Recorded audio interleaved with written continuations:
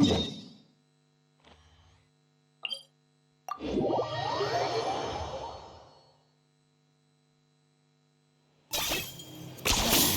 really are a one-trick pony, you know.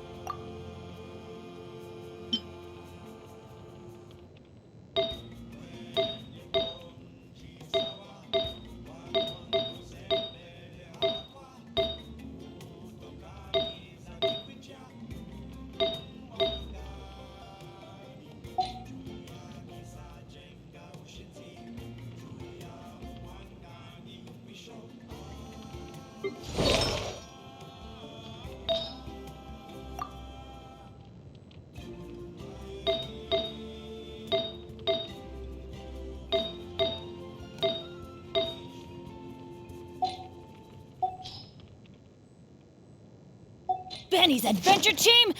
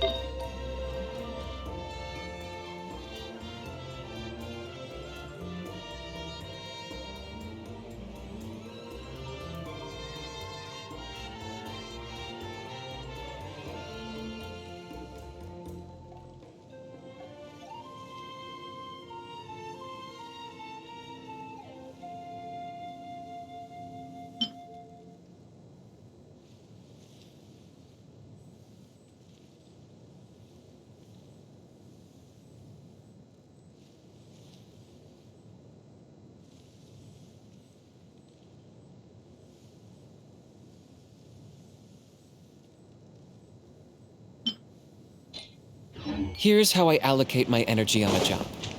70% goes to investigating, 10% to making a final decision, and the remainder for execution.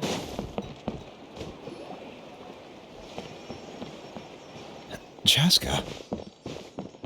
Nice to see you again, Wyna. I'm afraid we don't have time for pleasantries, so I'll get right to it. We're here for the Spirit Speaker Stone.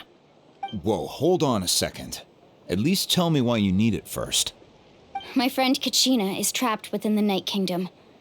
We need the stone to find her ancient name and rescue her. Rescue her? From the Night Kingdom? That's right. I'm sorry, but someone needs to tell you what you don't want to hear. Going there, a mature warrior would never make such a foolish decision.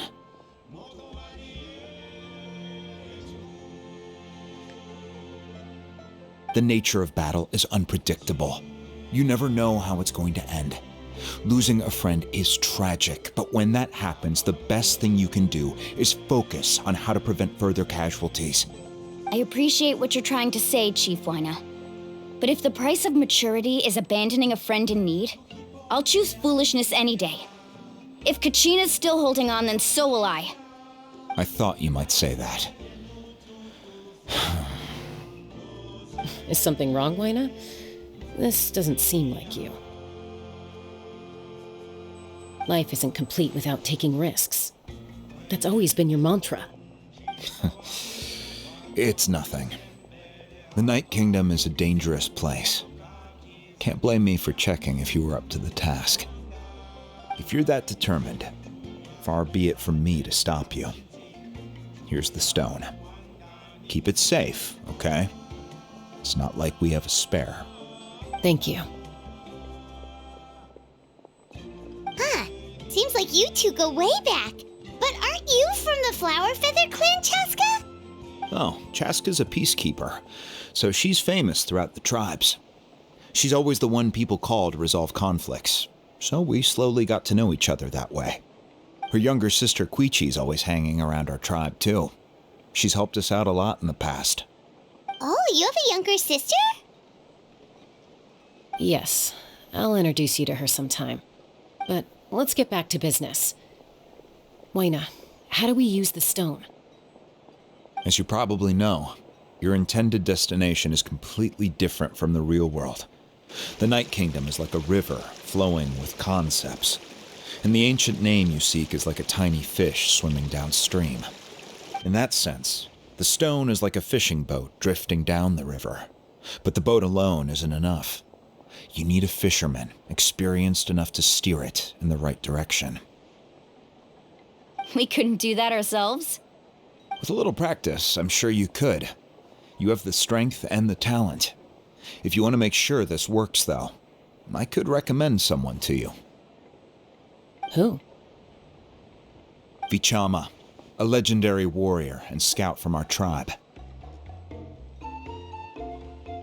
He's got a keen eye and a well-honed intuition. Even his ancient name means to seek. If you're fishing for a name, you're gonna want him on the boat. Bichama? Why does that name sound familiar? He's one of Auntie Atea's hot spring buddies. I've heard stories about him. Where can we find him? Ever since Malco passed, he spends most of his time gazing out at the scenery from the cliff tops. Follow the path that way, and I'm sure you'll find him. Thank you. We'll go look for him there.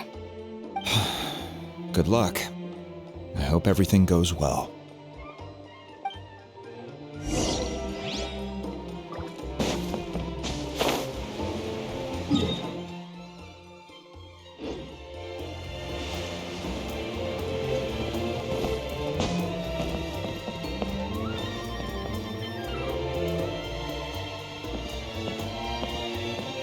Someone admiring the scenery from the cliff tops. Ah, that must be him! Hello there, are you Vichama? That's me. Did you need something?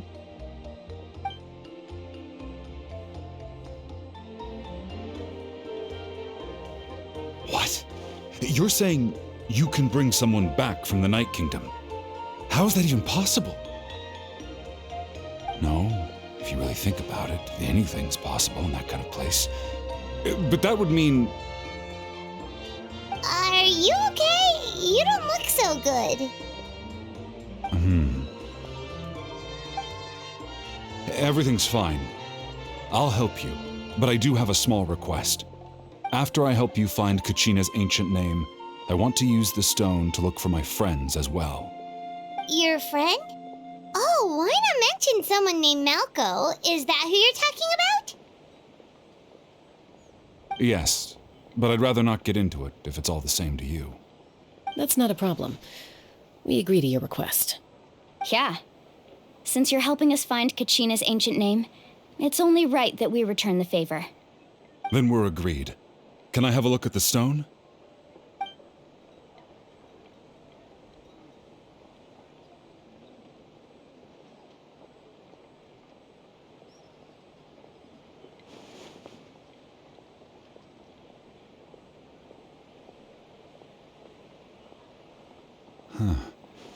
I see. From what I can tell, it functions almost like an abyssal pylon, Both connect the Night Kingdom to the living world. Once the connection is established, the abyss will come surging through the opening like a predator honing in on the scent of blood. So we have to be sure not to use it in a tribal settlement. Wow, you got all that just from looking at it? I just picked up on the basics, really. I still have no idea why it works. You said someone named Lali invented this. They must be a genius. I'll go find an open area and start setting things up. In the meantime, I need you to get 2 things for me. We'll go right away. What do you need? First, I'll need some hook ropes. Pretty much every store around here carries them, so no need to go anywhere special. Oh, and I need to build a net out of them, so make sure you get a good amount. Wait, are you saying you're going to use a real net to catch Kachina's ancient name? How does that work when one's tangible and one's not? By creating something tangible in our world, like a net, we can create a connection to a corresponding concept in the Night Kingdom. Basically, I'm going to use the concept of a net to catch something equally intangible, an ancient name. Oh, I see. What about the second thing you needed? Right. I need 2 chunks of obsidian. Once we bring the ancient names into our world, we'll need a place to store them. Normally, you can only get obsidian from the Children of Echoes, but I heard there's a traveling merchant from that tribe around here somewhere, so maybe you can try your luck there. Gotcha! All right, let's split up. See that clearing? Let's meet over there when you're done. Oh, and you can send someone with me if you want. In case you're worried I might take the stone for myself.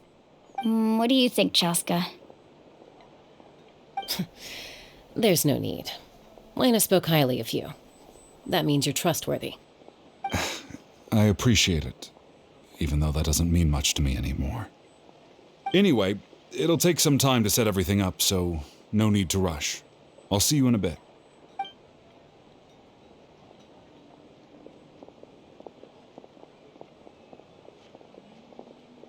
What an odd guy.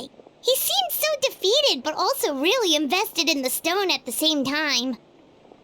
I don't have any more insight than you, Paimon. Let's just focus on the preparations for now. Hang on, Kachina. We're coming for you.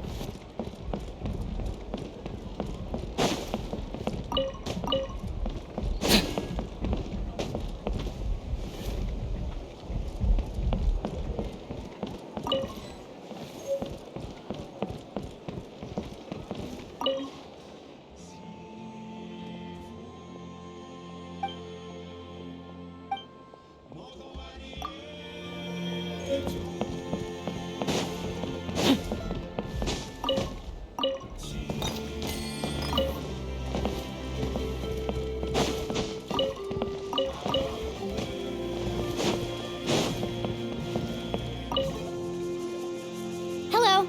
Do you have any hook ropes for sale? Hook ropes? As in rock climbing equipment? Yes. How much for your whole stock? Oh, the whole thing? Let me see. That would be 30,000 mora in total. Deal? Deal. Wait, really? What, you want me to drive down the price? We just need these as fast as possible. Thanks. Oh, no problem at all. I'll even pass along some information on the house. These ropes are usually used by rock climbing enthusiasts. If you want to learn, Roka's the person you want to ask. All right, that's everything. Here you go. Now we need the obsidian. Let's go talk to the traveling merchant Vichama mentioned. Anything else I can get you?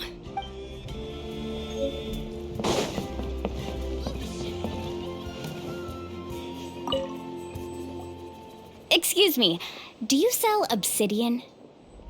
Why, yes. I've got a chunk for sale right over there. Perfect. Is that the only one, though? We actually need 2. That might be tough. Tell you what, I'll take a look through these boxes over here, and we'll see what we can find. Thank you so much. We'll wait here. Relax. Everything's going according to plan.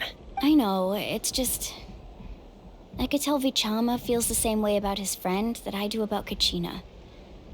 I hope this chunk of obsidian isn't the only one. Kachina always carries all sorts of shiny stones with her. If I was the one trapped in the Night Kingdom, she'd have a whole pile of obsidian ready in a heartbeat. Well, would you look at that? I did bring an extra. Here you go, young lady. How does it look? Perfect! Thank you. How much do I owe you? If you hadn't shown up, these stones would have just sat here collecting dust. I'll take 3,000 mora for both. Here you go. By the way, I heard you mention Vichama just now. You running an errand for him then? How's he doing? Malco's been gone for 5 years now. It's about time he started to move forward. Do you know what happened between them? I heard about it in passing while I was out drinking one night, but I don't know all the details. Vichama and Malco grew up together, and even made a name for themselves together. Malco was an amazing fighter, capable of knocking out multiple opponents in a single hit, while Vichama excelled at scouting and analyzing the battlefield. The two made an excellent team, and managed to beat back the Abyss several times. 5 years ago, they both emerged triumphant in the pilgrimage and were placed on the same team to fight the Abyss.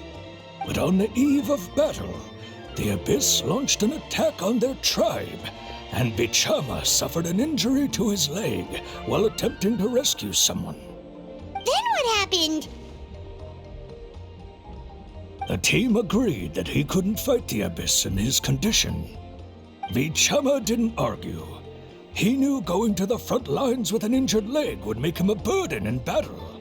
So they raised the issue with the Pyro Archon, and she agreed to let him stay behind. It's just... Malco and the others ended up facing hordes of abyssal monsters in numbers that far exceeded anyone's expectations. The team made an error in judgment, and they fell to the onslaught. Vichama went into a deep depression after that. He blames himself for everything. Oh, you're not wrong. But it's possible he chooses to blame himself. Not because he did something wrong, but because he wasn't able to do anything at all. I've tried convincing him to move forward, to stop dwelling on the past. But the shadow of Malco's death hangs over him still. The Abyss has caused so much suffering, and some wounds never heal. I wish there was something he could do to make himself feel better. But... anyway, that's the gist of it. Maybe you could help him talk things through sometime. I would really appreciate it.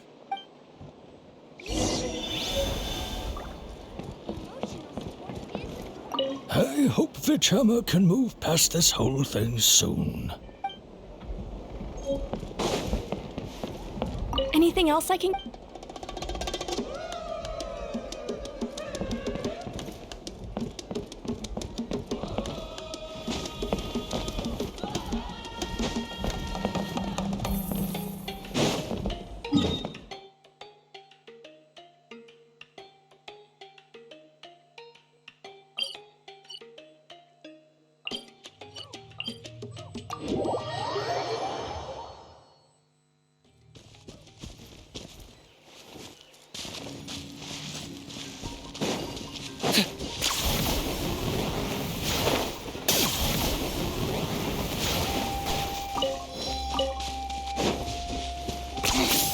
Points for agility.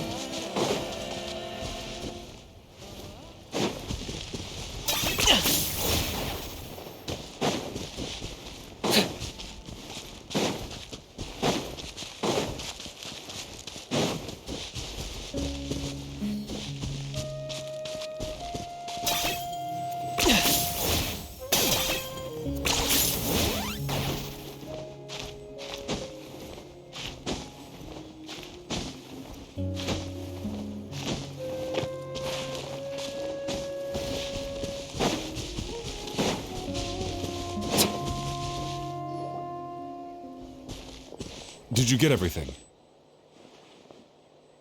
Yep, it's all here. When do we start? I've made all the necessary adjustments, so we're good to go. As agreed, I'll help you find Kachina's ancient name, and then you return the favor. Go ahead.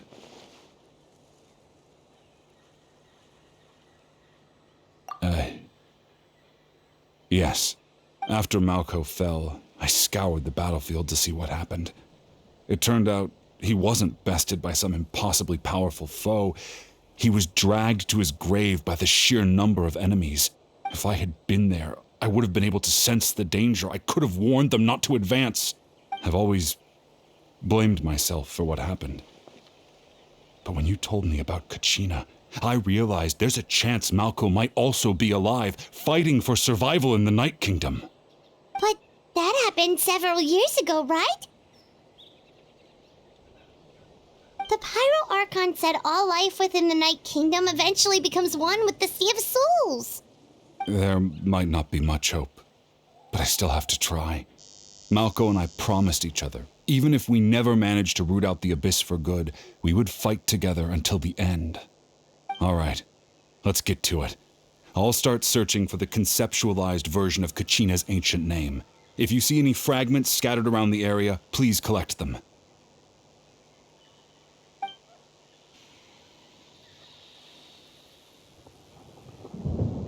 Make sure you prepare yourselves for battle. As I said, the stone will link the mortal realm to the Night Kingdom. The Abyss will likely emerge in response. Look at that golden thing. It must be one of those fragments Vichama mentioned. Let's get closer. Looks more like a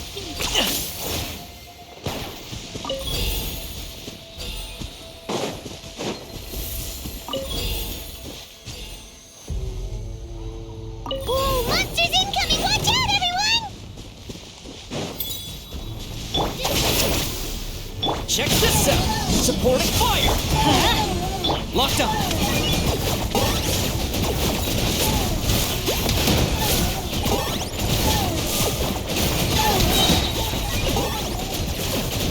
Chip, claim these souls! Get with me, And don't get too close! Especially not when I'm in a bad mood. Measly insects! Teamwork is dreamwork! I got him caught! Fire it up! Chip! Ha! Chip!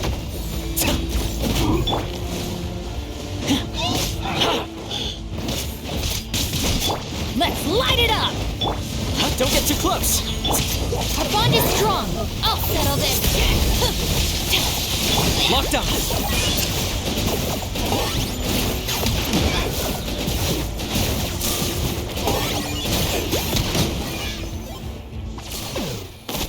How much longer, Vichama? Not long! We're getting close!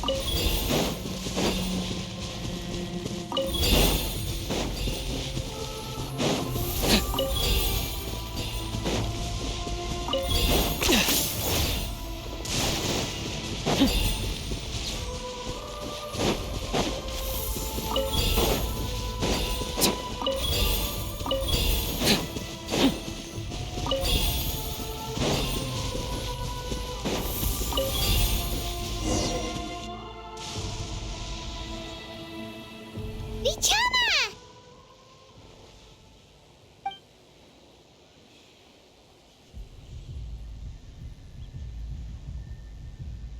Quick! Take it!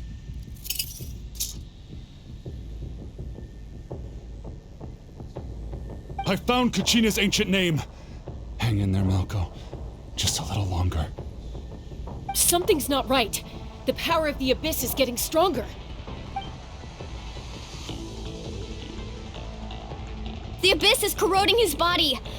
Vichama, you can't keep going. You'll die. I should have died 5 years ago. I just need a little more time. Please, I'm almost there.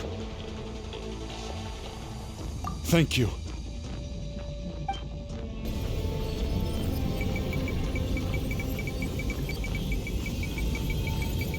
Whoa, watch out! The power of the Abyss is strong.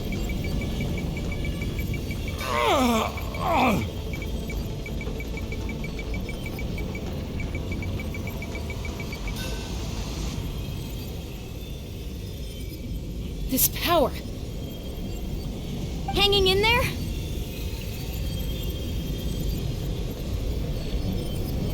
Malco. No! Why can't I find him? Why? We can't wait any longer. Pull him away from the stone, Mualani.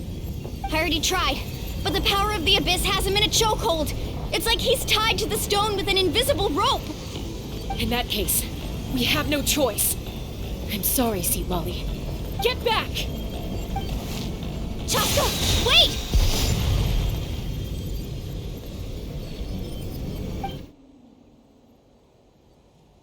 Ouch!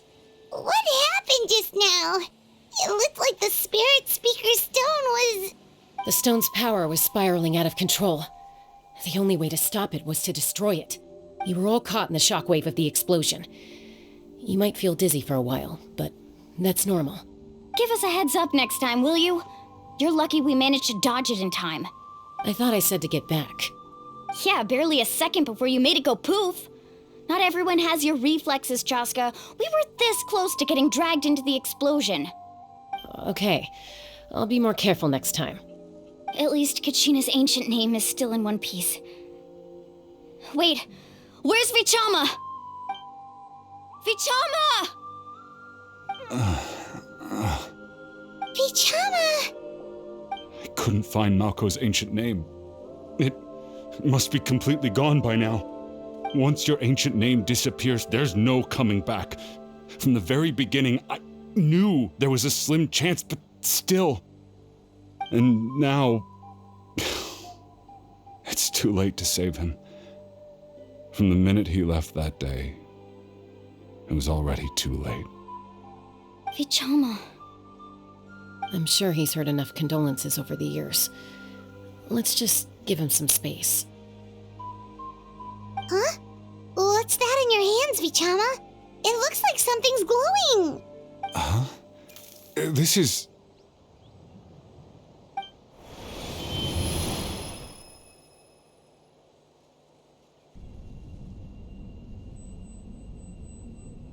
Hey, Malco. Got any strength left? Not enough to swing a sword, but to say a few last words? Sure. Too bad no one will get to hear them. I never thought I'd actually die on this mission. Not that I'm afraid to die. It's just hard thinking about my mom's face when she hears the news. Guess I have something to be thankful for then. My parents died a long time ago. They won't have to mourn me.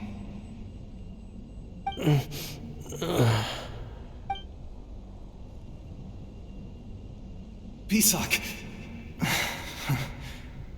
Always had to beat me at everything, didn't you? Right to the end, you were never one for goodbyes. Maybe you're right. Maybe no one will get to hear our last words. But just in case... Vichama, I'm so glad you didn't come with us. Don't be sad. Just keep on living. For the both of us.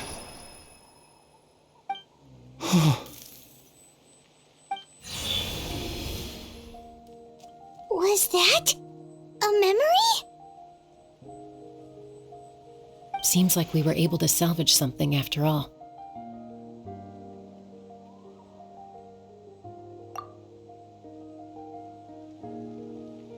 Of course.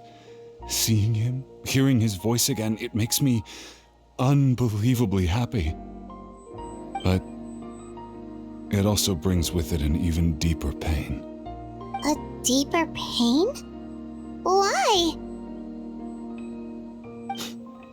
Malco was always the type to put on a brave face. But in that memory just now, his hands were shaking, and his smile was forced.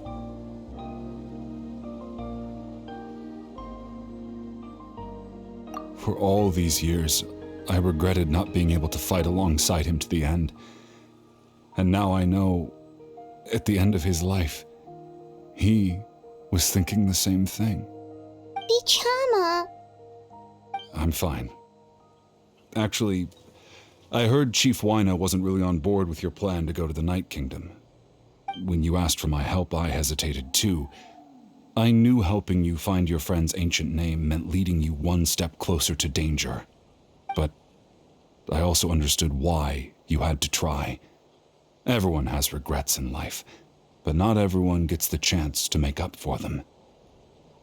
Once allowed to fester, guilt strips us of our most valuable qualities as warriors. In that sense, we might as well choose the braver path from the very beginning. If I could do it all over again, I would have followed Malco to the front lines no matter what. Even with an injured leg, there were still things I could have done. That way, even if the outcome stayed the same, I still would have fought alongside him to the end. There are critical junctures in life, and if you don't seize the chance to act, there's no going back.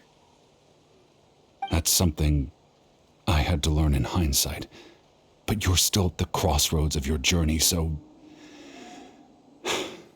I hope you can walk away without regrets.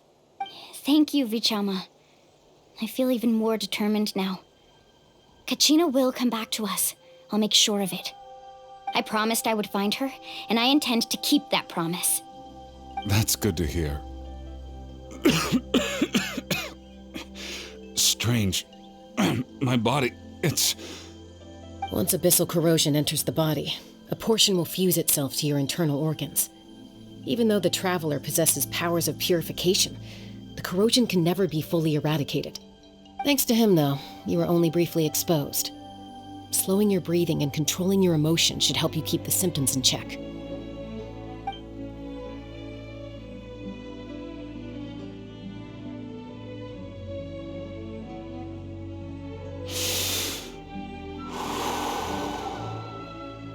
Well, that does make me feel better. You seem very knowledgeable about all this.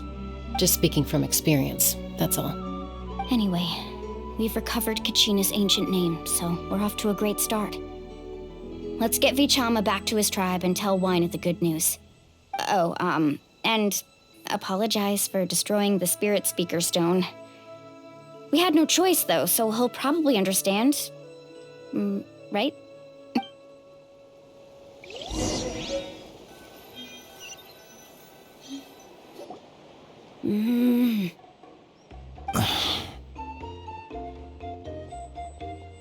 Koichi, are you really gonna just stand there like that? I don't know what you want from me. I think you know exactly what I'm trying to say, Uncle Wina. I can hear it in your voice. Honestly, it's just one thing after another with you two. They're back. Koichi? What are you doing here? Don't play dumb with your own sister. You know exactly why I'm here. My apologies, everyone. I just need to borrow Chaska for a few minutes. You come with me.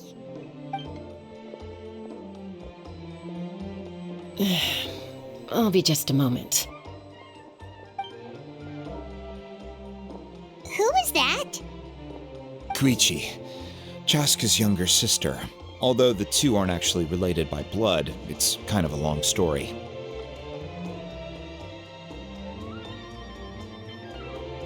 It's not really my story to tell, but I guess it's not a secret. You see, Chaska was actually raised by cuckoo sores. She was afflicted with a rare disease when she was a child and abandoned in the wild as a result. The Abyss found her out there, all on her own, and tried to devour her. But in the end, all that did was trigger her will to live. That strength of will pushed her to survive, but it also planted a seed of conflict within her. Eventually, she was adopted by the cuckoo sores. Wherever they went, she followed, getting into fights right and left. For some reason, Paimon can totally imagine that. Well, when Chaska finally returned to human society, it was Koichi's parents who adopted her. At the time, Chaska still had a habit of getting into fights, so Koichi was always taking her around, apologizing to everyone. Ah, I remember those days. One of those fights was definitely with me. But, you know, kids. You're fighting one minute and your friend's the next. Eventually, she found a way to rein in that desire to fight. And now she's who people call to resolve conflicts. She's known as the Peacemaker. It sounds like she still argues with Koichi, though. Don't siblings usually stop fighting when they get older? That's partly my fault. Koichi asked me to stop Chaska from doing anything dangerous, but you probably know by now, once Chaska makes up her mind, there's no changing it. Oh, I get it. No wonder you tried to talk us out of going to the Night Kingdom. Chaska even said that wasn't like you. I'm all for your adventure. You need to take risks when you're young, because by the time you're my age, you couldn't attempt something like that even if you wanted to. Better try now than live with regrets later. That's what I say. Still, I can understand where Koichi's coming from. In the end, nobody wants to sit back and let a loved one put their life on the line.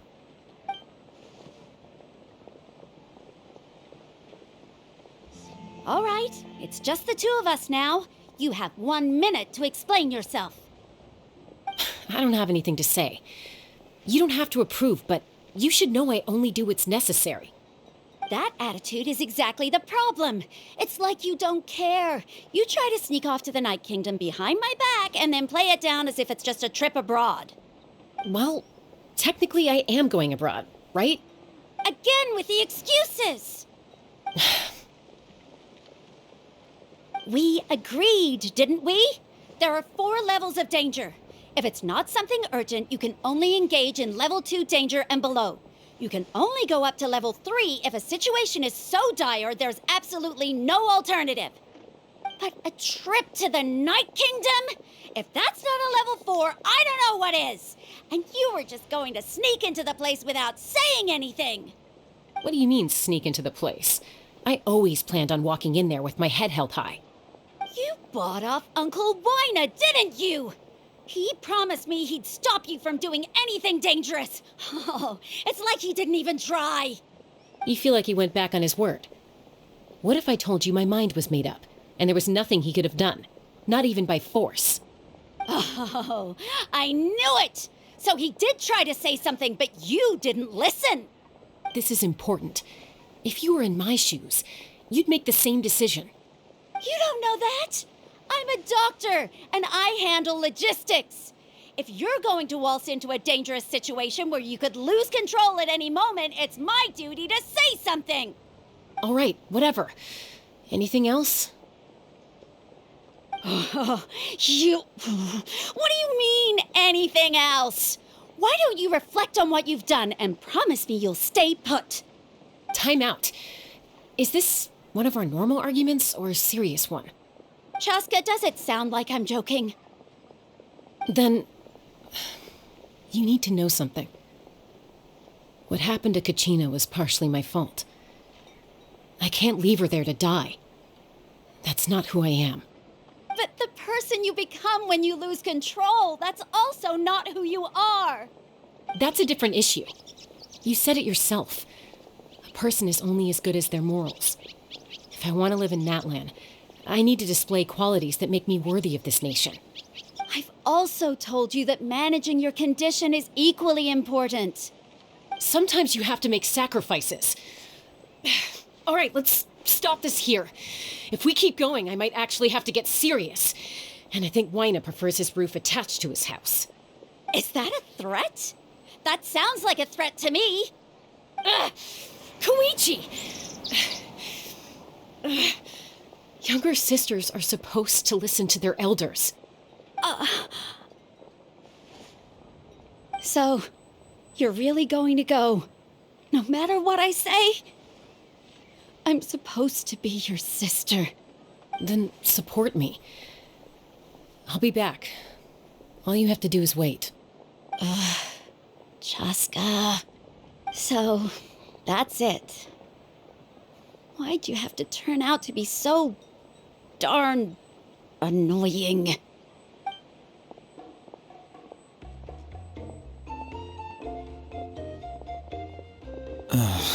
You two are something else. Something you wanted to say? I know you aren't related by blood, but you two sure are similar. Really? You know, I said that very thing to Koichi not too long ago, and she reacted the exact same way, down to the very tone of voice. It's not my place to get involved, but I will say this. Try to spend a little more time with your sister. You're tough kids. That doesn't mean you have to go it alone. Thank you. Anytime. All right. If you're done with the Spirit Speaker Stone, you might as well hand it over. According to Kinich, it's an important ceremonial artifact, so it'd be safer to keep it with me. About that. If only Tone Deaf Bard was here, he could have repaired it just like the Holy Liar. It might be in a few more pieces than you remember. Huh?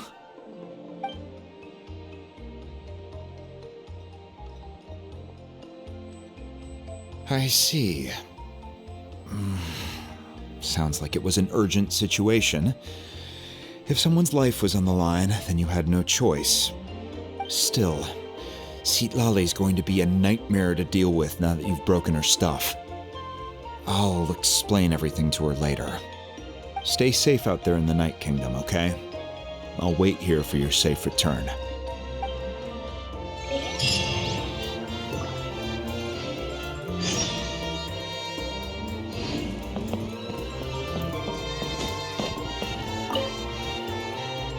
Try not to worry your families too much. After you get back, make sure to pay them a visit and let them know you're in one piece.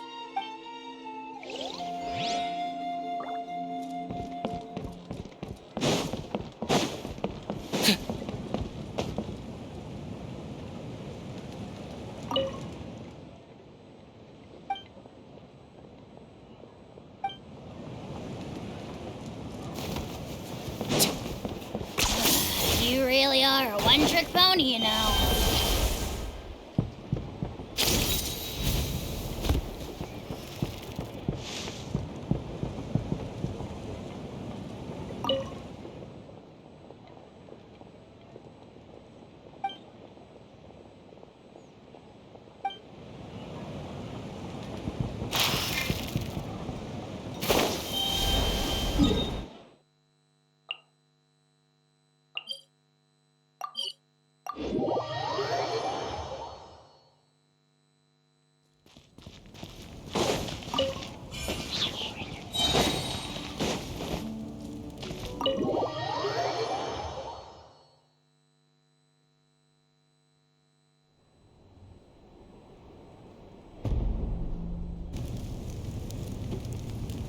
We're back! We found Kachina's ancient name, too!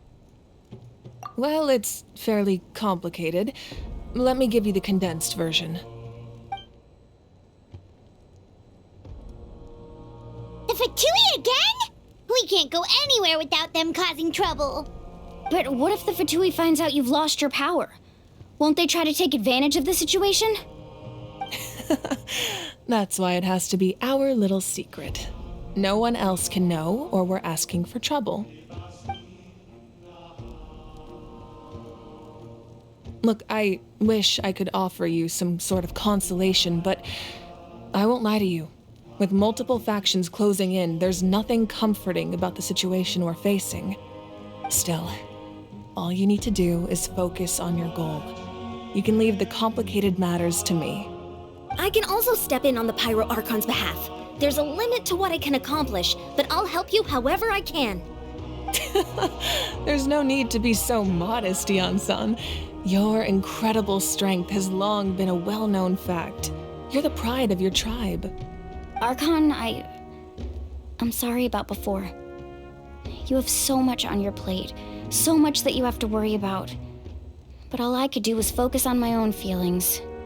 You have nothing to be sorry about. We all get overwhelmed by our emotions, myself included. Your reaction to Kachina's disappearance, I understand that feeling very well. Well, now that we have Kachina's ancient name, let's go track her down. Follow me.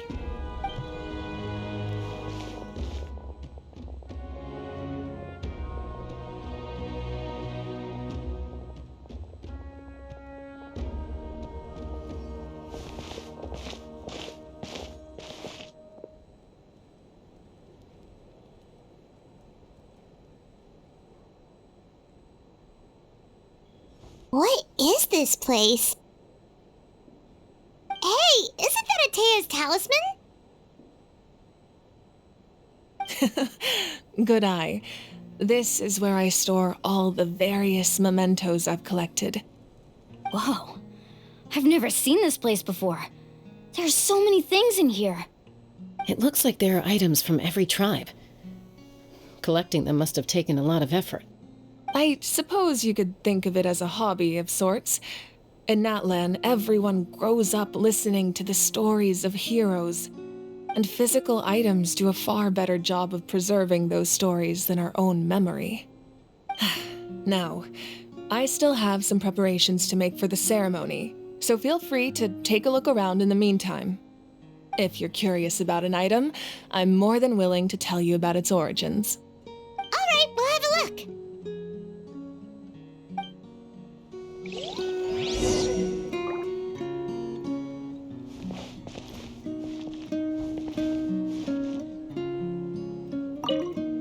Make sure to handle everything with care.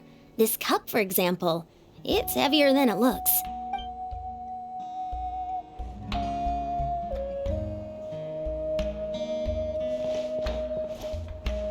This flower looks like it's thriving. You must be good at taking care of plants, Archon.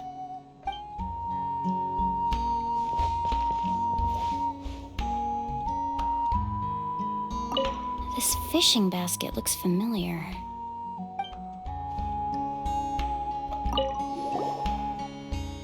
Hey, there's a fishing rod here. It must have belonged to the people of the springs. That's right. It belongs to a legendary fisherman named Matavaru. I have his entire set of fishing equipment, actually. He and I met in a tavern. He told me about a particular kind of giant fish and his meticulous plan to catch it. In his eyes, I saw a hunger and a strong fighting spirit. To him, the sea was the battlefield upon which he staked his honor. So, did he do it? The next time I saw him, he was covered in scars. It turned out the fish he sought had been corroded by the abyss. He managed to kill the fish, but sustained a serious injury in the process, which meant he could never go deep-sea fishing again. Can a fisherman claim victory if he fails to bring back his catch? That's what he asked me in the end. Well, Paimon thinks he won. That was my answer as well. The experience was far more valuable than the prize itself. In the end, he didn't want his tools to go to waste, so he gave them to me. Wait, that means you also know how to fish. Maybe we can go head-to-head sometime.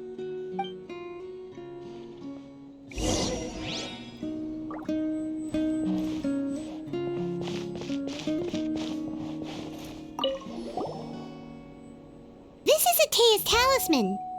I'm sure you're familiar with this one already. Atea was rarely ever without it. The talisman brought her a lot of luck in battle.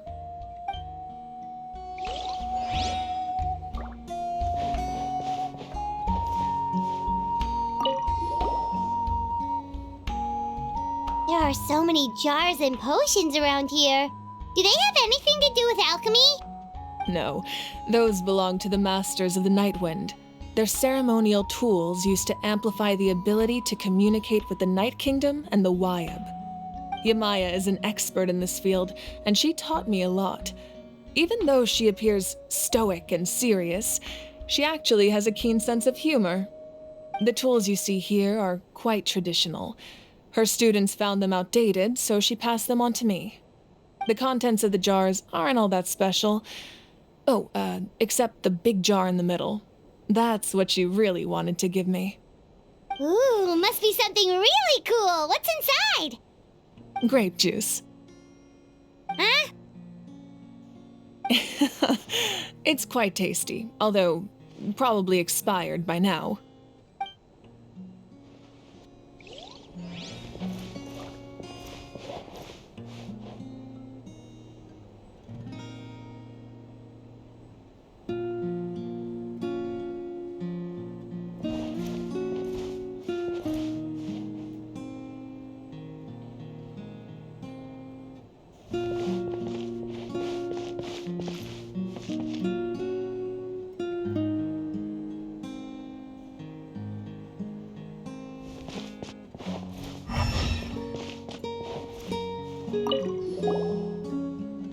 Whoa, that belt is bigger than Paimon's head! The Collective of Plenty are known for their bodybuilding competitions and contests of strength. This belt is a symbol of great honor within the tribe. The association with strength might also have been the reason the original belt was extremely heavy. It was difficult for even two people to lift. And even if a warrior had the strength to put it on, wearing it for any length of time would still leave them gasping for breath. Sounds like it. So the owner of the original belt, Kitera, commissioned a craftsman to make a copy identical in appearance but far lighter in weight. That is the belt you see before you. He would often wear this version when training in order to protect his waist. Or he made a lighter version so he could wear it all the time and show it off.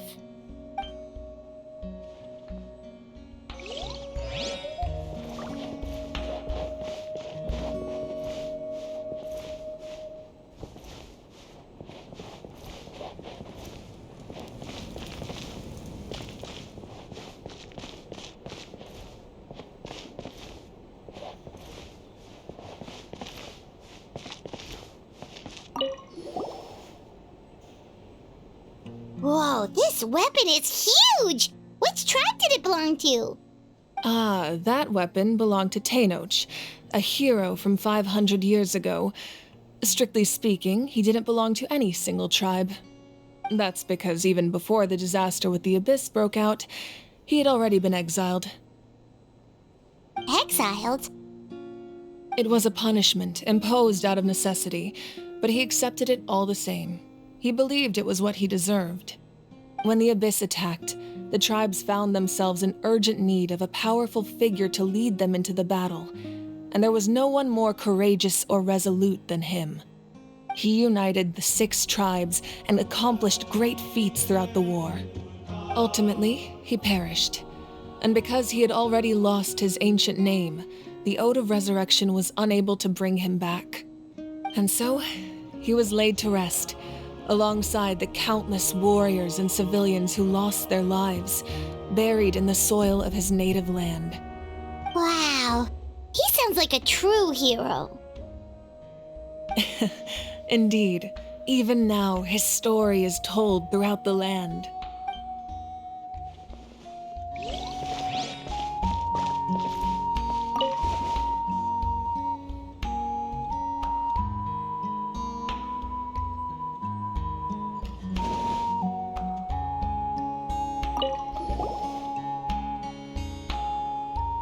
The powder still needs some time to settle, so let's wait a little longer.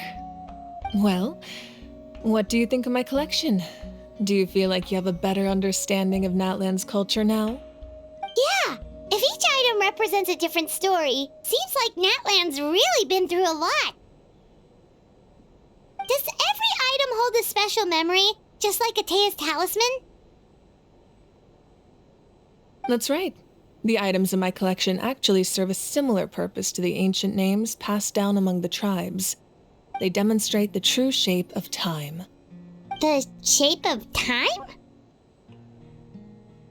Most people perceive time as a linear concept, almost like a straight line that can only move forward. We cannot change the past or predict the future. But there's also a different theory, one that I believe to be closer to the truth. Namely, that the past, present, and future all exist at once. At once? Paimon's not sure she understands. Let's say your journey ended right now. Thinking back on your experience in each nation, which one would you say was the most important? Exactly. Even at the end of your journey, the things you experienced along the way don't cease to exist. They become part of who you are. Take out a portion of that journey, and you would likely make very different decisions, and eventually arrive at a very different destination. The future is the same way. It exists even though it has yet to come to pass. We just lack the means to perceive it. Of course, there are those with the power to foresee the future. They simply call it by a different name. Fate. You're quite familiar with that concept, I would imagine. That does kinda make sense. The future hasn't happened, but already exists. Humanity excels at living in the present, but too often we forget the past and neglect the future. While the pilgrimage and the Night Warden Wars lead us to a better future. Only by uniting the people of Natlan across countless eras can we fight back against an enemy as formidable as the Abyss. To come up with such a set of rules, the first Pyro Archon must have possessed a level of insight I can only imagine. That's correct. At first, he was a mortal man with no special power. After he ascended to the divine throne, he used it to borrow power from the heavens and establish the rules of Natlan, namely a framework through which ordinary people can ascend to Archonhood. By holding the pilgrimage, we're able to determine the strongest among us, and when that person ascends to the divine throne, their inner flame will awaken. In addition, the sacred flame will grant them significant knowledge and memory of this land. After all, that's how I came to know everything I just told you. So, it all comes down to the power of the divine throne and the rules. Wait, is that a family portrait? Yes, that's my mother, father, younger sister, and the little saurians we raised. I turned a piece of my dad's leather armor into a canvas and commissioned a famous artist to paint our likeness. Your sister is so cute! It looks like the two of you are really close. Paimon was having a hard time thinking of an Archon as an ordinary person, but seeing this portrait, it kind of makes sense now. It really doesn't look like there was anything special about you before. Oh, wait, is Paimon allowed to say that?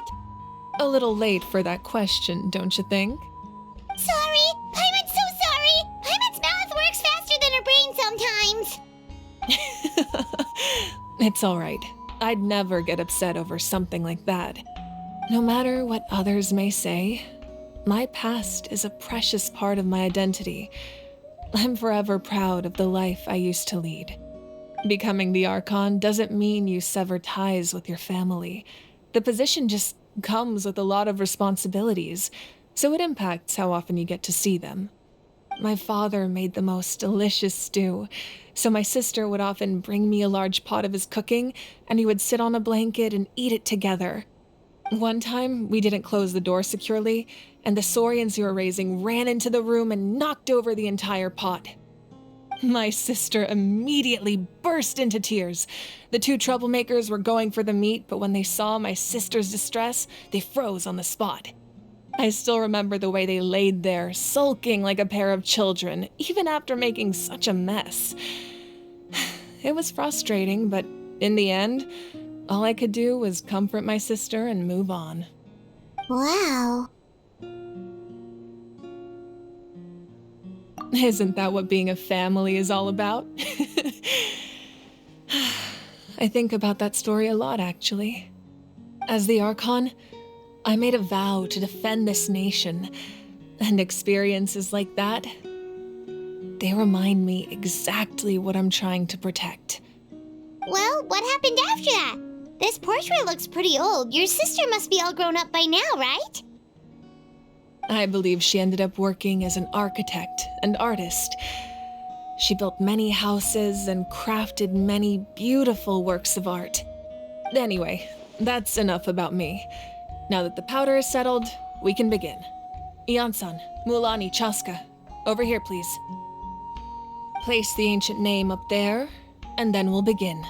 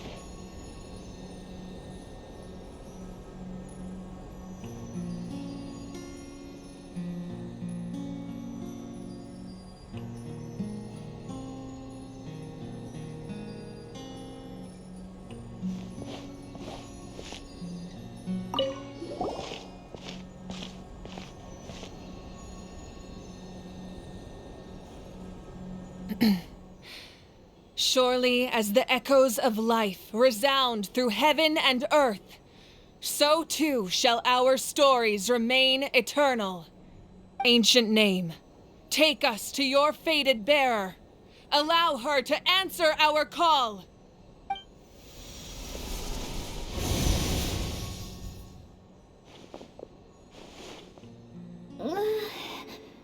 Am I hallucinating again? Kachina, are you okay? Huh? I'm not seeing things, am I? Is the Abyss playing tricks on me again? It's okay, Kachina. It's just us. We're trying to find a way to bring you back. Everyone, you have to listen to me.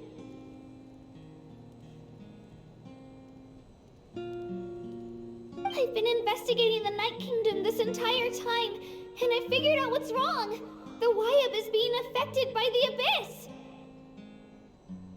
I was waiting for the Wyab to send me back, but then this really strong monster came in and almost killed me.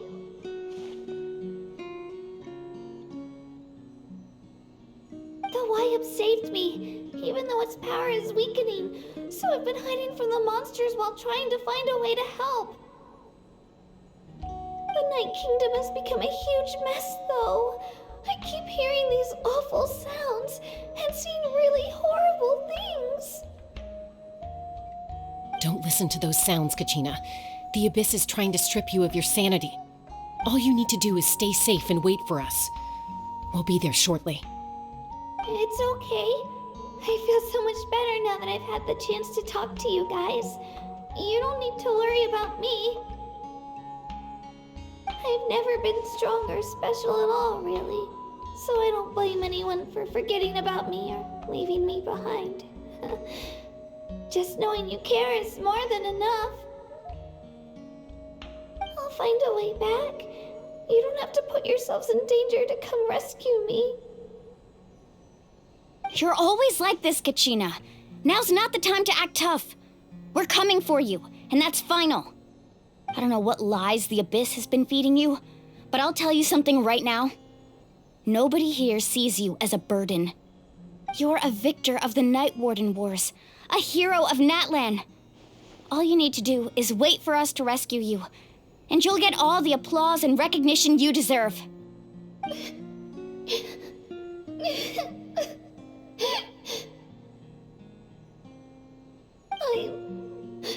I'm really scared.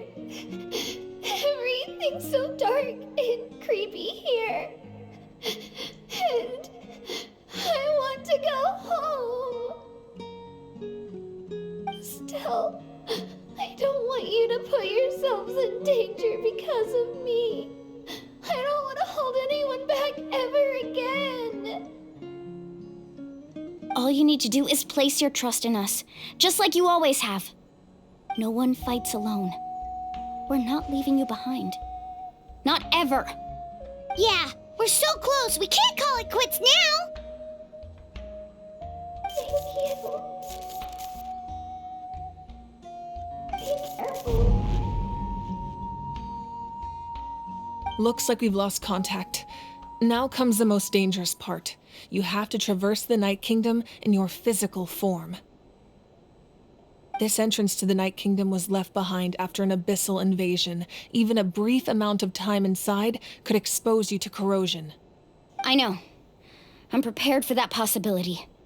All right, then I wish you all the best. I'll tell Koichi to be ready just in case. She's very experienced in dealing with abyssal corruption. That face you just made. Don't tell me you two got into another argument. No, I just feel bad for creating more work for her. I'll go with them too, Archon. The more people, the stronger the party. Thank you so much for your help, everyone. It really means a lot that you're willing to brave these dangers with me. And there's no time to lose, so let's get going. Now that I've lost my power, I won't be able to provide much practical support. But I can still keep an eye on the situation from here. Eon-san, I know it's unlikely, but if you encounter a situation you can't handle... That won't happen. I hope not.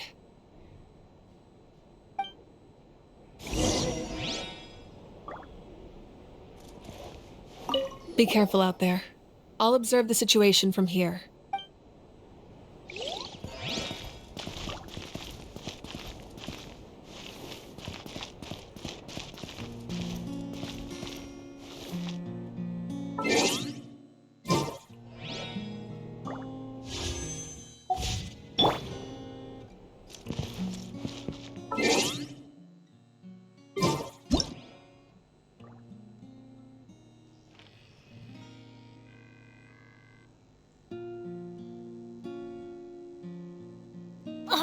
Ow!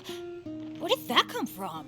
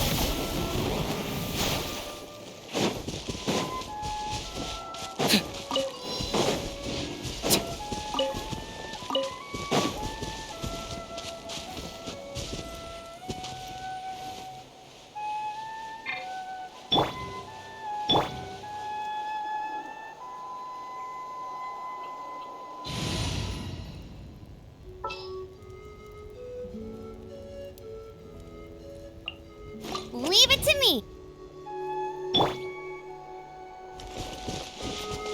Hey!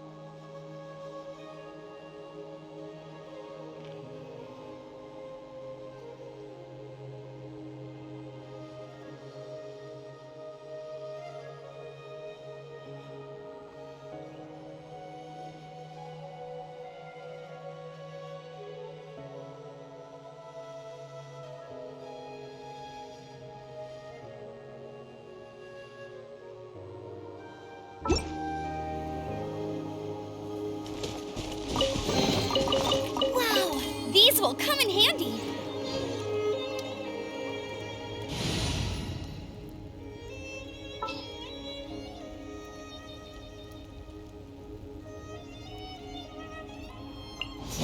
Where are we headed this time?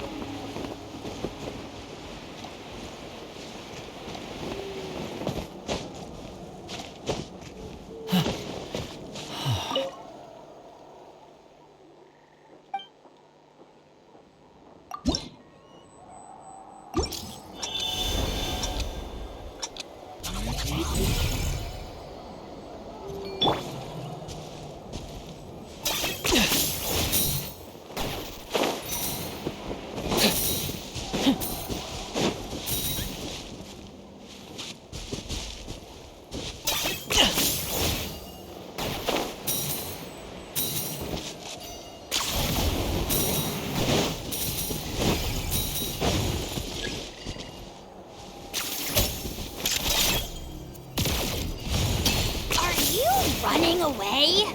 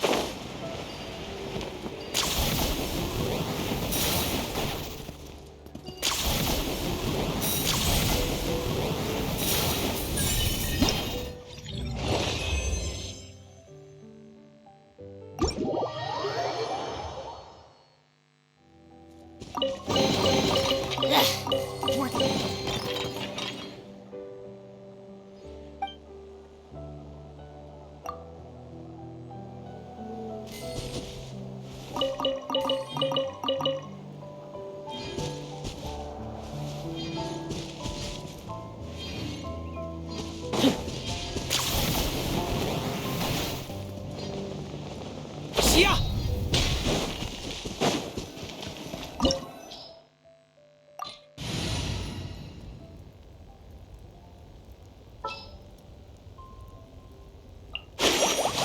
Whoa, what a lineup! We'll be unstoppable.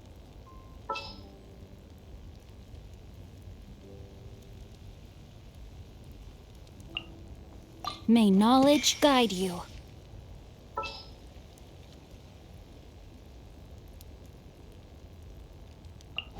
I guess the housework can wait.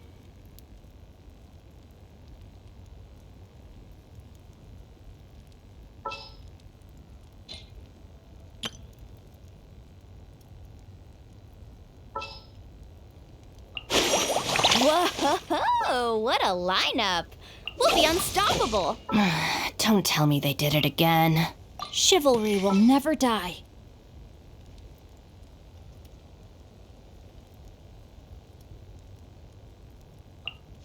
I'm here.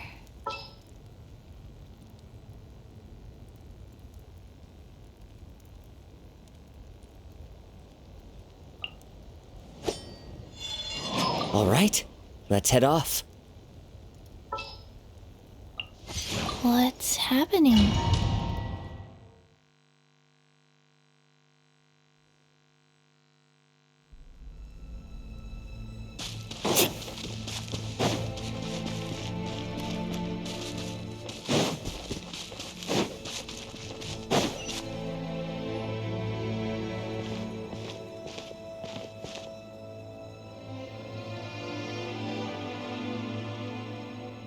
So we're underneath Natlan right now?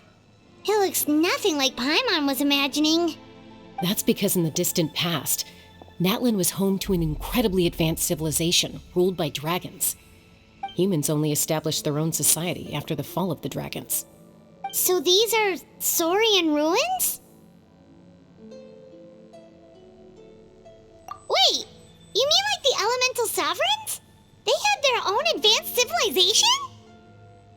Yes, a really long time ago. Very few records have survived until now, so no one really knows what the devices here are for. These ruins have been abandoned for a long time, but with the recent increase in Abyss activity, the installations around here have somehow been activated again. So what you're saying is, we're not in for an easy trip to the Night Kingdom. No, it's going to be obstacle after obstacle from here on out.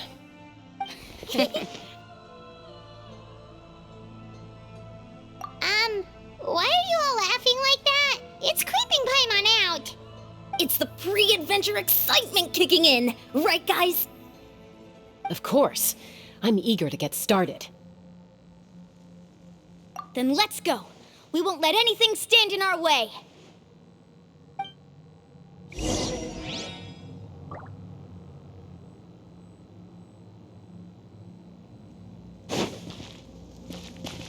Carving way!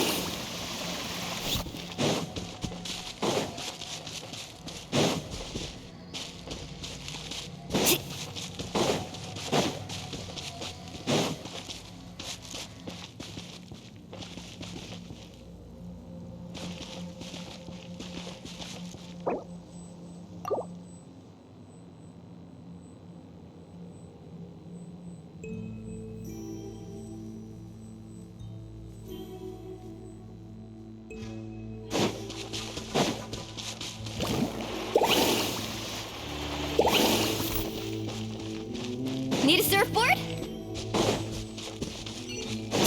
Seems like the road ends here. How should we get across?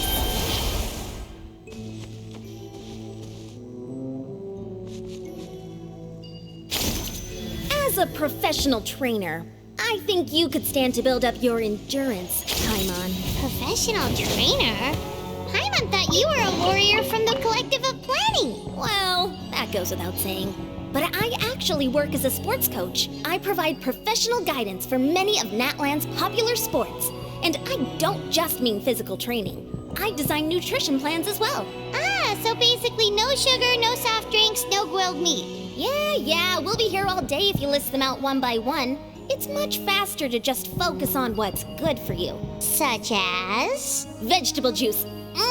Want some? You know, Ian-san, Paimon feels like the two of us might not see eye to eye.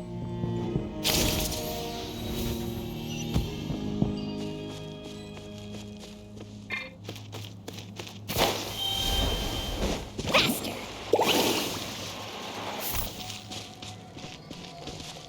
Those guys look familiar. We've fought them before. Let's go. Show no mercy.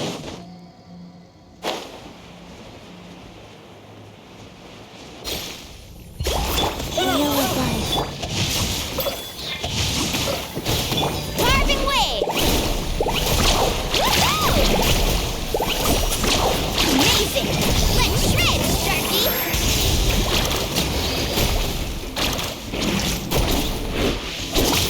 Dissipate! Let me leave you first.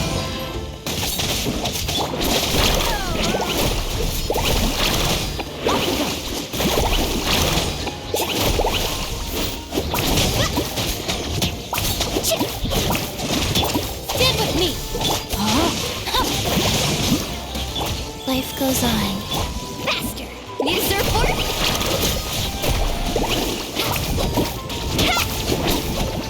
Ho!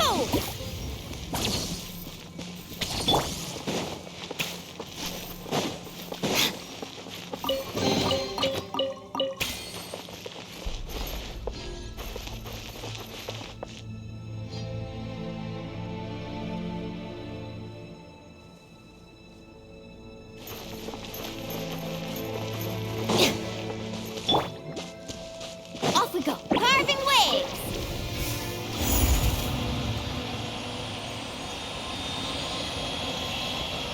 Oh, the place we need to go seems really high up.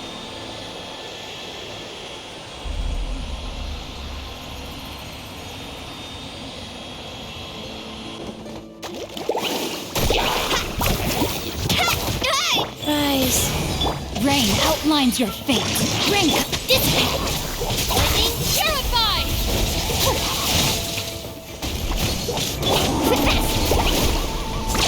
Surf's up! Action at the flame! Need a surfboard?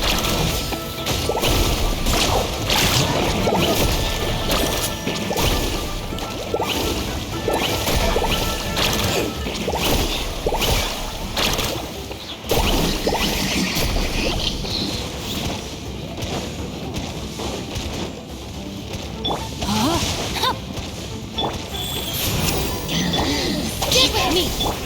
Carving waves!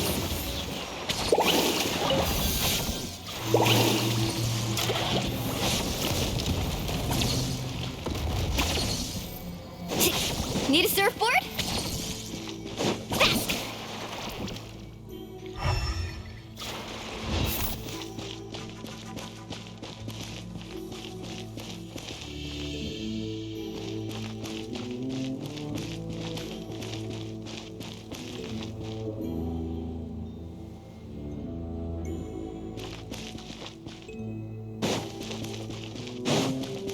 Carving waves!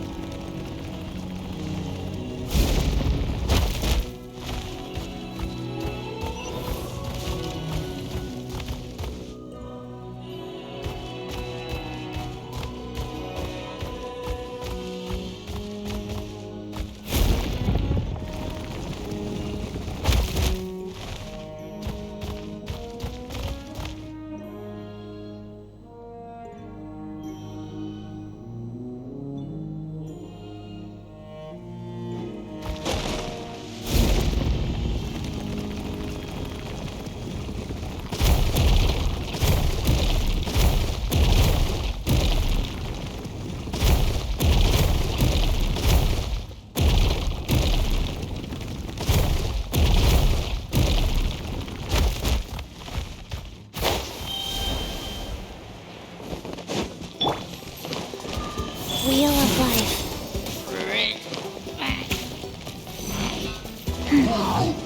Fast.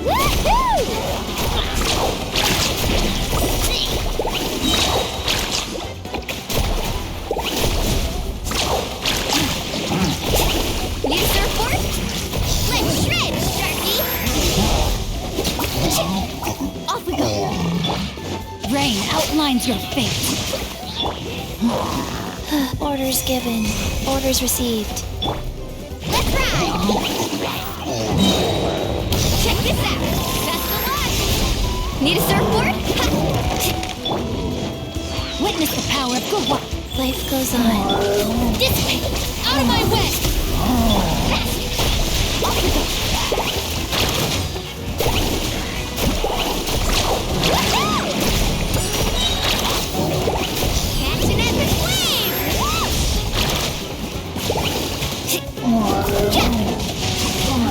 Know my soul. Stand with me! Need a surfboard?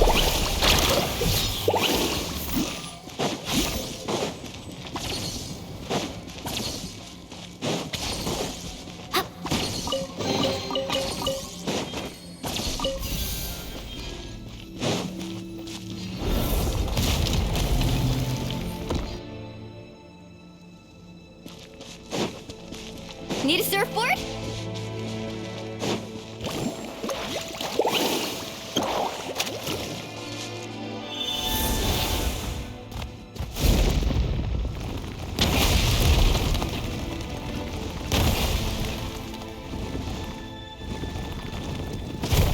This is the final stretch. We just need to climb up, and we'll be there. Nothing to it. Easy for you to say.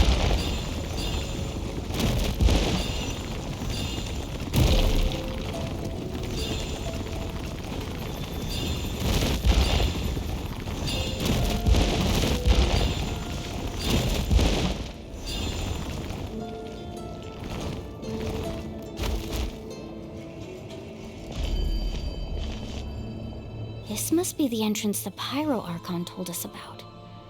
The one ripped open by the abyss. Yes. There's something in the depths of this place that feels familiar, yet also foreign. We actually have to go in there? Okay, Paimon just needs to psych herself up. Don't push her through before she's ready.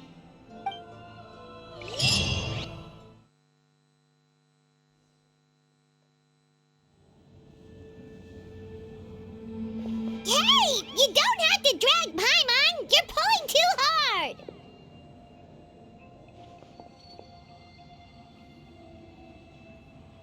Looks like we made it. This is the Night Kingdom.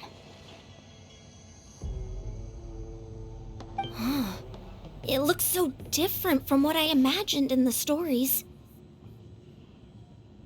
That overflow of energy is probably what trapped Kachina here in the first place. From this point forward, everything we know about the real world no longer applies. Anything can happen here. Paimon's more worried about how we're gonna make it out. We obviously can't go back the way we came. Do you see that patch of light on the ground? It's shining down from that fissure in the sky. Oh yeah, right in front of us.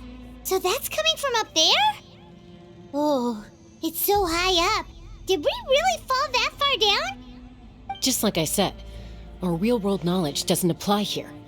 We fell all this way, yet came out completely unscathed. If this was the real world, we'd have to climb our way back up to the entrance. But here, all we have to do is stand underneath the light and offer a prayer. That's it?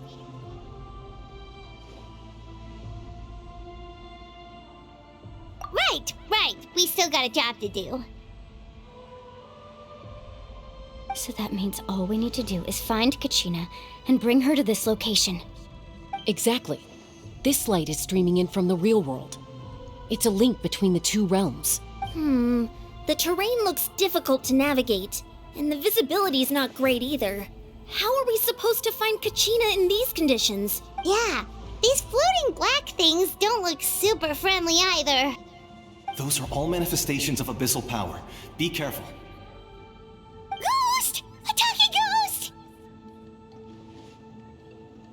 Calm down, I'm here to help. You're the ones who helped Vichama, right? Yes, I'm Vichama's friend, Malko. I was completely lost to this realm until I sensed a mysterious power calling out to me. It's like it was seeking me out, attempting to reassemble the pieces of who I used to be. Of course, it could only do so much. I'm sorry I can only appear before you in this imperfect form. No, we should be the ones apologizing. If the Spirit Speaker Stone hadn't become corrupted by the Abyss, we could have done much more. But we had to destroy it. Otherwise, Vichama and his tribe would have been in danger. Of course. Thank you for protecting him. I never imagined that, even after all these years, he'd still take such a risk for me. Under the power of the stone, it felt like our souls were connected. Turns out even our regrets were exactly the same. Whether in triumph or death, you want your best friend by your side. Exactly. That may not be in the cards for us, but it's not too late for you. You're looking for a young girl from the Children of Echoes, right? She's being chased by an embodiment of abyssal power. I'd like to help her while I'm still in this form, so follow me. Be careful. This place has been severely corroded by the Abyss. Paimon didn't realize it had gotten this bad. It's like a seething volcano ready to engulf our world at any moment. Ouch! Quick, get back here! You can't go wandering. Stick close to me. My power will be able to ward off attacks for the time being. Guys. We won't be able to keep this up. Let's try another route. This way.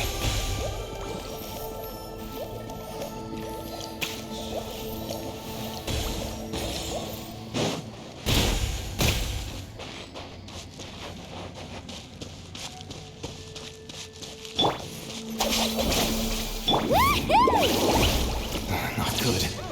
More monsters. We shouldn't waste our time on them. Let me lead. Lightning terrified! Let's ride!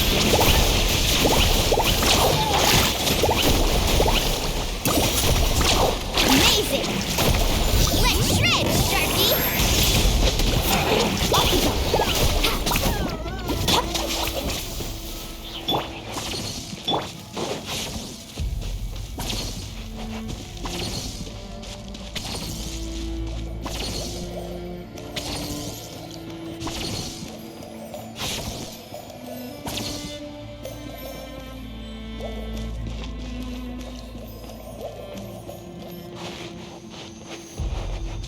Oh, Paimon can't see anything! It's easy to get lost here. Just stick close.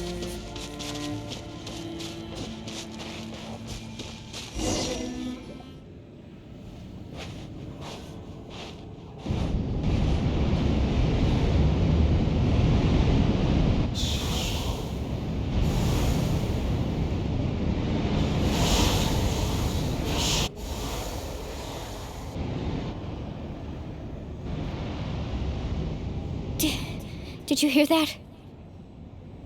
What? Never mind. It was probably just my imagination. Don't scare Paimon like that! I heard it too. It was a voice from the Abyss. What did it say? Doesn't matter. It certainly doesn't harbor good intentions.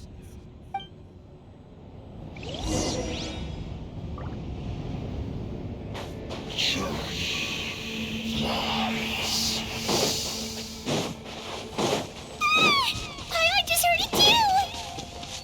Let's keep going. Paimon wants to get out of this place!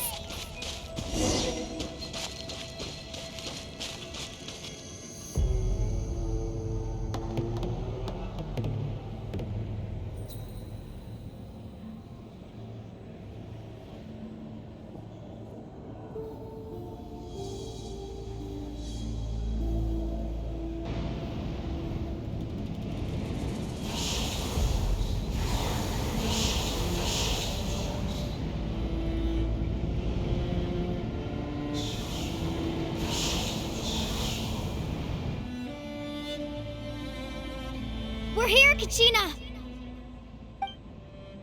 Milani? You made it! Looks like our reunion will have to wait until we take care of these monsters.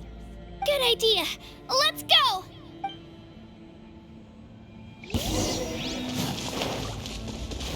Spin to win!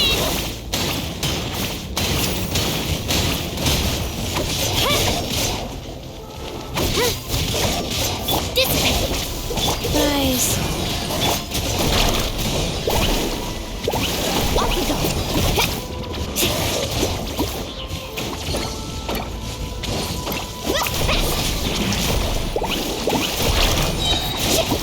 Check this out. That's the launch.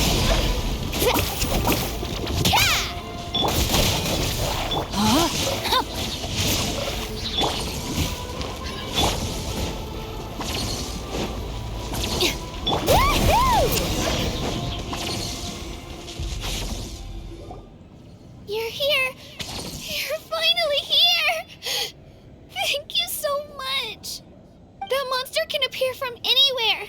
It almost caught me a bunch of times. The Wyap's power helped keep me hidden, so I just tried to stay out of sight until you got here. Had a girl. You did so well. And most... Should we start heading back then? Had a girl. You did so well. And most importantly, you weren't hurt. Actually, I have a request. Will you come visit the Wyap with me? I can't exactly put it into words, but something's wrong with the Ode of Resurrection. And I know it has something to do with the contamination from the Abyss. That was the Pyro Archon's theory as well. Everything we've seen here certainly seems to back it up. In the Night Kingdom, there are 6 main totem poles representing the Wyap of each tribe. You can think of them like the body of each Wyap. Additional totem poles, like the ones around here, serve as proxies to which the Wyap can extend their consciousness. There are countless proxies scattered around the Night Kingdom. Through them, the Wyap can extend their consciousness over the entire realm and track down souls no matter where they roam. But if a proxy were to become severely contaminated, then a soul could become lost within the Night Kingdom. Judging by the current situation, I don't think we're dealing with just one contaminated proxy. Even if we could drive back the abyssal power from one of them, that probably wouldn't even put a dent in the problem. Still, we can't just leave the Wyap to suffer. It's protected me this whole time. I agree. We might even manage to draw out the monster that's been hunting Kachina. Getting rid of the monster might slow down the deterioration of the Night Kingdom. Kachina? What's wrong? Nothing. Just a headache. And that voice again, telling me to abandon the Wyap and leave this place. Maybe we really should leave. Kachina's already been here for too long. No, I'm fine. I don't plan on listening to that nonsense. I can hold on. Just up ahead. I'll lead the way. Besides, I can still fight, so please, help me out a little longer. Listen to me, Kachina. We'll come with you, but that's because we want to help the Wyap, not because we have something to prove. You don't have anything to prove either. It's okay if you reach your limit. We'll be there for you. All right, the sooner we get this done, the better. We've already come all this way, so we might as well try to get to the bottom of this. Let's go. This way. I'll stay here and try to stall the Abyss monster. All by yourself? That's too dangerous. It's all right. I may not be as strong as that monster, but I'm definitely more familiar with the area. Besides, I don't have much time left. If you're anything like my friend, I'm sure you're not particularly fond of goodbyes. So go. Achieve your goal, and return to the world where you belong. Thank you for everything. You're a true hero. Thank you. No one fights alone.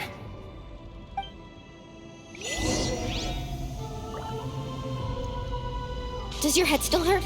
Let me help you walk. I'm fine. You should know I'm made of stronger stuff than that.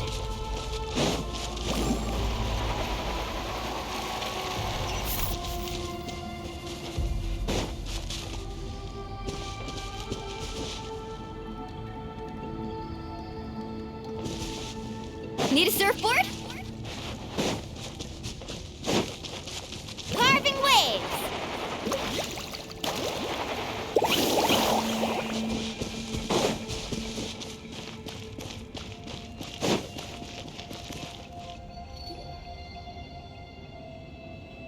Wyabb? Wyabb! I'm back! My friends and I are here to heal you. Wyabb? Can you hear me? Wyabb?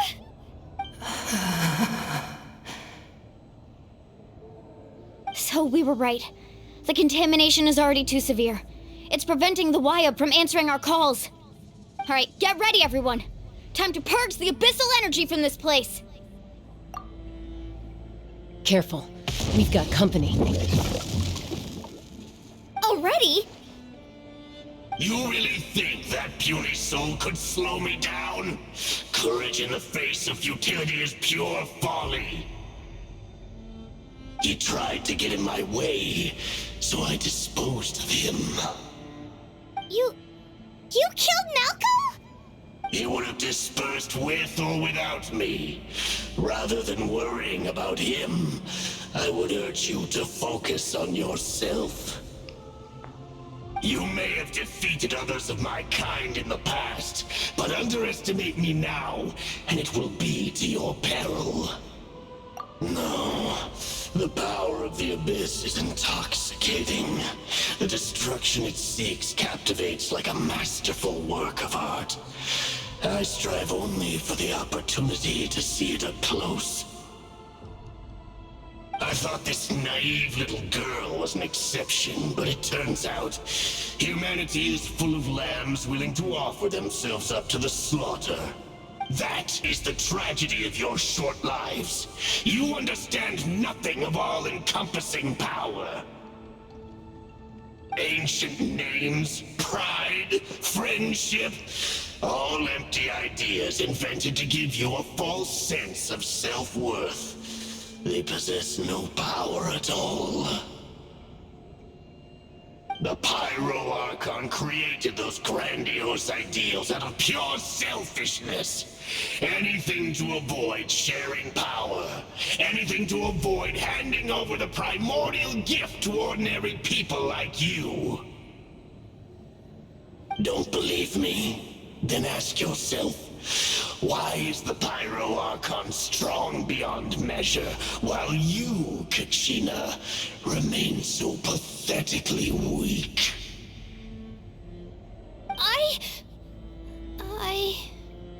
Kachina! Give me your hand.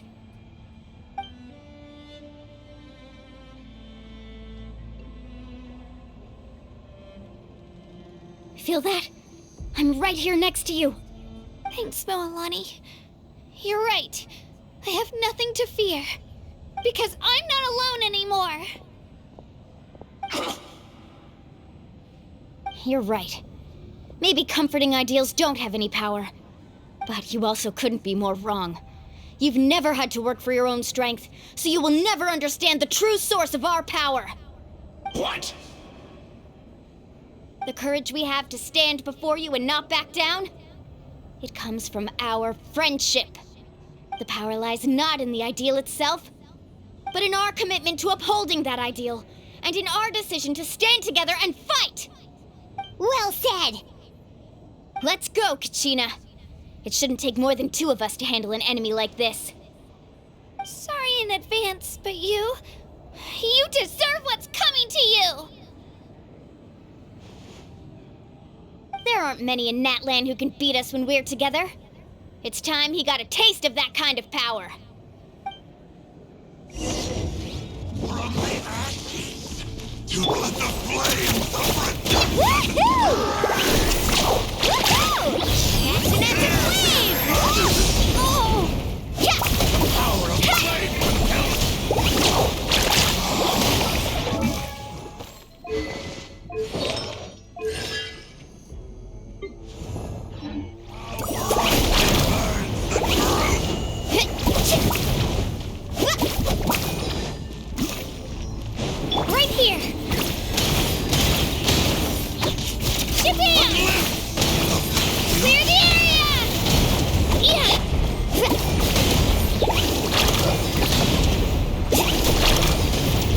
this out. Best of luck.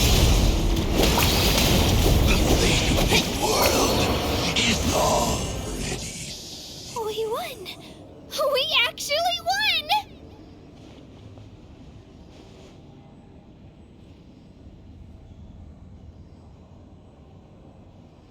That's what he gets for underestimating you two. Fantastic work, Kachina. Absolutely fantastic. This makes me so unbelievably happy. I'm happy too, Mualani. Together we really are unstoppable.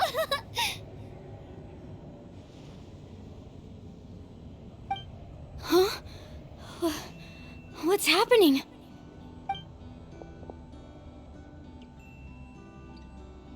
My ancient name is glowing? But I thought I didn't bring it with me. It's probably a projection from the real world, but that doesn't explain why it's glowing all of a sudden. Wait, does that mean you're...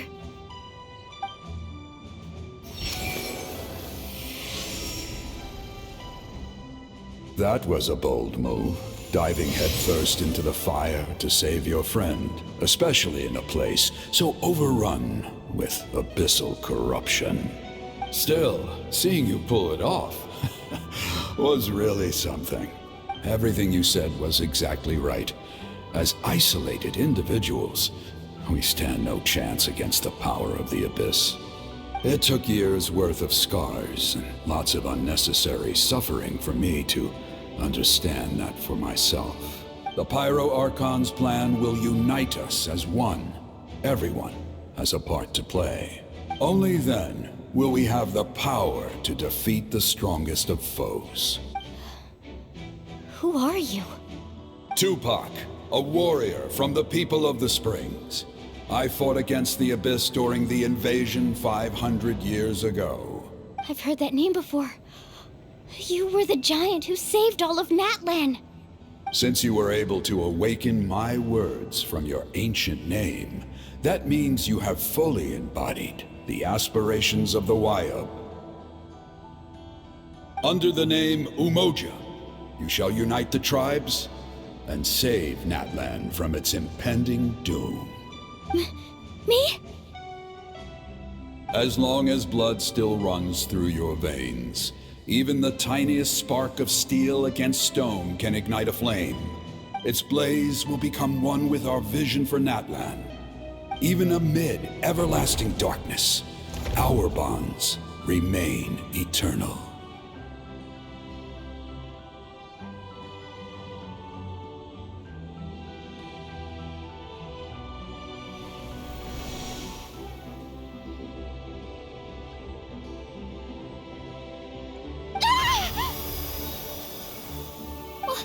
What's wrong, Mualani?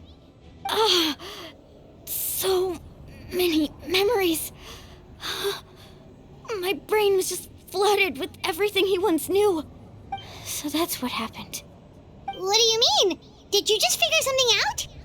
500 years ago, they foresaw the very crisis we're facing now. Efforts to save Natlan started all the way back then.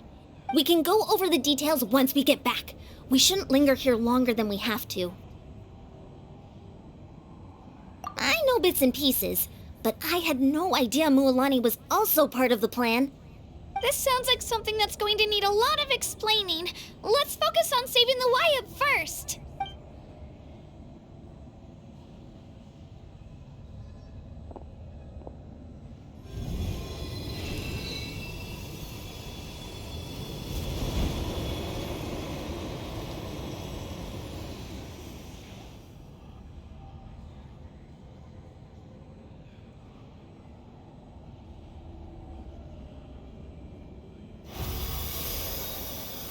Okay, that should be enough.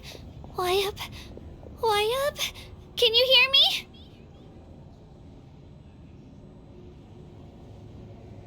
I hear your voice, Kachina, my dear child. Great. Well then, I'm afraid it's time to say goodbye. I just wanted to make sure you were okay before we leave, but we can't afford to stay here any longer. I was going to ask why you bestowed an ancient name upon someone like me, but it's okay. I'll keep searching within myself for the answer. I'll never stop trying to improve my strength. One day, I'll live up to the hero you saw in me. You are already an outstanding child in my eyes, Kachina. No matter what happens. Huh? You are all my most beloved children. It has always been my honor to protect and nurture you. Your ancient name is just that. A name. Much like your parents chose to name you Kachina, I also gave you a name, but it need not define you. Focus on who you want to be. You are already worthy of your name. Now, you need only devote yourself to becoming a better you. The story of your ancient name is for you to continue. Just like your parents, my love for you will never change, no matter what the future holds. Thank you, Wyatt. It gladdens me to see the Pyro Archon's plan move another step towards completion, but it is time for you to leave this place. The situation here is getting worse. Go now, my children. Save Natlan on behalf of all you hold dear. I know we've never met before, Wyatt, but I just wanted to say thank you for encouraging Kachina. It was exactly what she needed to hear. Whoa! What's going on? An earthquake? We're out of time. It's the power of the abyss. Quick, we need to run!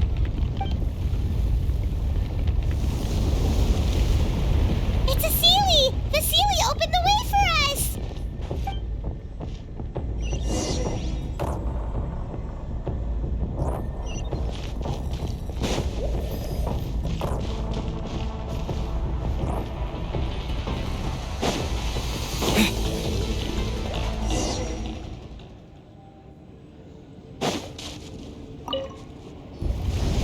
Whoa!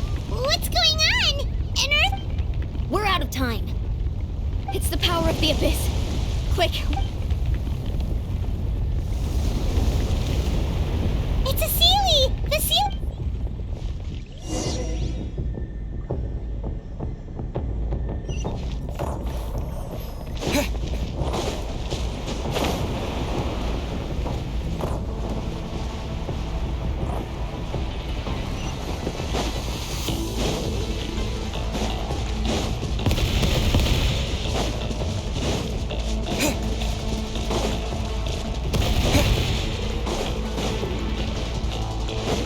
The opening in the sky! It's closing! We need to hurry, or we'll be stuck here!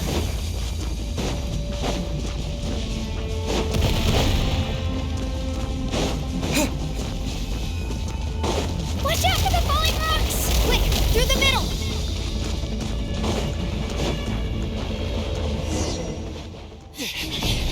Come on! Faster! We'll never make it!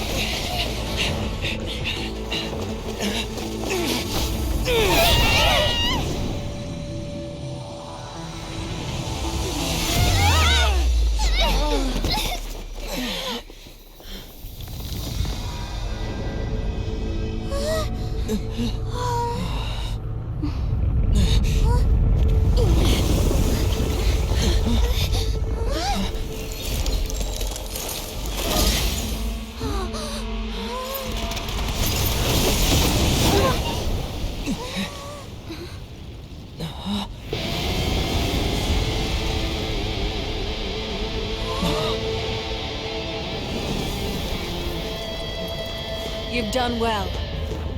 Now come home.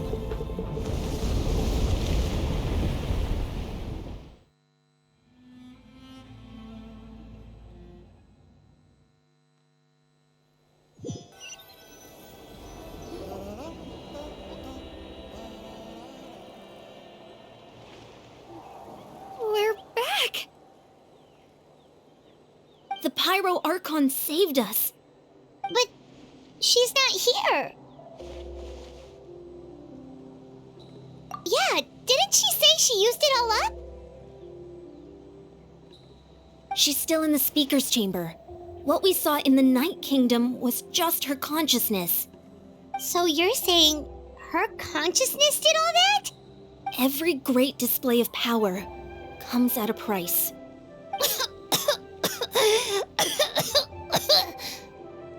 You must feel terrible, Kachina. Just hold on. We'll get you to a doctor soon. Let's get back to the stadium. The Pyro Archon said she'd have a doctor waiting for us. I recommend getting a full checkup, just to make sure no damage gets left behind. Paimon feels okay. What about you, Traveler? Right. You always seem to do pretty well against the Abyss. Let's get going. We need to share what we learned in the Night Kingdom as well. Right.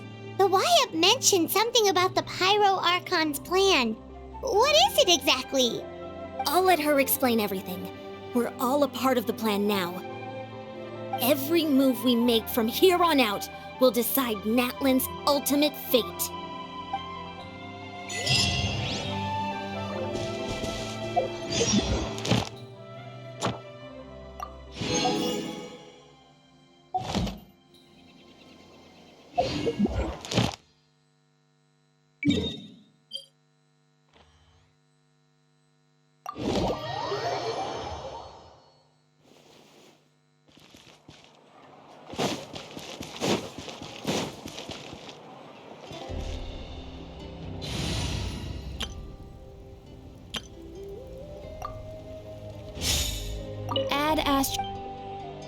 Thank you for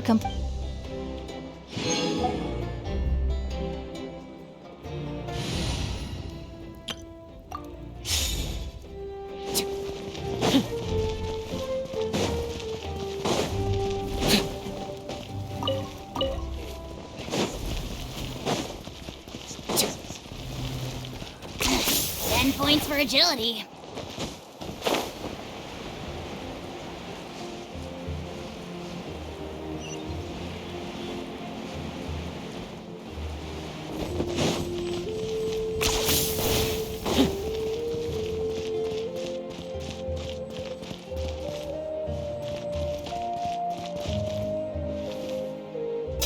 Are you running away?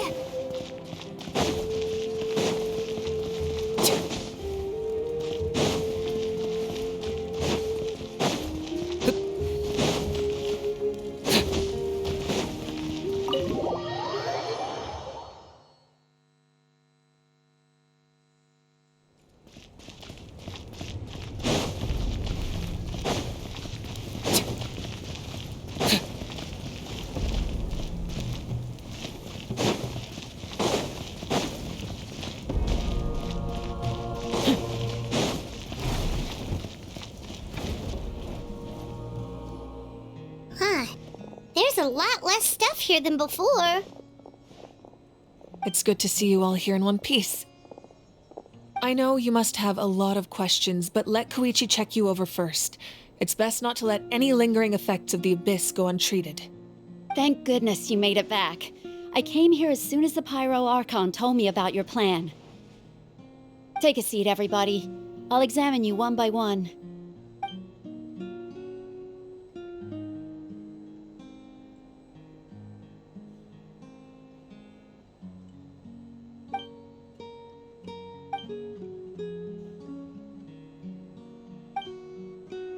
All right, that should do it for now. But just to be safe, I'll perform another checkup in a couple of days. I have to say, though, I've never seen anyone react to the Abyss like you, Traveler. It's like you're completely immune to its power. He always has been special like that. He can even purify its power. Wait, now that you mention it, Paimon doesn't think she's affected either. Given the current situation, that ability will likely play a great role in the events to come. Of course.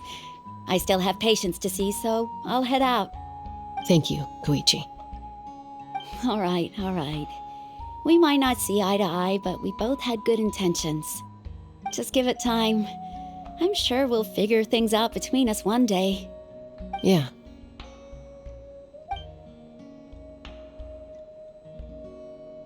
All right.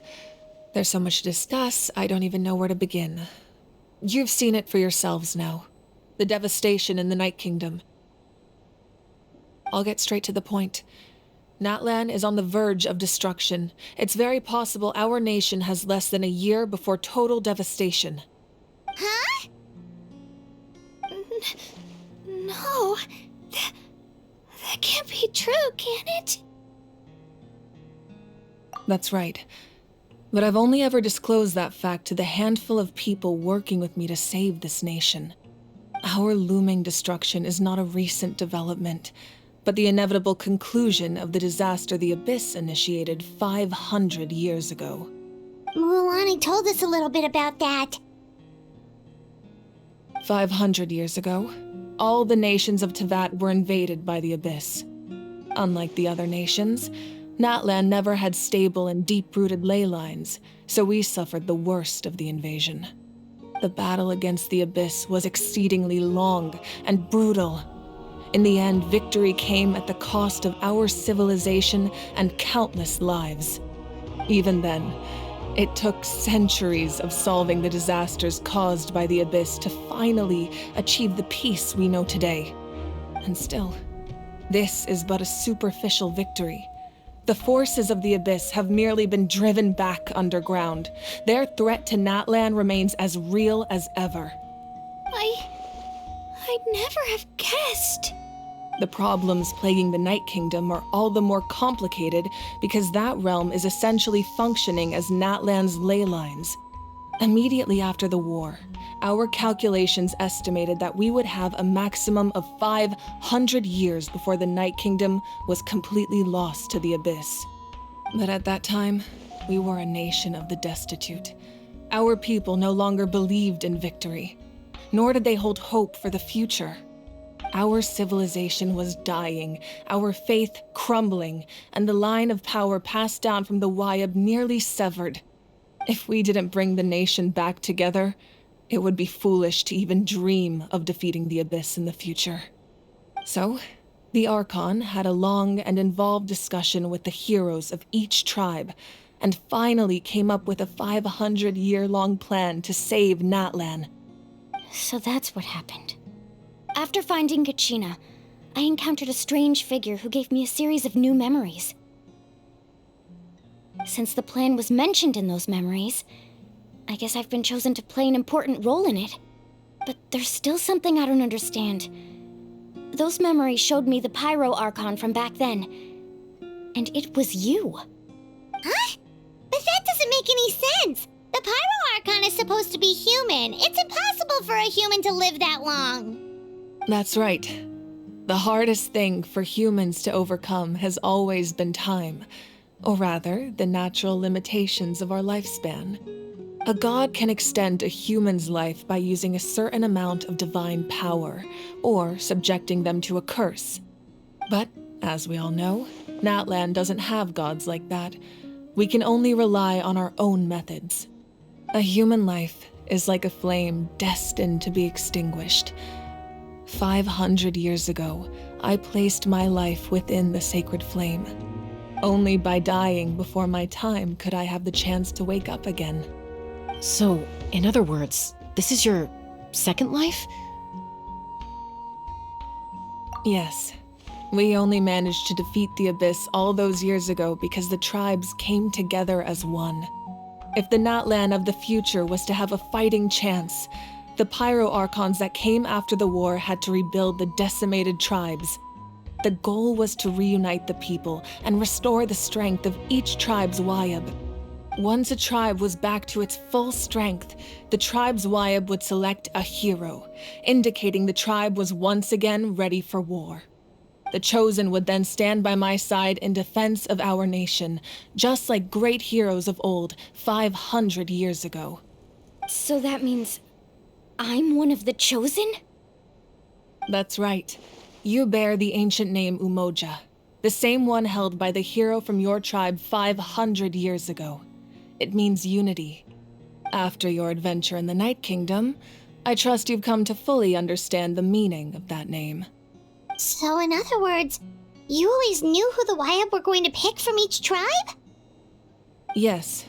According to the plan, each tribe was supposed to have been fully restored by the time I awoke. But something went wrong along the way. The 6 heroes successfully inherited the ancient names from 500 years ago, but the intel regarding the plan wasn't passed on to them. Once again, it comes down to the deterioration of the Night Kingdom. Communication between the Sacred Flame and the Wyatt has been blocked. Just like how the Ode of Resurrection failed to bring Kachina back. Exactly. It's just another tactic the Abyss is using against us.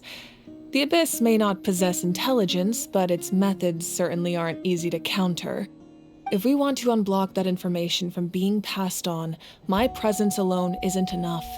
The ancient name-bearer must establish a greater connection to their name. So, I've tried my best to help them from the sidelines. Currently, Shalonen of the Children of Echoes, Kinich of the Scions of the Canopy, and Iansan of the Collective of Plenty have all been acknowledged by their names. During your adventure, you too earned the acknowledgement of your Wyatt Mualani. In the process, you gained the memories stored within your name. But we have less than a year! Yes, but we have no choice. We cannot start the plan until all the heroes have been gathered. That's also why I haven't been able to take action despite the urgency of the situation. But if you knew this whole time, why didn't you just tell me about my role in all this? Wouldn't that make everything go a lot faster? Perhaps, but the opposite could also be true. Knowing your destiny too early could mean failing to realize your full potential.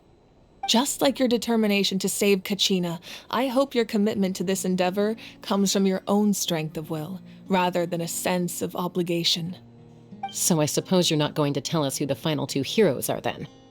That's right. Their time is yet to come. Putting pressure on them beforehand will only hinder their development. I can only trust in the judgment of the Wyatt. I have never believed I could solve this crisis alone. In fact, it was precisely because I chose to trust and rely on others that we managed to get this far. Natlan's salvation lies not in its Archon or any singular individual, but in us all.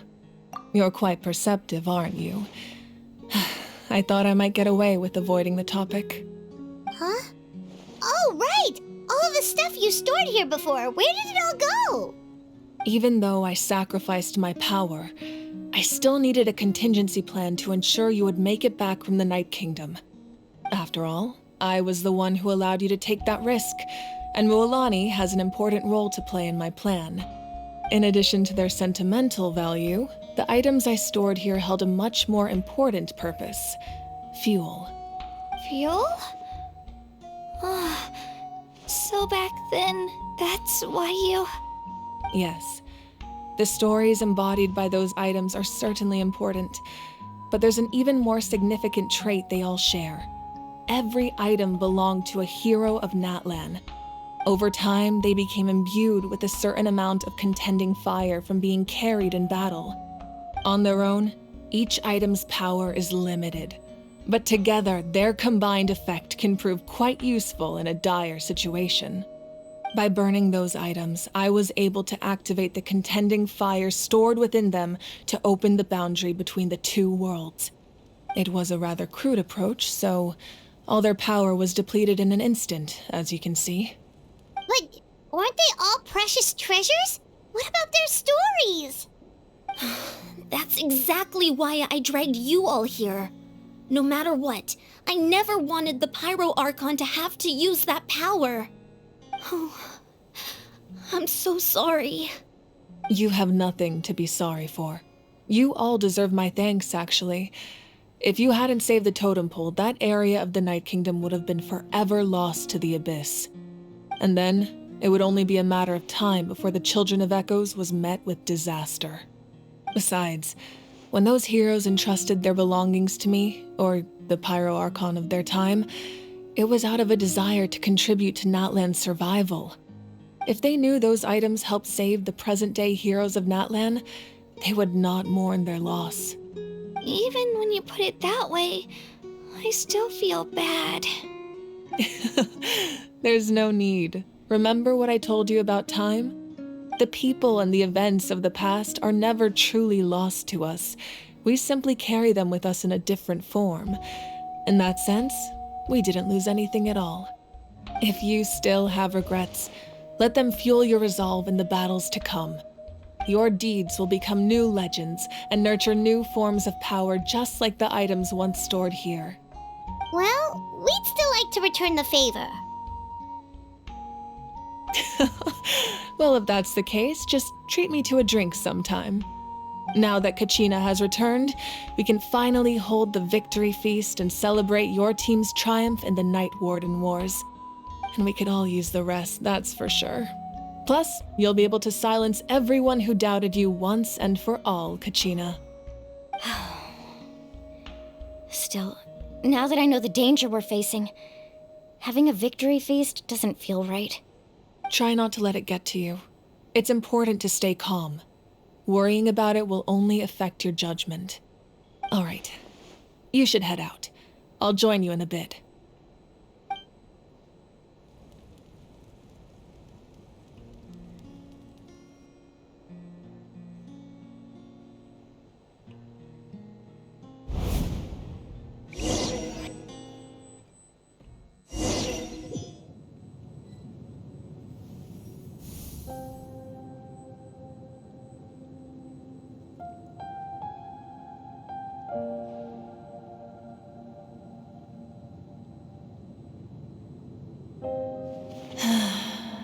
When I was young, I used to sit by the hot springs and listen to the stories of warriors from all over Natlan.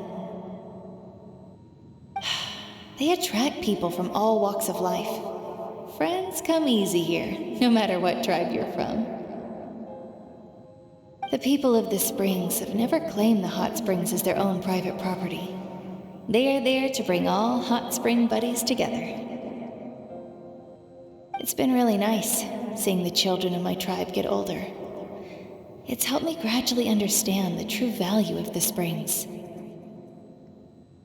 I've witnessed their energy, their determination, their absolute passion for life. Even when they cause trouble, I never managed to hold on to my anger for long. It's unbelievable how quickly they worm their way back into my good graces. I'm certain Mualani will become a great warrior when she grows up. She possesses infinite potential. I can see it. One day, when I'm no longer in fighting form, I'll come here and tell stories to all the children, just like those warriors did for me. So, you better get busy, Pyro Archon, or I'll end up running out of stories.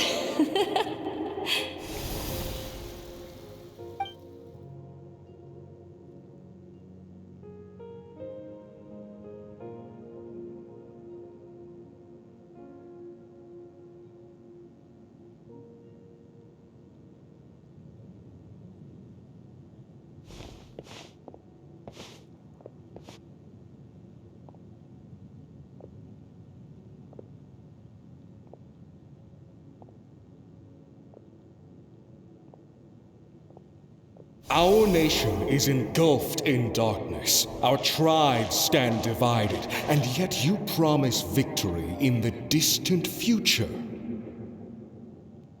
The Abyss is a cunning enemy, one that I faced in battle many times. Were that not the case, I would never understand exercising this degree of caution. My rage will never know absolution. Then my power will no longer aid you in victory. But you came to me because you knew you could convince me with just a single sentence. I understand your choice. The heroes of today will forge the path ahead with blood and fire. Just remember to earn us the victory we are owed. Otherwise, rest assured, I'll find a way to collect the debt. For Natlan.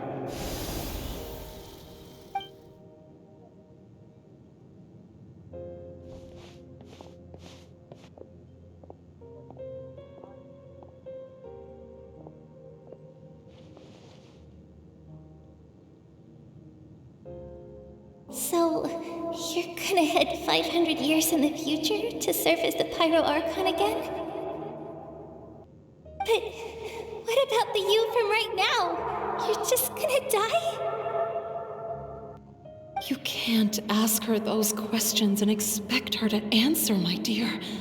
The decision is hers to make, and she deserves our support. We will do everything we can to rebuild the tribes. Don't you worry. Even across time, we will all do our part to fight for Natlan's future. Yeah, Mom's right. We'll always believe in you, sis. Oh, seriously though, Dad should be here. Where is he?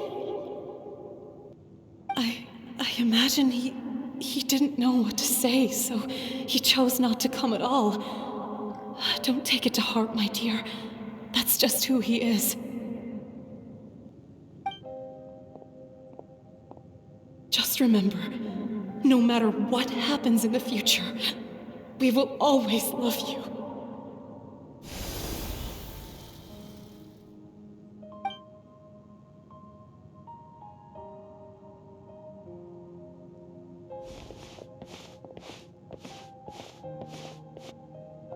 I'll come find you one day. I know I can't live that long, but I'll think of something. There has to be a way for us to meet again one day. If there's an answer out there somewhere, I'm gonna find it. So, don't forget about me.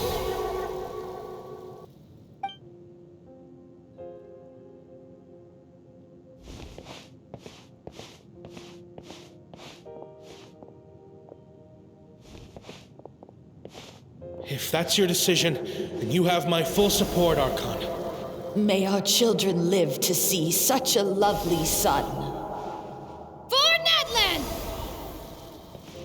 No one fights alone.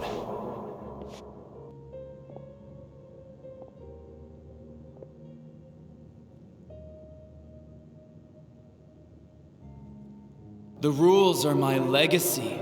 They shall grant us the strength to overcome the next tragedy.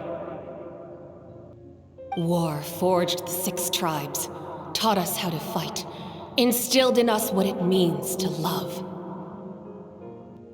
Who will be the one to bring this to an end?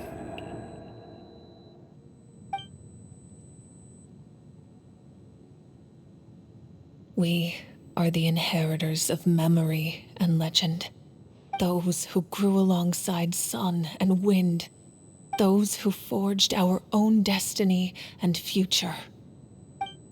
That is Natlan's fire, the lifeblood of our nation.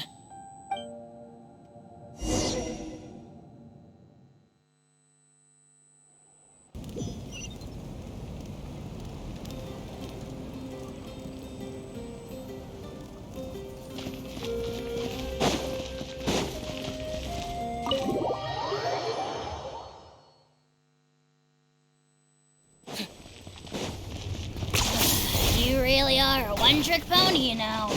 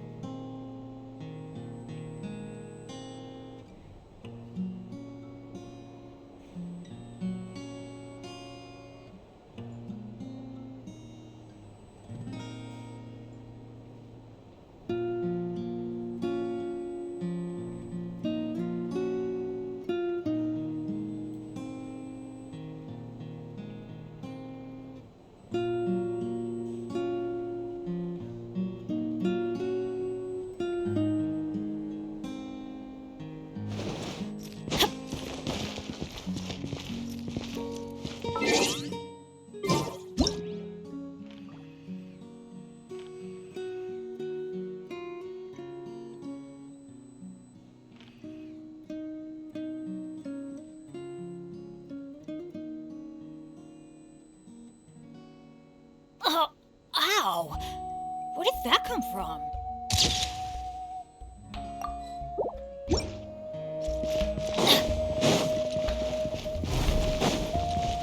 Okay.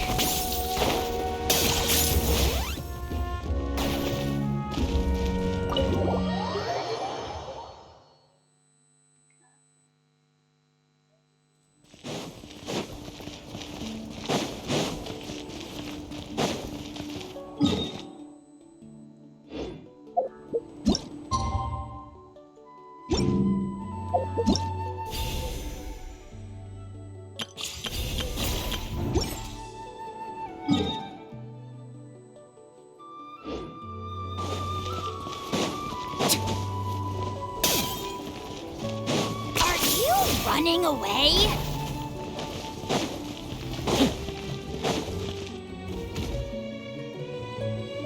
Hey, Koichi! You here for the victory feast too? Oh, no. I knew Chaska would be here, so I just came to deliver some medicine. I was about to leave, actually. It's not that I don't want to celebrate Kachina and the others. I'm so glad she made it back. It's just... well, I'll make things awkward if I'm around my sister right now. Well, you two had a fight, so Paimon can understand. She didn't cause any trouble during your trip, right? Yeah, she was super helpful. She gave us a lot of useful information about the Abyss. That's good. That's all I needed to know. Is there a reason you asked? You were pretty outspoken when we first met, but now it's like you're holding something back. Maybe it seemed unreasonable, picking that fight with her before you left, but I did it for a reason. Her impulse to fight is extremely strong. Her mental strength helps her rein it in, but she still loses control sometimes. I had no idea what you might face in the Night Kingdom, so I didn't want to take any chances. So what you're saying is... Okay, so maybe it sounds a little stupid, but it works pretty well. It helps her keep her cool for a little while, at least. Anyway, I'm just glad you were able to make it back safe and sound. That's all I wanted. But do you really have to go that far? Can't you just talk it out? No way. Chaska never opens up about her own pain, especially to her family. She can't learn about this, or it'll be even harder to help her.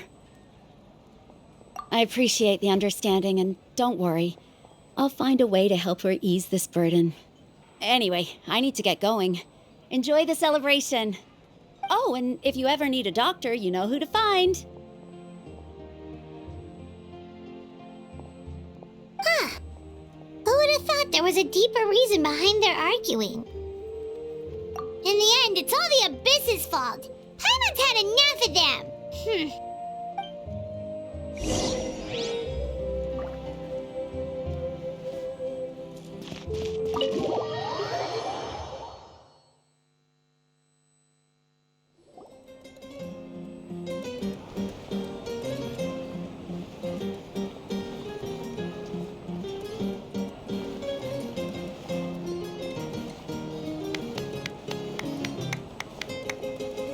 Let's give a huge round of applause to our brave young warrior, Kachina! Woohoo! Well done, Kachina. Thank you, everyone. I'm so glad I finally made it. I always knew you could do it. With so much potential at your age, you have a great future ahead of you. You're one to talk. Don't think I didn't know you were the first person to abandon your team. I'll be dealing with you when we get back. I had no choice. My friend invited me. I couldn't just say no. Oh, really? So you weren't just trying to get ahead in the first round? I wasn't, I swear. I just happened to find that bearer injured in the wild, so I stopped to bandage his wounds.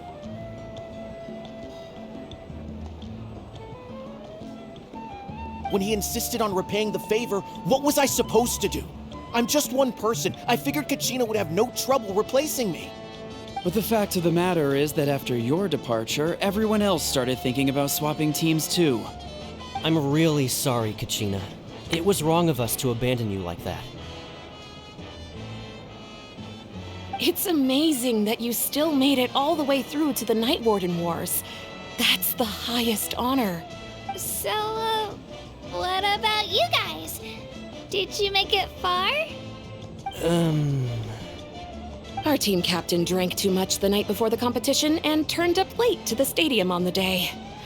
We got disqualified. Serves you all right.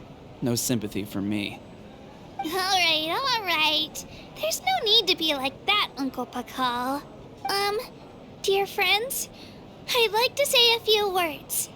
Firstly, I'm grateful to my friends and our great Archon for helping to bring me back. This traveler and his companion Paimon are some of the strongest people I've ever met. If they were allowed to participate in the pilgrimage, I have no doubt that they'd win the whole thing. They've agreed to let me learn from them.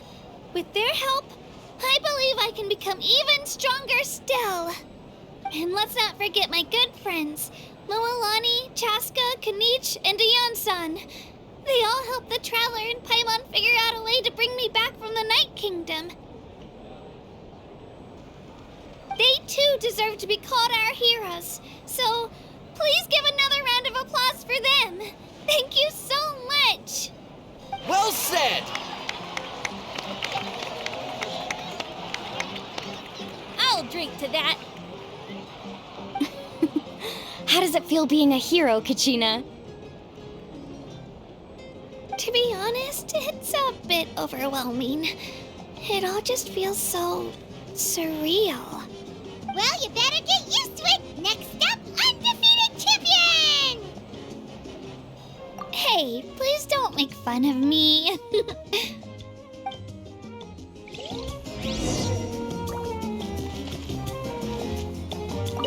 My apologies. I knew more than I let on. Everything comes at a price, and most heroes aren't people who set out to become a hero. If you cling too tightly to your goal, you end up losing things that are far more precious. But in any case, we're now on the same page. I wonder how long before the two final heroes appear. From the Flower Feather Clan and the Masters of the Night Wind.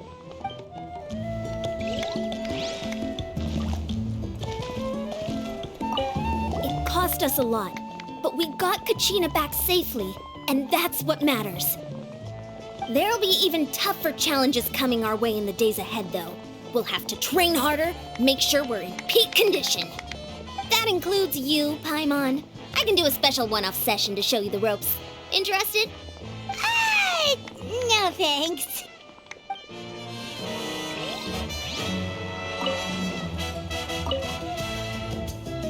At previous victory feasts, you'd always find me in the crowd singing and dancing.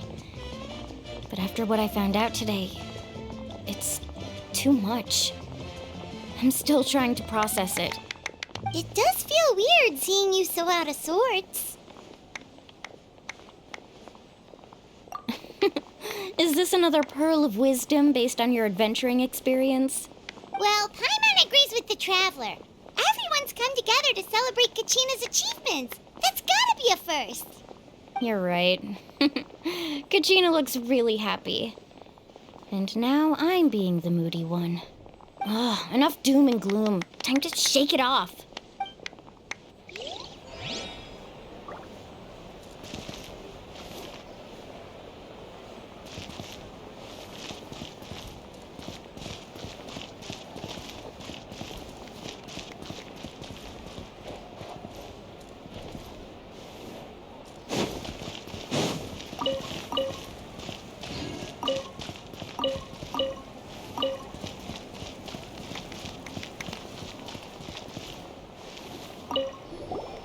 I've been through so much all at once. Everything still kind of feels like a dream. Are you still feeling unwell? Nope, all better now. I told you I bounced back pretty quick, so don't worry about me. I bet you guys must be tired, though. Make sure you get some good rest tonight. You gotta recharge so you'll be in the mood to have fun.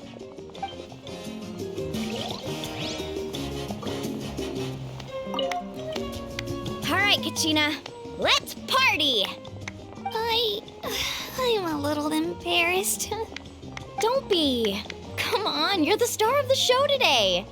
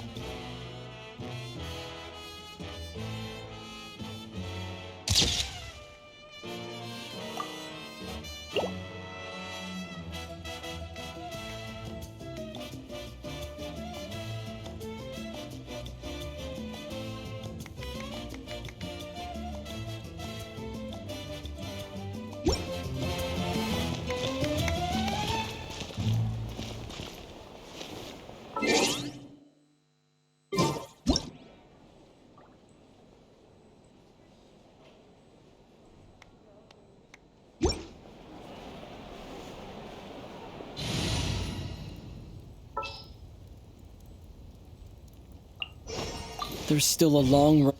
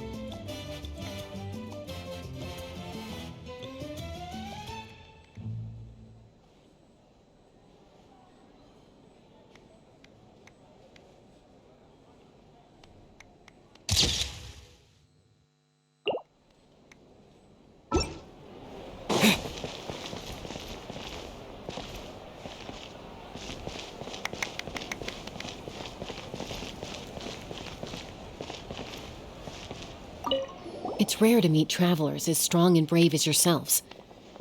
I raised my glass to you. Anyway, my sister's already gone back to our tribe. She has patients to treat. Oh, we actually ran into her on the way here and, well, Paimon just thinks she really cares about you. Yeah, I'm planning on visiting home myself in a few days, to tell her and the rest of the family that they need to be extra careful. I just hope they take it seriously. The Abyss has likely sensed your arrival in Natlan by now, so exercise caution on your adventures as well.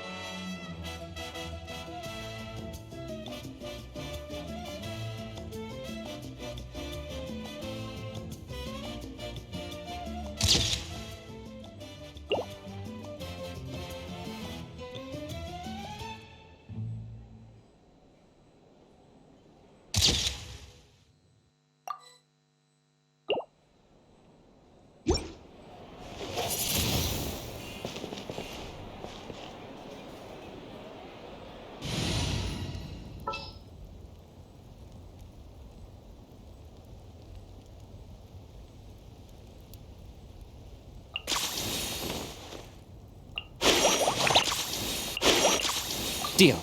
I'm in. Ah, you're here. Have some fruit juice. I got it specially for you two. How did you know? That's Paimon's favorite!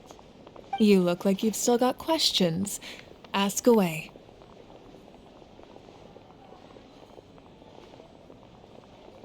Because they had their own lives to live. The thought of telling them, abandon your families and everyone you love, and come with me to the end of time, for in 500 years Natlan will be destroyed, it seemed too cruel. You could just as easily point out that everything in this world would come to an end eventually. But life is short, and beyond a point, it just doesn't seem real. Imagine if I said, let's leave right now, and go save the sun because it'll flame out in a few million years. It would sound quite ridiculous. I couldn't make them shoulder that burden with me. Besides, every generation will have its heroes, this one included. The plan could still work without them. Or, of course, without me. But since I was the one who came up with the plan, I felt duty-bound to see it through to the end. Paimon's suddenly remembering that portrait in your room. Was that your family from back then? Yes, it was. So when you asked me who my sister grew up to be, the truth is that very little information survives. From what I've been able to piece together, I can conclude with a reasonable degree of confidence that she ended up as an architect and artist. She played an instrumental role in rebuilding the scions of the Canopy tribe, designing and building many houses. But of course, none of her buildings are around anymore. Still, it was an impressive achievement, and I'm very proud of her. You feel loss keenly. It seems to stir up feelings of regret in you. But this is something I have long since come to terms with. This is a war, and there can be no war without loss. I am already far more fortunate than those who lost their lives to the Abyss. The people of Natlan look to me as their Archon, and the weight of their expectations is mine to bear. I must see our fate through to the very end, no matter what I may find there. Yeah, doesn't that mean the way everything ends has already been written, including your plan? I suppose, but so what? Don't forget, time takes many forms. The past, present, and future coexist, and all are equally important. Even if the future ends in destruction, there's still no reason to give up on the here and now. And it's precisely because we humans cannot know our fate that we will never give up on our struggle. This is a pivotal moment. We are still 2 heroes short. Well, 3 to be precise. There's one further hero who I'm hoping to get on my side, whatever it takes. Your resistance to the corrupting power of the Abyss is truly remarkable. It would easily make you an all-important figure in the upcoming battle. If you agree to join us, you will not only gain my full support in your journey, but I will also forge a brand new ancient name for you. Ancient names can be forged? They can. Several strict conditions must be met, but if they couldn't be forged at all, then the number of them in circulation would have long dwindled to 0. Possessing an ancient name would mean that your adventures in Natlan are recorded in full. Your stories would be remembered by our people for all the years to come. The Ode of Resurrection may have temporarily lost its power, but still, take this as my personal guarantee that I shall never let you fall. Just like in the Night Kingdom, I will be there for you. That is a promise I will fulfill at all costs. This nation always honors its heroes. Yeah, we can't just ignore the situation here. Wonderful. Then I'll reach out to Shilonen right away. She's the one who will forge the name. We've never forged an ancient name for an Outlander before, but I trust she'll find a way.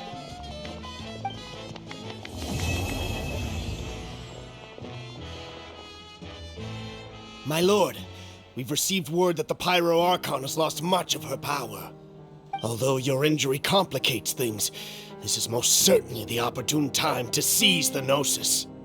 Victory and defeat are rules, not outcomes.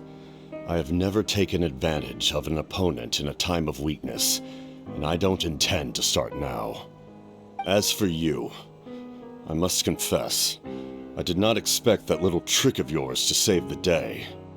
No matter how dense the fog, as long as the sun remains, we cannot turn day into night. She could have dispelled it. She simply chose not to.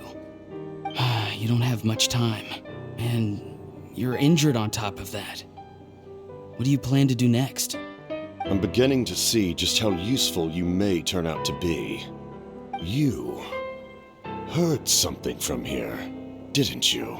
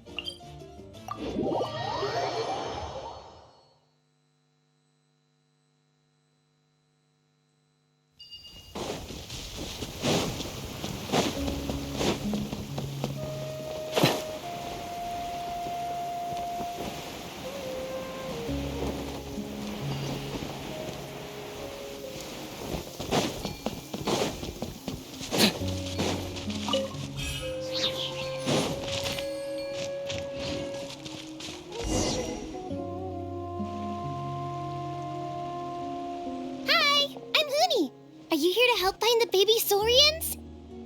And I'm Toba.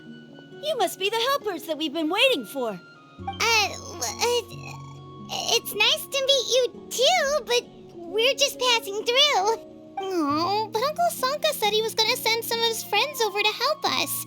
You sure he didn't mean you? Yeah, sorry. Whatever this is about, it sounds like you've got the wrong end of the stick. Wrong end of the stick? Darn it! We've been tricked, Hoonie. I should have known that Glasses Guy was a con artist. What are we supposed to do about the baby Saurians now? Time's running out.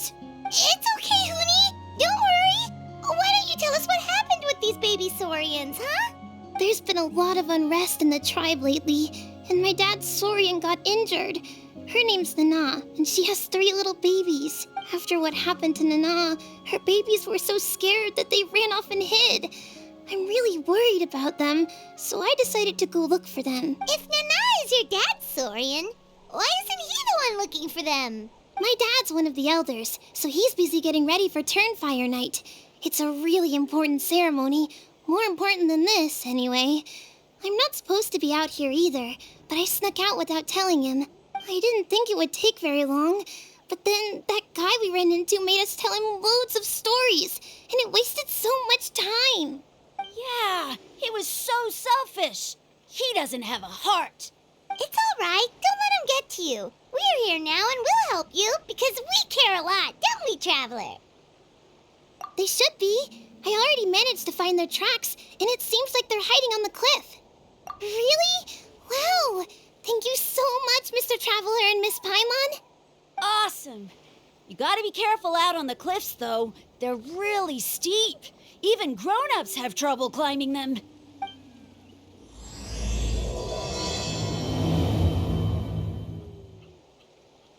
Goody said the baby Saurians are on the cliff, so let's find a way up.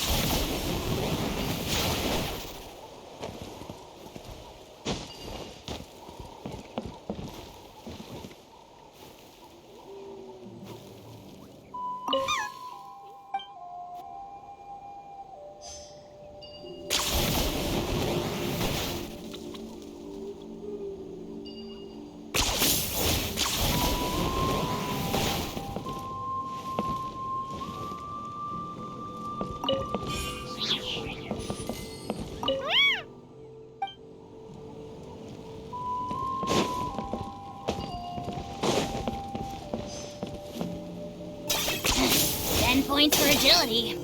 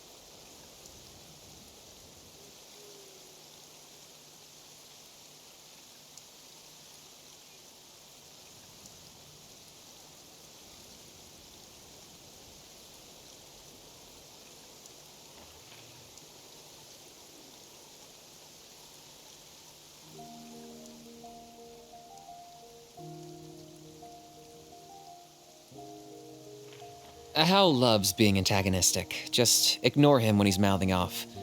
Don't let him get under your skin. Kinich, I dare you to release me and say that to my face!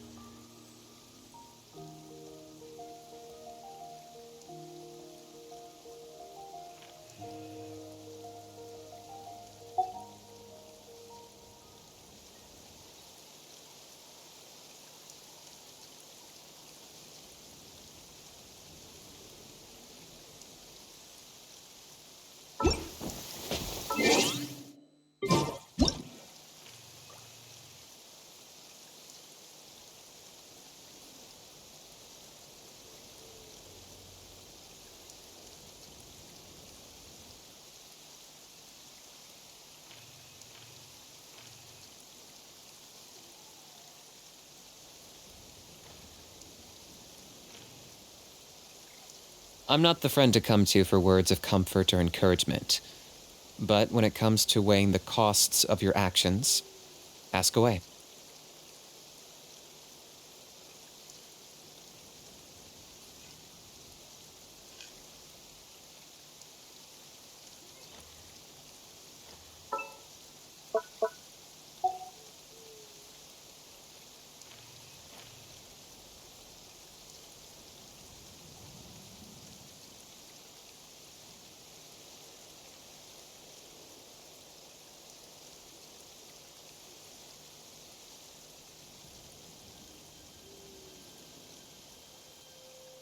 Hal loves being antagonistic. Just ignore him when he's mouthing off. Don't let him get under your skin. Kinich, I dare you to release me and say that to my face!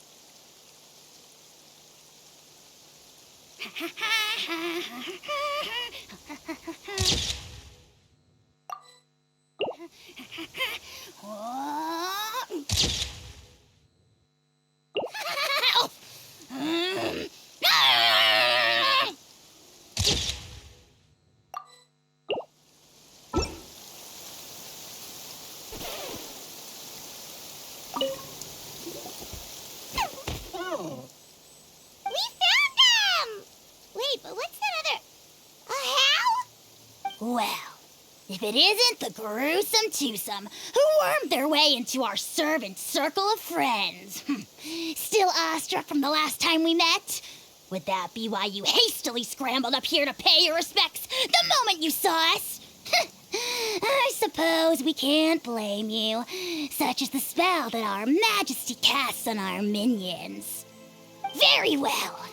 You heathens leave us no choice. The almighty Dragon Lord, Kahula shall grant you the audience that you seek. Come, pucker up. You may now kiss our feet. Wait, aren't you like Kinich's sidekick? What the heck are you going on about? You're somehow managing to be even more annoying than the last time we met. Silence! Who are you calling sidekick? We are the Dragon Supreme, sovereign ruler of the Nation of Flame. We shall have you know that last time, were it not for Kinich's earnest pleading on your behalf, you would have received not a single word of mercy. Oh, come on. You talk big, but Kinich clearly has you under lock and key.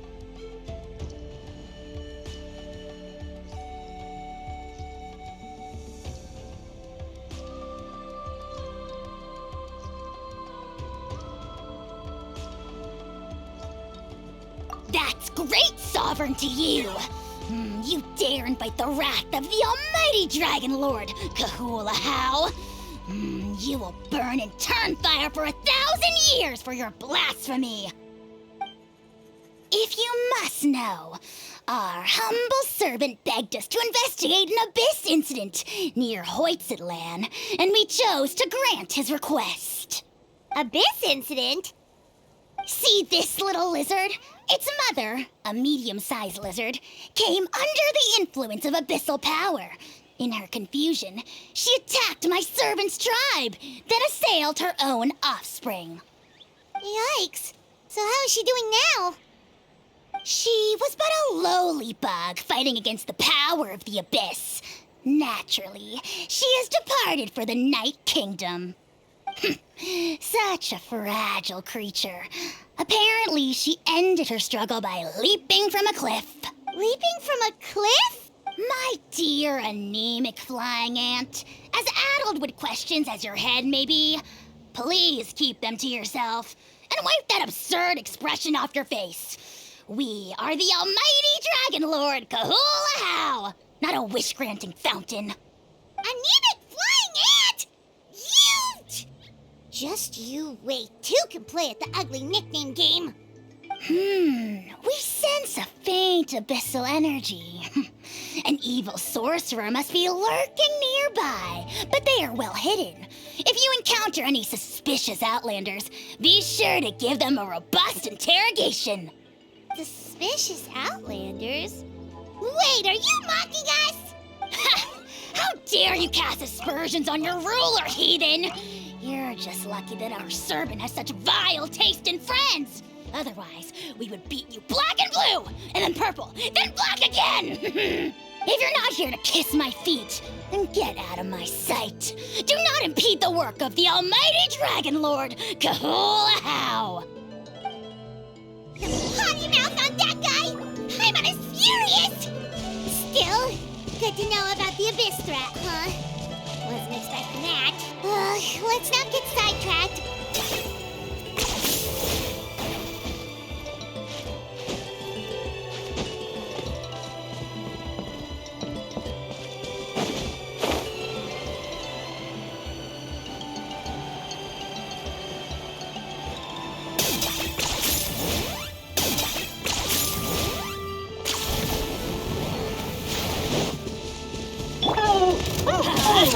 Stand with me! Check this out!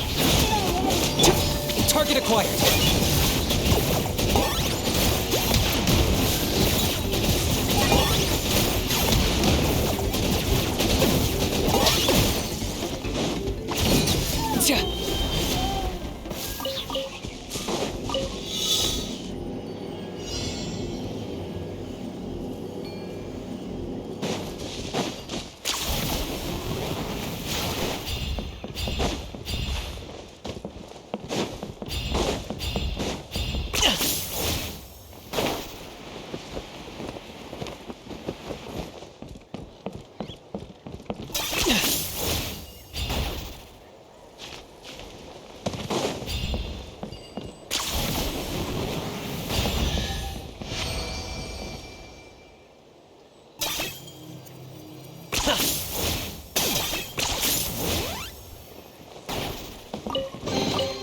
Do I get a share?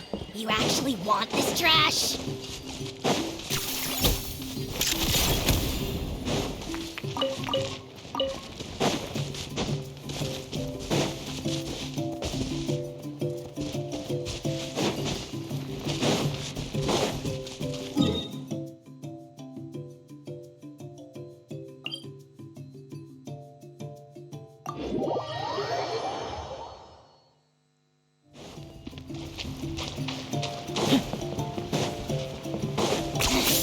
Points for agility.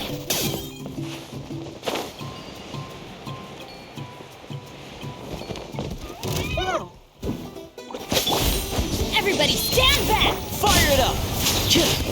Our bond is strong! I got him cornered!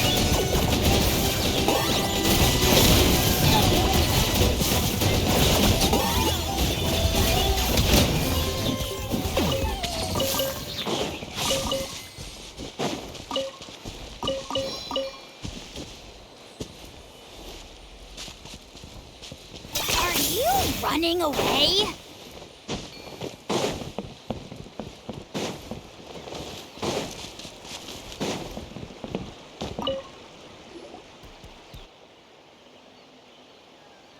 Wow, you're back already? That was so fast. I'm so glad that the babies are all right. Thank you both so much. Now we can finally go home and stop worrying about them. You're welcome. Piece of cake. You're not from Natlan, right? Because your clothes look different than ours. Oh. Hey, you must be tired after all that climbing. You should come take a rest at my house. Yeah, please come. I promise you'll get a big Scions of the Canopy welcome. We love having guests, and you're really nice people. Not like Glasses Guy. By the sound of it, Glasses Guy wasn't from Natlan either, right? Uh-huh. Well, his clothes sure weren't. You know what? Now that I think about it, there was something really fishy about him. Really? Maybe he was the suspicious outlander that Ahau mentioned. Sure, if you're interested. Let me think. How did the conversation go again? Oh, please, mister. I've told you so many stories already. When are you gonna help me find the baby Saurians? Just one more story. One more, I swear. Why don't you tell me more about that ball of fire? I heard that there was a huge transparent ball of fire that used to burn 500 years ago, 1,000 years ago, maybe even further back than that. Oh, you mean Turnfire. That's where the ancient name Mollypo comes from. Oh, wow. So it was the origin of an ancient name. That's impressive. Uh-huh. There's a story behind every ancient name. The legend goes that the Turnfire first appeared in the era of the Grand Alliance. It was used by the tyrant Och Khan to rule over Natlan and oppress anyone who opposed him. Turnfire is different from normal fire. If you get set on fire with it, you'll feel horrible burning pain from behind you, but you won't die from it right away. And whatever you do, you mustn't turn back to look at it. Why? What happens if you turn back? As soon as you turn around, poof! You get burned to a crisp. Well, good golly gee. I mean, it's one thing to singe someone's clothes, but burning people alive? That is a big no-no in my book. Right? How nasty is it to burn someone from behind and not even let them turn around to look? Och Khan really was an evil tyrant. Yes, shocking behavior. Now, let me guess. Eventually, a valiant hero came to save the day? That's usually how these stories go. Good guess, Uncle Glasses. Seems like you really know your stuff. The hero was called Yupanqui. He's the ancestor of our tribe. Mm-hmm. Yupanqui was friends with Och Khan the Tyrant, and also Shibalanke. the first Pyro Archon. He was working as an ordnance officer for the Grand Alliance at the time. He didn't like how Och Khan was such a cruel tyrant, so he stole the Turnfire and threw it at the Och Khan's army. The soldiers couldn't defend against it, and they all got turned to ash. And that's how our ancestors set our people free. But just as he was about to leave the city, he thought he heard Och Khan calling out to him from behind. It caught him off guard, and he turned around to look. But Och Khan wasn't there. All he saw was a city burned black, an army in ruins, and giant flames reaching up into the sky. A split second later, the flames he saw burst out from inside his eyes and swallowed him up. All it took was a single glance. As soon as he looked back, he was burned to a crisp. The question is, was this the price he paid for stealing the Turnfire, or the price of turning back? Nobody knows the answer, but the fire that consumed Yupanqui burned more fiercely than any other. It burned for 100 days until it burned a hole right through the ley lines.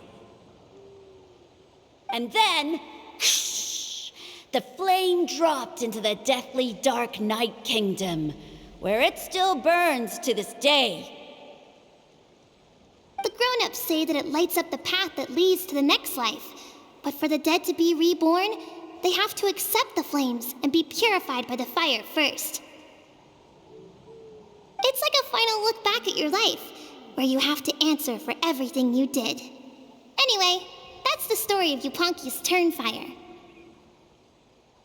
Ah, a fine parable indeed. So, is it true? Is it really possible to find this fire in the Night Kingdom? I don't know. I think it's just a story. Either way, I assume this name has been passed down in your tribe ever since? Sure has. It went to Burkina, the hero that we celebrate on Turnfire Night. But that was 500 years ago. Yeah, and now it belongs to Kinich, so we often call him Malipo Kinich. Kinich, huh?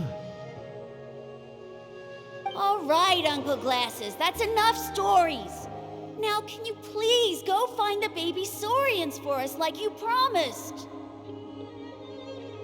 I would, but doesn't the legend of the Turnfire teach us not to look back?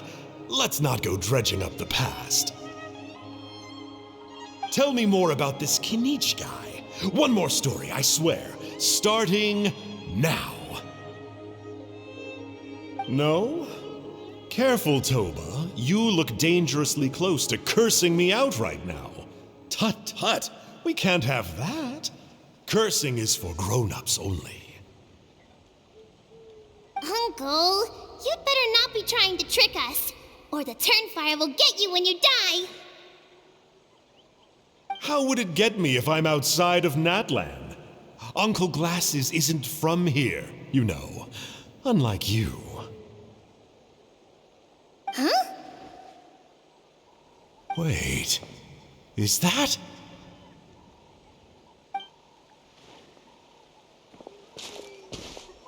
All right, kiddos. I'm a man of my word. 2 of my friends are on their way here, and, yeah, they'll help you out on my behalf. Work them like dogs, okay? That's what they're here for. Don't go easy on them just for my sake. Really? Well, first, can you tell us your name? We met at the foot of this cliff, so beneath the peaks, let's go with Sanka. Seriously? If you don't believe me, turn around and see for yourselves. They're right behind you. Huh? Where? Oh, wait! Uncle Sanka, where did you go?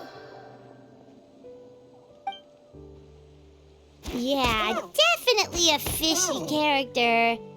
It sounds like he was digging for info about the ancient names. Yeah, and not only that, but he betrayed us too. He'll pay for this. All he got out of us was some stories, though. What's the worst that could happen? Traveler, maybe we should go tell Kinich about this. Ahau says he's investigating it, but he's a bit of a loose cannon. We probably shouldn't take him at his word. Huh? You know Kinich? Not very well, but we have met him before, and one time we had a meal together. Oh man, I'm so jealous. I never even spoken to him. He's so cool. He's the Saurian hunter, and he has a really awesome ancient name. Me neither. I don't think my dad really likes him, though. He always tells me to stay away from him. Probably because of that little creep he always hangs out with. He's nasty, and he's so full of himself. Oh, the creep who calls himself Kahul Ahau? Yeah, we've had the pleasure of meeting him too. He sure loves pushing people's buttons. Exactly. I don't know why Kinich partnered up with him. Why didn't he pick me instead? Uh-oh! Huni, look how late it is. We've been out way too long. We better get home now or we'll get yelled at. Oh, yikes. You're right. Okay, well, this path here leads to our settlement. If you decide to visit, remember to come to my house. If there's anything you need, my dad can help get it for you. Hope to see you soon. We gotta run. Bye for now.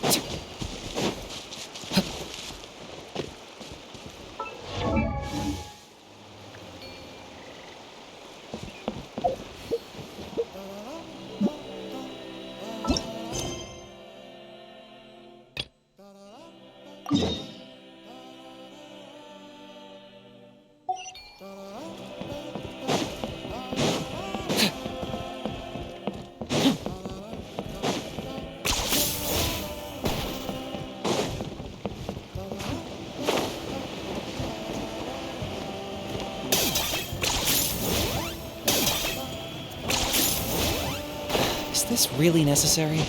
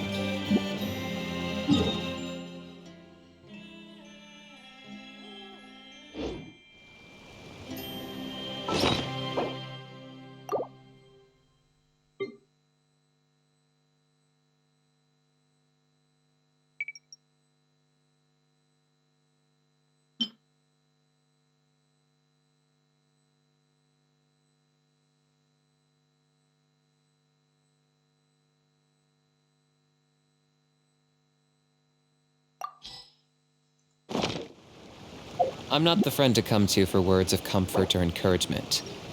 But when it comes to weighing the costs of your actions, ask away.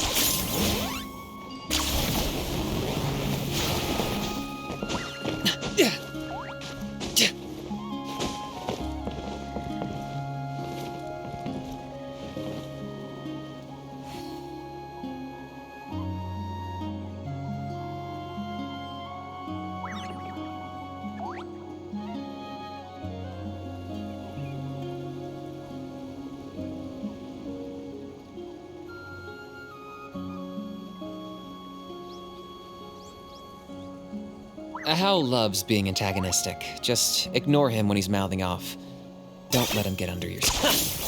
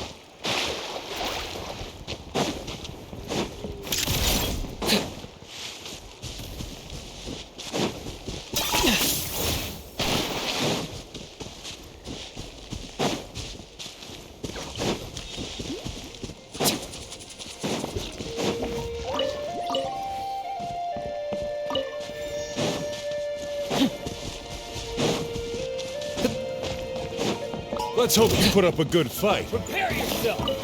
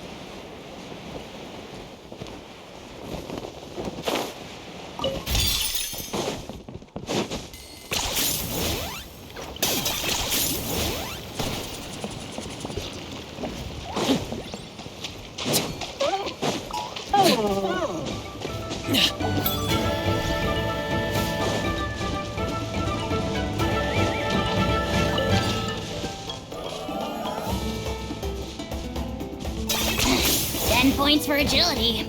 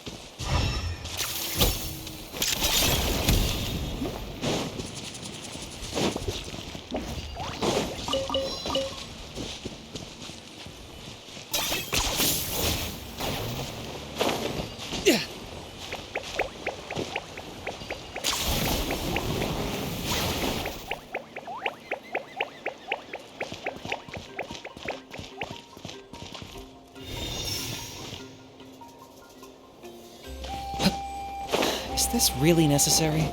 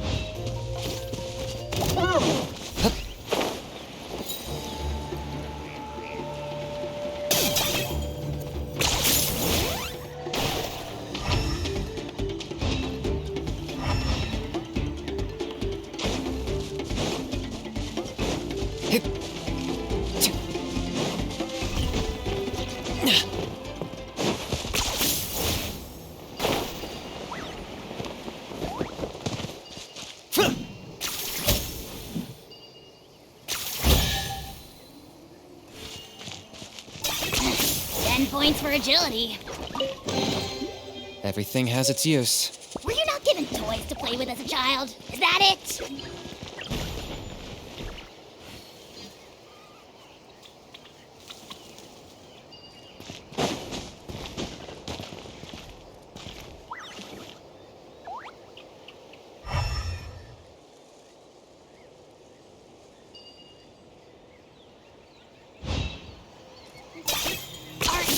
Running away?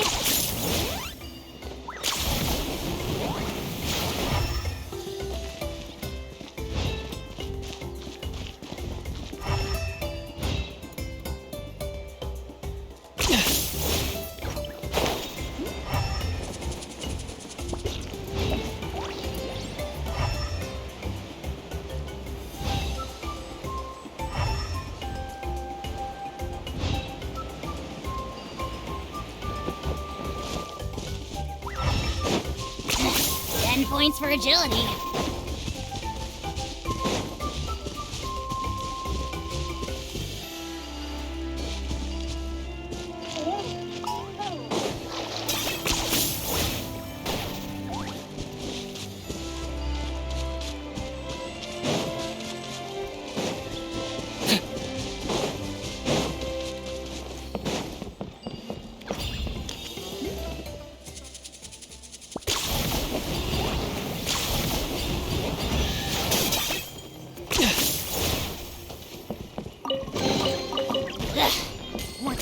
Garbage. Stop yapping, just take it or leave it.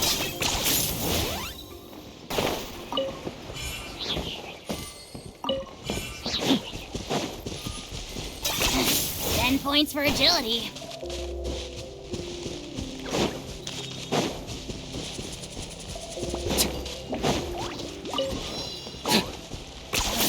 You really are a one-trick pony, you know.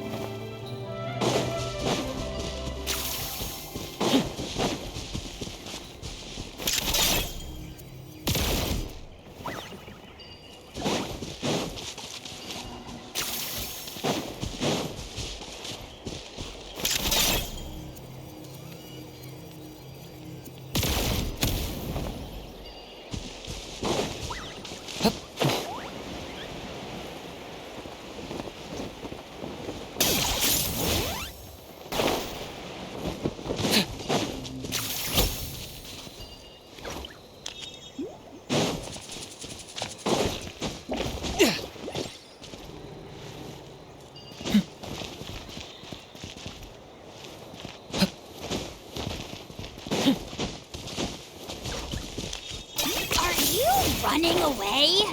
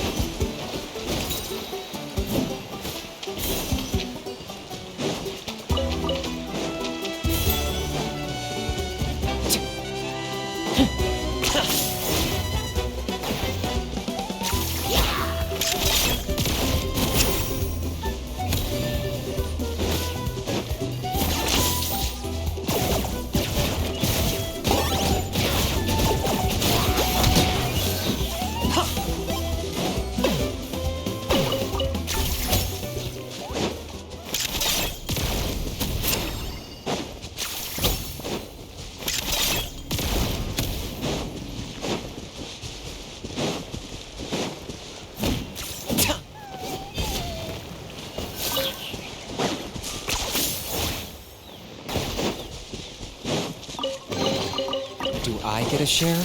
You actually want this trash?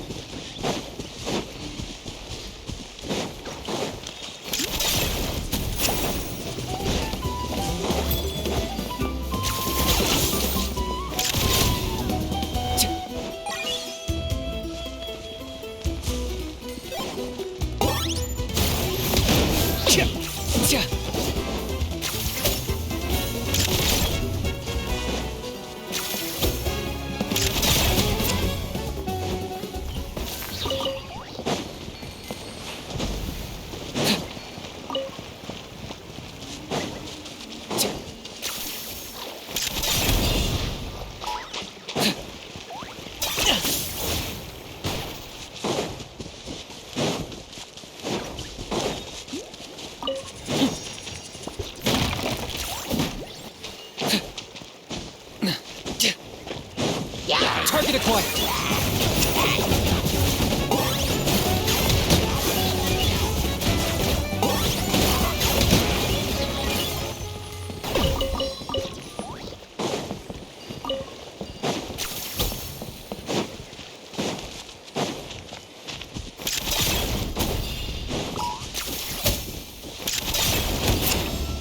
Locked up.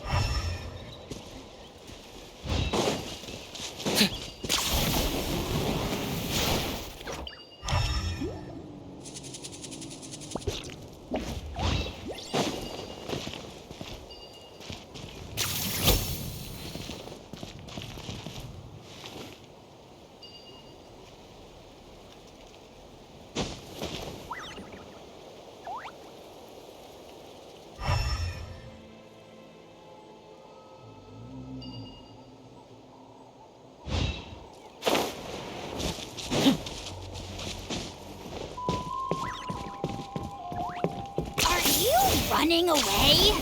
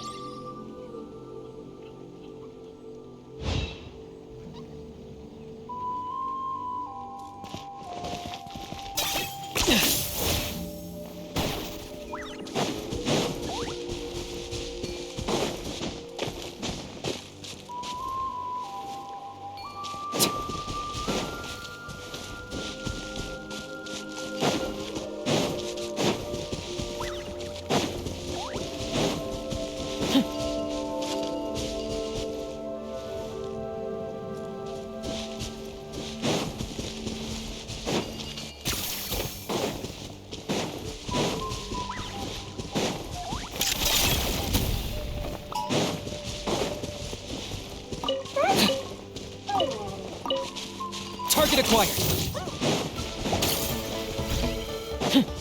Is this really necessary?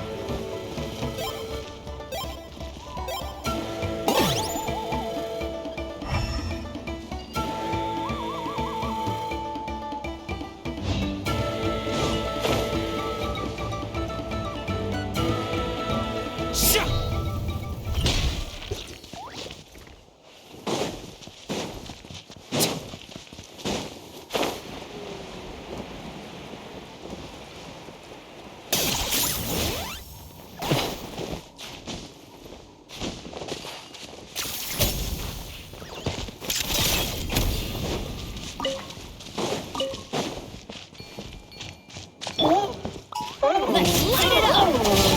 Get out of my way! Check this out! I got him cornered!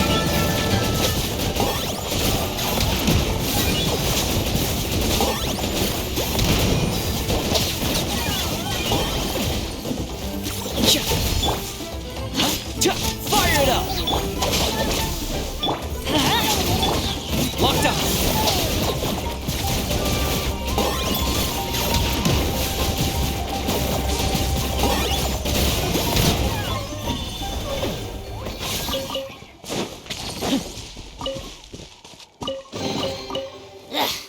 Worthless pile of garbage. Stop yapping, just take it or leave it.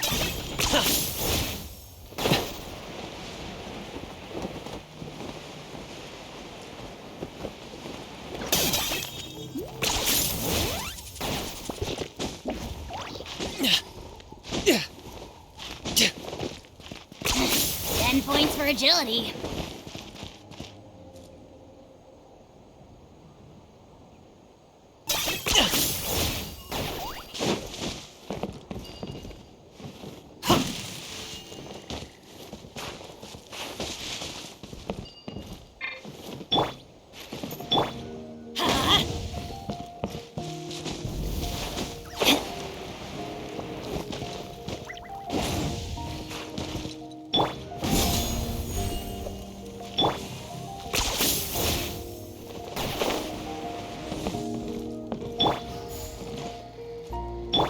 Let's light it up!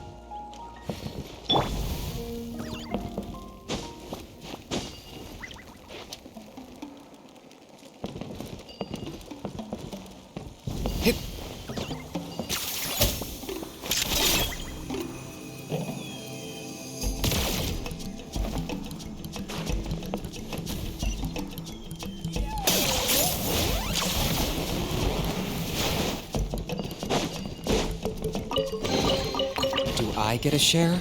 You actually want this trash?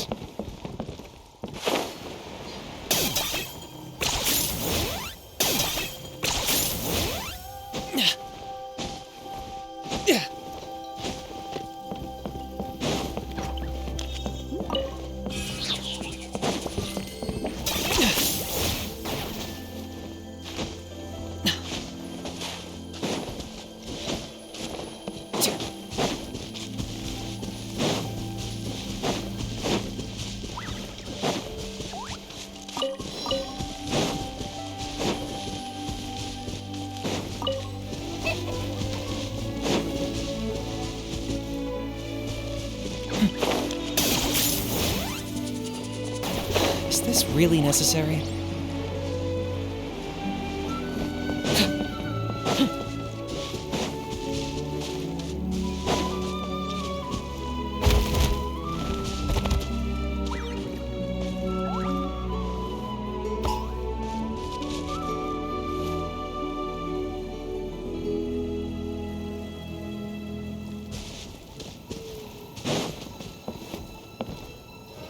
Target acquired. All right, let's finish this fast.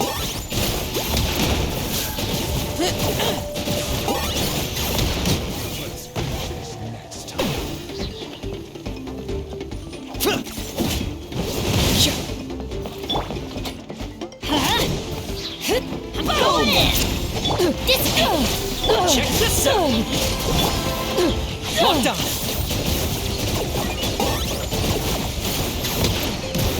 Bow before your king! Submit your soul in sacrifice! Scares.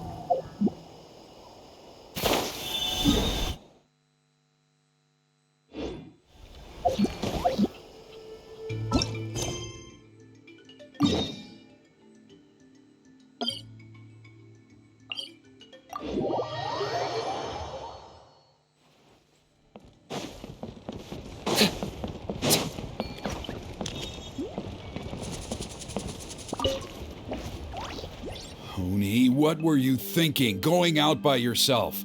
Don't you know how dangerous it is? It's okay. Toba helped me. And we met some kind strangers who helped us, and... Kind strangers? What made you so sure they were so kind, huh? Oh, I suppose they had kind stranger written on their foreheads? Yeah, actually, they did. In big, bold letters. Don't talk back to me. The Mountain King problem still hasn't been solved. What would I do if I lost you too? No dinner for you tonight. They were good people, Dad. Dinner or no dinner. Hello again, Huni. It's Miss Paimon and Mr. Traveler. Dad, it's them. They're the ones who helped me. And I promised we'd take care of them if they came to visit. Oh, so you're the kind strangers. Well, I'm Trinidad. Apparently, you helped my daughter today, so if there's anything you need, just ask. As an elder of the Scions of the Canopy, I've got some influence around here. Now, I trust that you're sensible people who know better than to take advantage of their host's generosity.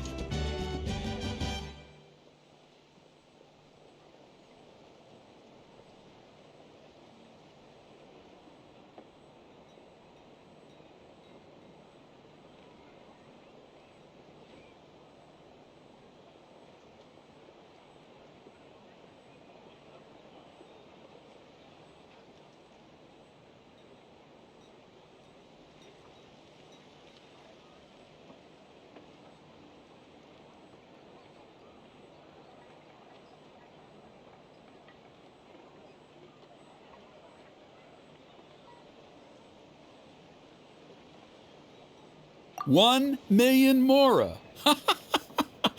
At least you're a straight shooter. I can respect that much. Dad, please! They're not bad people. They've eaten at the same table with Kinich before. Be nice to them. Kinich? Wait! I heard that 2 mysterious travelers from afar showed up at the Stadium of the Sacred Flame. Are they you?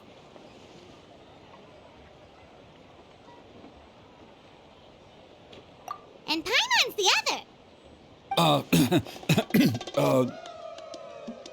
I do apologize. A lot's been going on in our tribe lately, and I suppose the pressure must be getting to me. I can't believe I was so rude to you. I feel ashamed. We got off on the wrong foot. Can we, start over? Oh, now we're talking. Seriously, though, don't worry about it. Already forgotten. We're just happy to see Huni got home safe and sound. Oh, you just arrived, I take it, and it would be my honor to give you a hero's welcome tonight.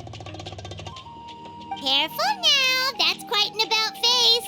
We've heard that kind of thing can lead to spontaneous combustion around these parts.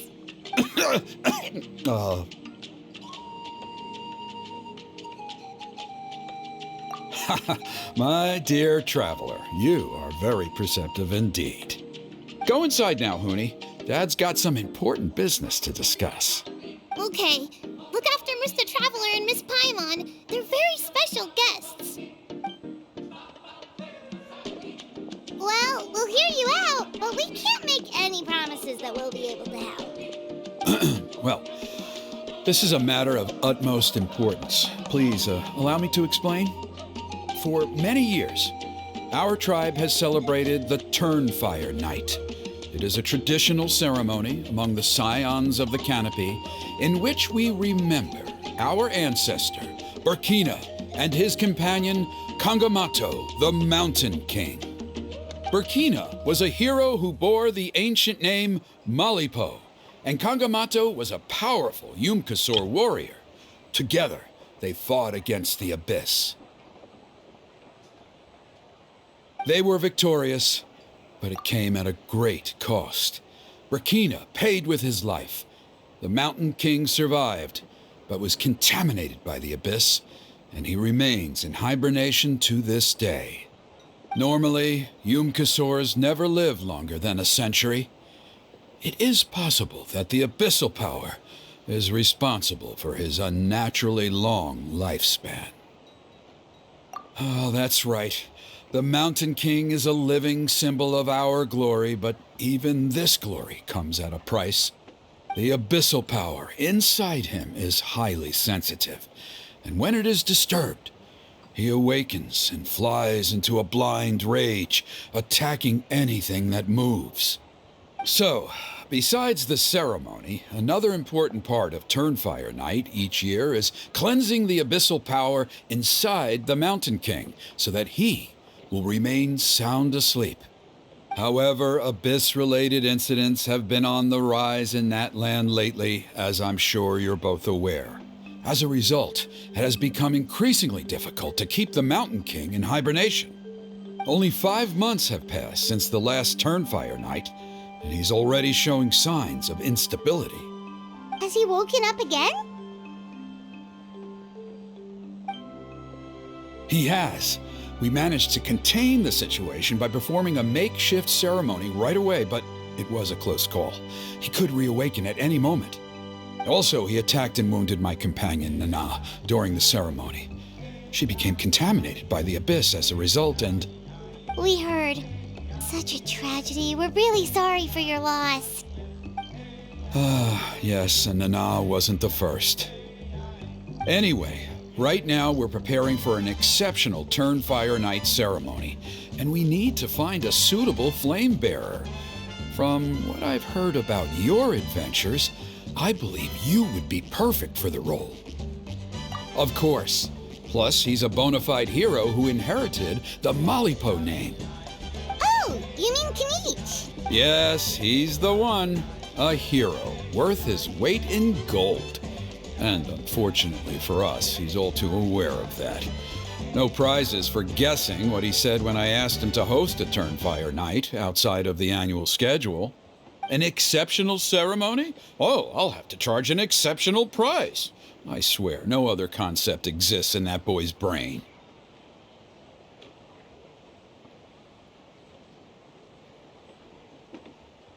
I'm not the one to usually talk about people behind their backs, but I'm convinced the Wyab got hit on the head and took a wrong turn the day it chose to give that ancient name to him. I mean, have you ever heard of a hero whose mantra is, "What's your asking price?"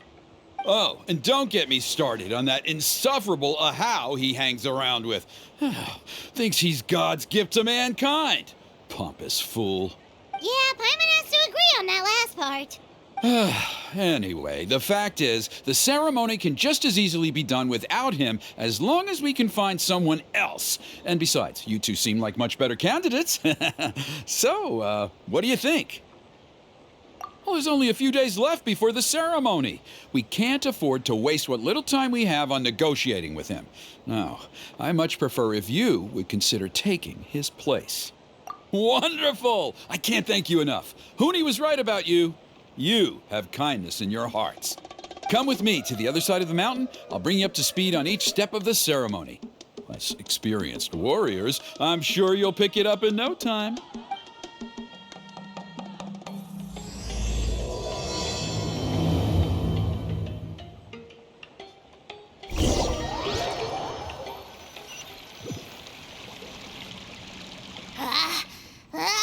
Achoo!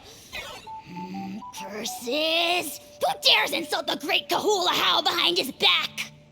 Oh, great Kahul Ahau, bless you. Shut your filthy mouth, worm of the abyss! Your putrid words defile the air we breathe. You make the almighty Dragon Lord, Kahul Ahau, sick to the stomach. Speaking as a member of the Abyss Order, that's music to my ears. Exactly the kind of reaction we're going for. But on a personal level, I gotta say, it's pretty hurtful. Ugh, Never have we heard such brazen blustering from someone who is inches from death! Up yours, Four Eyes! We spit in your face! Okay, well, that I am at a loss to explain. How do I manage to stay so chirpy and cheerful? I can only guess it's some kind of powerful magic.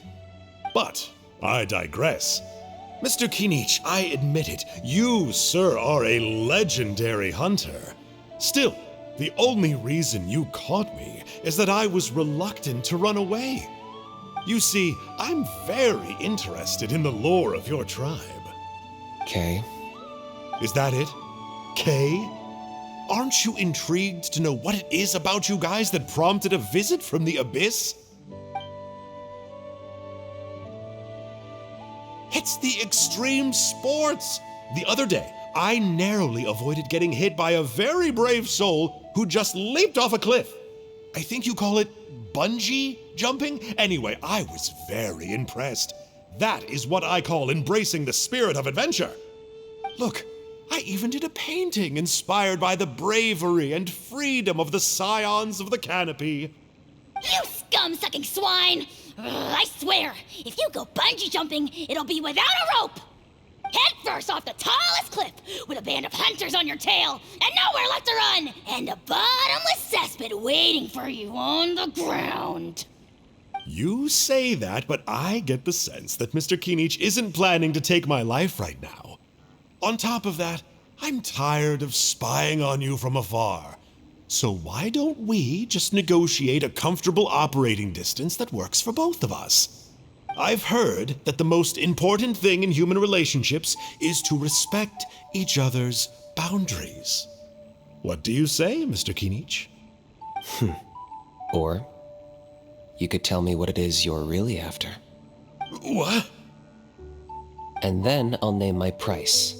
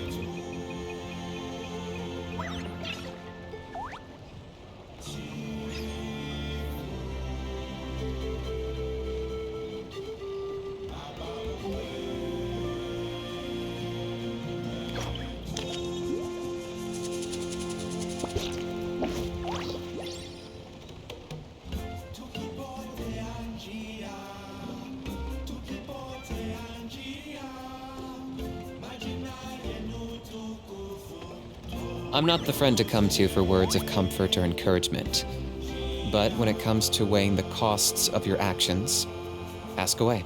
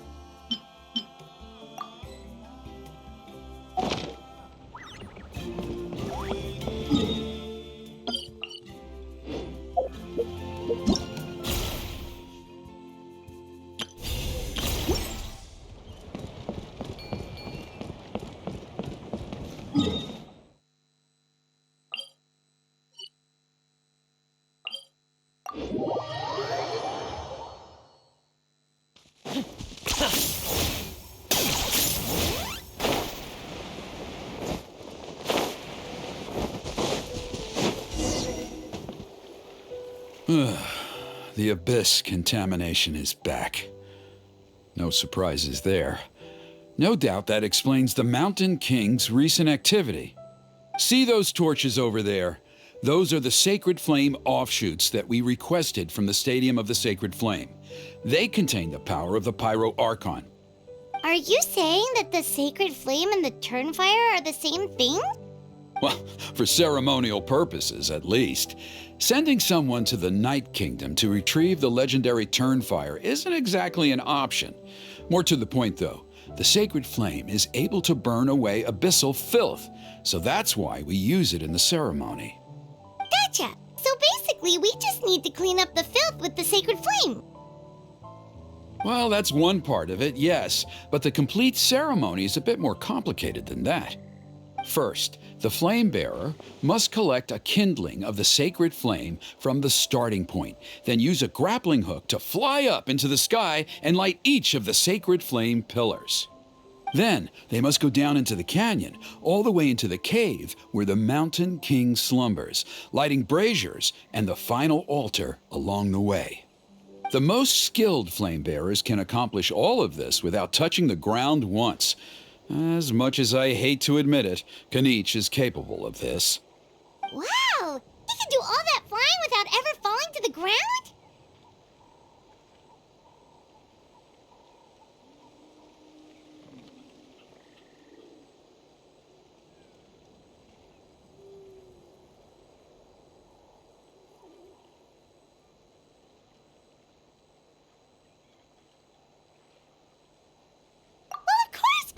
Can. It'd be much harder for you guys.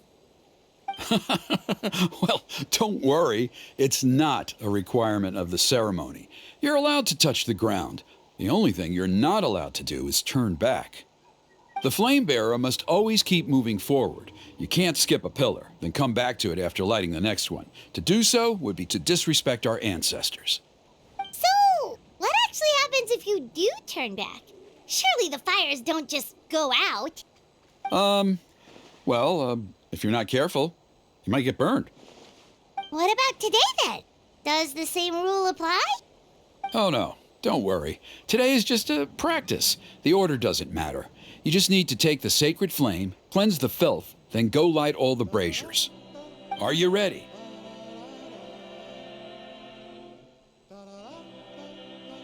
I'll repeat all the key points again. Gather the kindling, cleanse the filth, and light all the braziers. I'll wait for you at the end.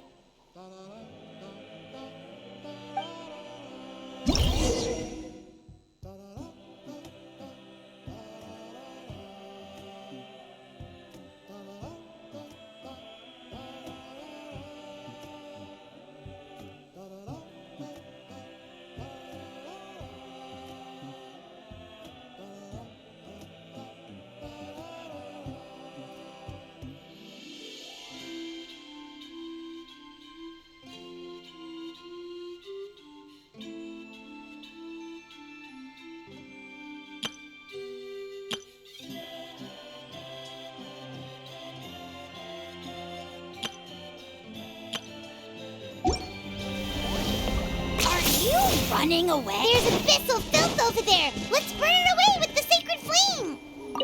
Alright, let's use this kindling to complete our mission. There's abyssal filth over there! Let's burn it away with the sacred flame! 10 points for agility.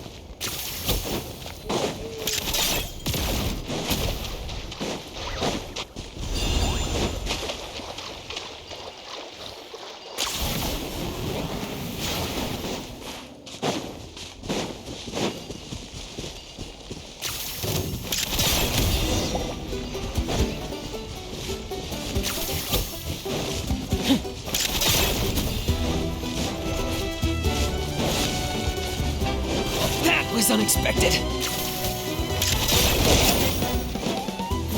Target acquired. My mistake. Ow! That couldn't break the curse.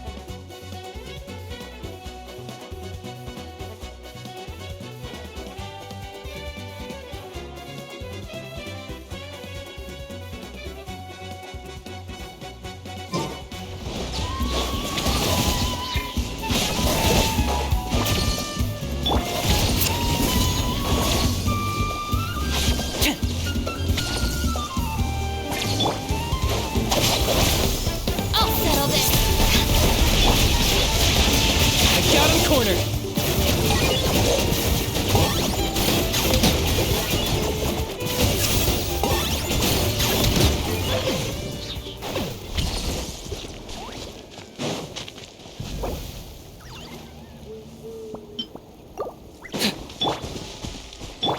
Stand with me!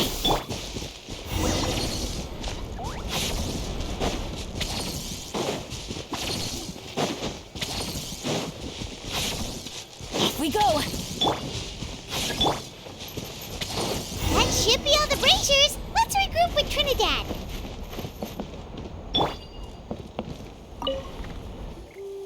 I knew I was right about you. You have outperformed all of the other previous candidates.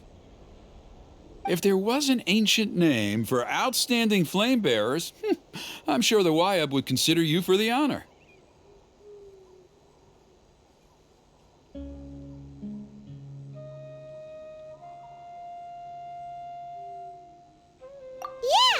although it would probably take Paimon quite a bit longer. All right, now there's still a few days left until the ceremony, and I should probably get back so I can inform the chief and the other elders that I have found the flame bearer we need. Oh, you mean they've still got to sign off on it? Some of them are still hoping we can come to an agreement with Kinich, but that's only because they haven't seen you in action. Still, I'm the one responsible for securing a flame bearer, and my recommendation is you. Just for Paimon's own peace of mind, are you sure it's not going to be a problem having Outlanders take on such an important role in your ceremony? See that place over there? There was a time, long before the age of Burkina and the Mountain King, when we, Scions of the Canopy, called that our home.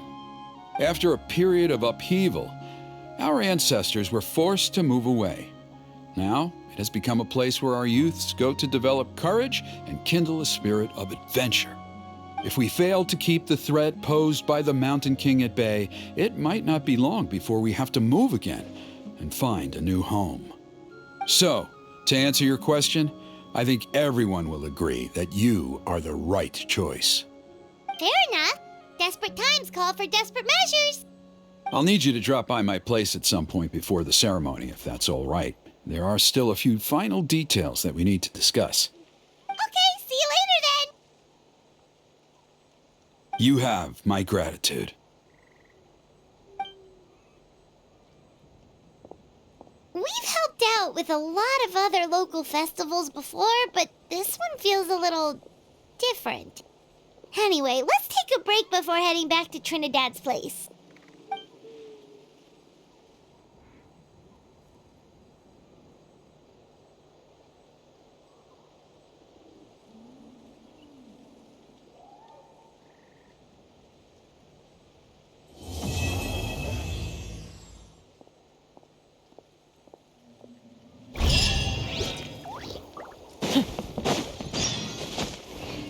Got something you want to say?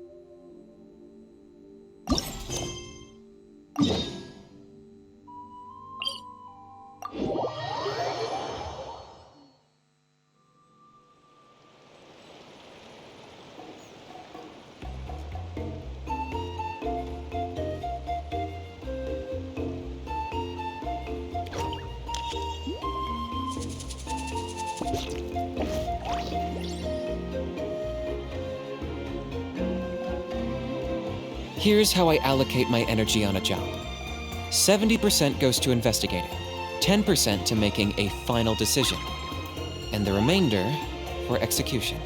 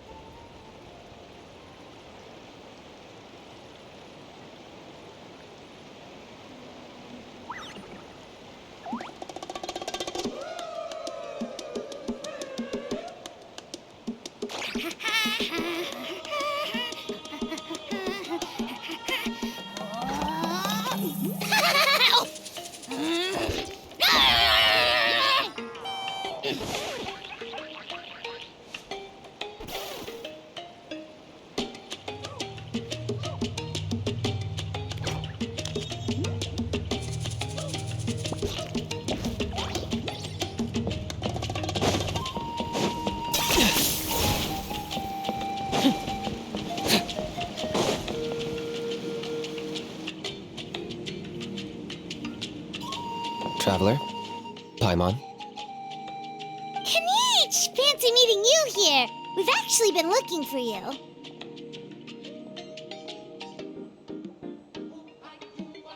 I'll get straight to the point. I hear you accepted a proposal from Elder Trinidad. Oh, the, Turnfire Knight, you mean. You were still his first choice. It's just... Oh, jeez. It's not what it looks like, promise. Chill, it's cool. I only mention it because there's something you should know. And I suspect Elder Trinidad hasn't been completely forthcoming with you. His true intention is to resolve the Mountain King problem once and for all. Once and for all? You mean this'll be the last Turnfire Knight ever? That's right. He wants to use you to send the Mountain King to the Night Kingdom. To the Night Kingdom? You mean... To his death. Whoa, are you serious right now? You shouldn't go blurting out accusations like that. It could get you in trouble. Too blunt? Okay. I'll phrase it more gently. There is potentially a possibility that Elder Trinidad may be hoping that during the course of the ceremony, you kill the Mountain King dead. But that's ridiculous. He told us the Mountain King is a living symbol of your tribe's glory. And that glory comes at a price. Oh, that's right. The Mountain King is a living symbol of our glory, but even this glory comes at a price. Ah, yes, and Nana wasn't the first.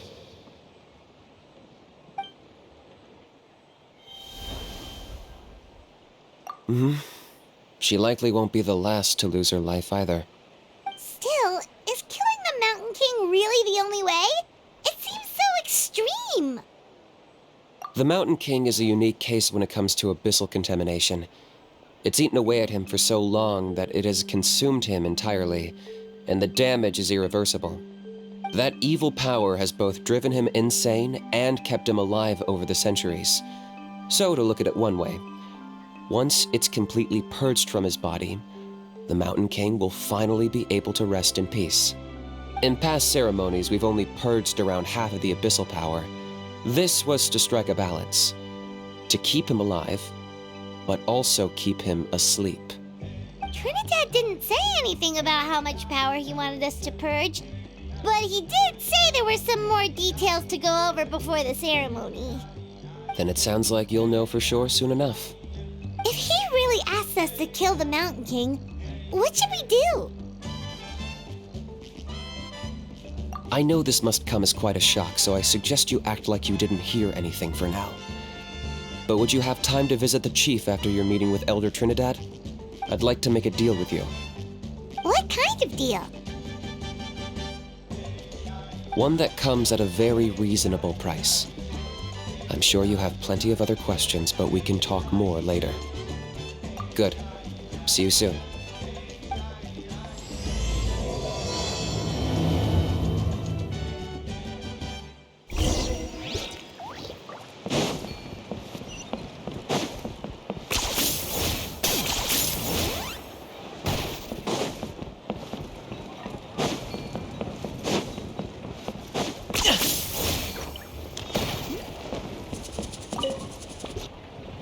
Ah, mighty Outlanders, you have returned.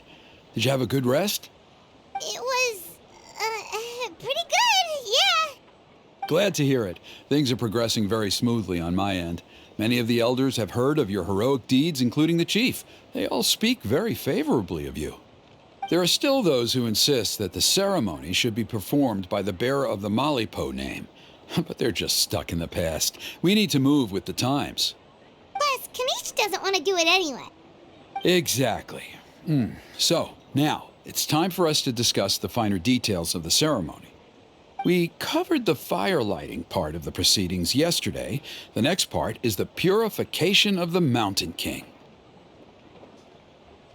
It's quite simple. You just need to use the sacred flame. We've done it plenty of times before, and it's always very routine. I'm sure you won't have any problems.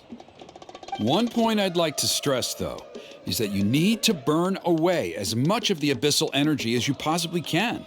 The more we dispel, the longer the Mountain King will remain asleep. Asleep, huh? Precisely.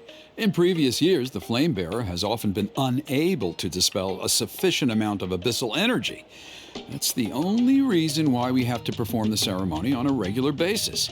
But I understand that you have a lot of experience fighting against the Abyss, and you seemed to wield the sacred flame quite effortlessly yesterday. With your help, I'm optimistic this time we can dispel all the remaining abyssal energy from the Mountain King's body, freeing us from this ever-looming threat for many years to come. Traveler? So this doesn't faze you at all, huh? You clearly have a lot of confidence in yourself. If that's all you really need to know, the ceremony's in 3 days. I'll come and fetch you when we're ready. In the meantime, feel free to take a look around our settlement. It would mean a lot to the elders if you got to know some of our people. And if you wouldn't mind helping them out with a few errands here and there, that would be even better. So now we have extra errands to run? Maybe we should add a little extra to the price. Just a humble suggestion, that's all. It will help you gain the respect of our people, and as a mighty hero, I truly believe that's what you deserve. I'll be sticking around for the next few days, so if you have any questions, you know where to find me. Seems like Kinich was right. We should go meet up with him right away.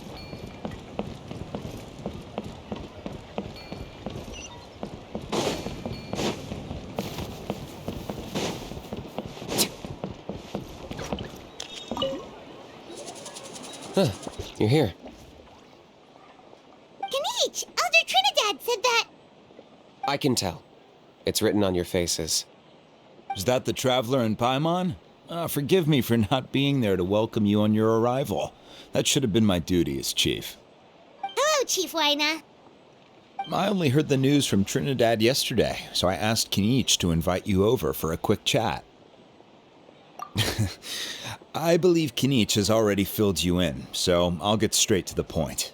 Firstly, I fully endorse your appointment as flame bearers for the upcoming Turnfire Night. However, I would like to request that you take steps to ensure the Mountain King's safety. Every child of our tribe grows up hearing the tales of our heroes, from Yupanqui the Firebringer to Burkina and the Mountain King who fought against the Abyss.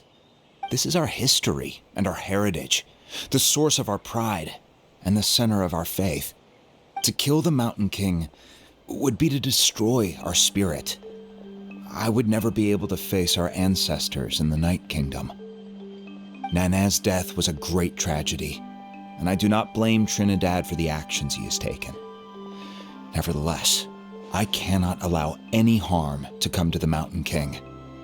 The very roots of our identity are at stake. My honored guests, please give this matter your serious consideration. Perhaps there is, but despite all our attempts to contain the situation over the years, we've not found it. Right now, I should like to hear where you stand on this matter.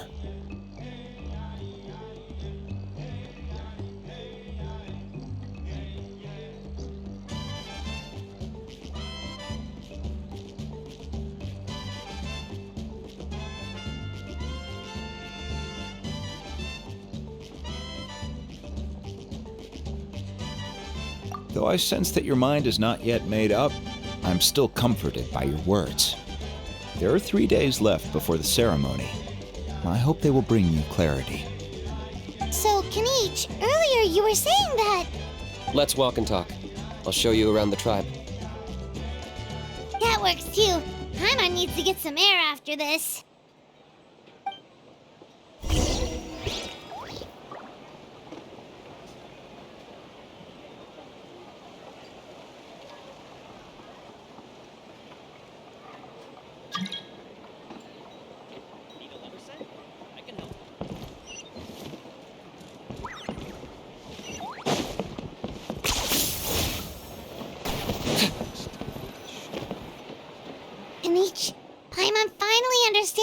turn Trinidad down. You knew what he was planning, didn't you? That's why you didn't want to be the Flamebearer this time, because it's a double-edged sword. The whole Mora thing was just a sneaky excuse. Double-edged sword is right. But my response wasn't merely an excuse. To solve this exceptional problem, an exceptional price must be paid. I'm working on it. Really? Well, come on then, let's hear it. In a moment. Didn't you have a question you were about to ask me? Oh, yeah. What was it again? Oh, right. We need to talk about how he's completely unhinged. I agree that he has a problem. He needs disciplining, so I hired him a teacher. You got him a teacher? Oh, Paimon would love to see him get scolded for bad behavior. Anyway, moving on. When we ran into a How, he said you two were investigating some abyss thing together. Is that related to the whole Mountain King situation? Yes, that's the angle I've been working on. I'm a Saurian hunter, but I occasionally hunt the abyss too. One time I was pursuing some purple demonic dogs when I accidentally entered a hidden space. I did some research after the fact. Apparently they're known as beastly rifts, and there are many of them of all different sizes. That's where those purple dogs were coming from. So, if we can locate one of these beastly rifts, clear the monsters out, and move the Mountain King inside, he'd be able to continue living, but without posing a threat to the tribe. Whoa, that sounds kinda crazy. Would it really work? It's not without its risks, of course. There's a lot of unknowns in the equation. For instance, for all we know, a prolonged period inside the rift could make the Mountain King's condition worse. Still, we desperately need something like this, even just as a temporary measure.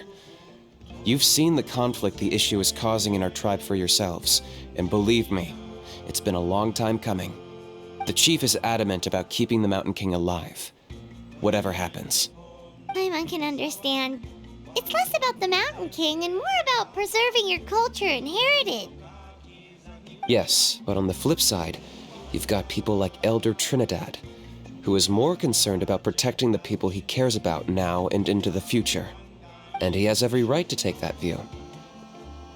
It's one thing to try and preserve the last remnants of a glorious past, but making your kin pay the price for it? No one can seriously tell them that's a fair trade. You're right. There's no easy answers here. Let's leave that to one side for a moment and assume we go with your plan. How do you actually intend to find one of these beastly rifts? Because at least in our experience, the dogs open the rifts when they want to attack us, not the other way around. I think I know a way. You have any better ideas? Not at the moment, but it just feels like using the power of the Abyss for our own ends isn't gonna end well. After all, the Abyss is what turned the Mountain King into a monster in the first place. People are gonna think you've lost your marbles. If it doesn't end well, then that's the price we pay. Everything in the world comes at a price. Even when Yupanqui, the Firebringer, stole the Turnfire, it cost him dearly. The Mountain King's erratic outbursts have brought tensions within the tribe to a boiling point. Unless this gets resolved quickly, everyone will be stuck in a stalemate. All right. So what's this deal you wanted to make with us? We're hardly experts on exploiting abyssal power. All I need you to do is keep people away from me. I'm getting harassed on a daily basis by people trying to convince me to be the Flamebearer. I can't afford to waste all my energy dealing with them. If you help me out, there'll be a gift for you in return. Ooh, what kind of gift? Something well worth your while, I'd say. Just keep doing what you've been doing. Integrate yourself with the tribespeople, so everyone comes to terms with the fact that we have a new Flamebearer. That way, I won't have an endless stream of people coming to beg me to join the ceremony, and I can focus on finding a way to summon the beastly rift. Then, when the day of the ceremony comes, we'll move the Mountain King into his new home. Still sounds pretty crazy. Even for a daredevil like you, that's dangerous. And even if it works, what if neither Chief Lina nor Elder Trinidad are happy with it? Have you thought about what you'd do then? At least the two of them would finally be on the same side of the issue, leaving only me on the opposing side. The tribe needs leaders like them far more than a Saurian hunter for hire like me. Can I take that to mean that we have a deal? For sure. And who knows? Maybe we'll come up with an even better solution to all of this in the next couple of days. Great. Well, for the next couple of days, please spend some time among the tribe and lend a hand wherever you can. I'm sure everyone will be swept off their feet when they meet our new flame bearer. Good luck to us both.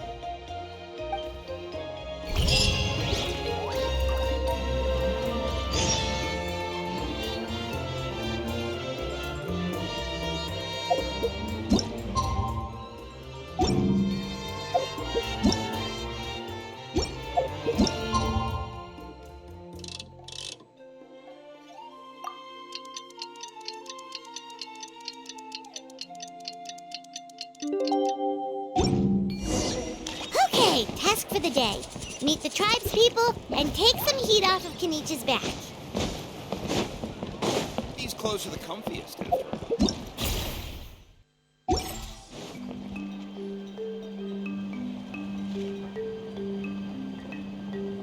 Huni, how can you call the Mountain King a monster? Because he hurt a lot of people. And look what happened to Nana. But it wasn't on purpose. The Mountain King is sick, that's all. He's been hurt by the Abyss. That's true, but the fact remains that he's now a threat to all of us. How can you be so harsh to someone who's sick? If you don't take back what you just said, I don't know if we can carry on being friends. Toba, Huni, what's wrong? Huni's saying nasty things about the Mountain King. It's not right. He's our hero. Once upon a time, maybe, but not anymore.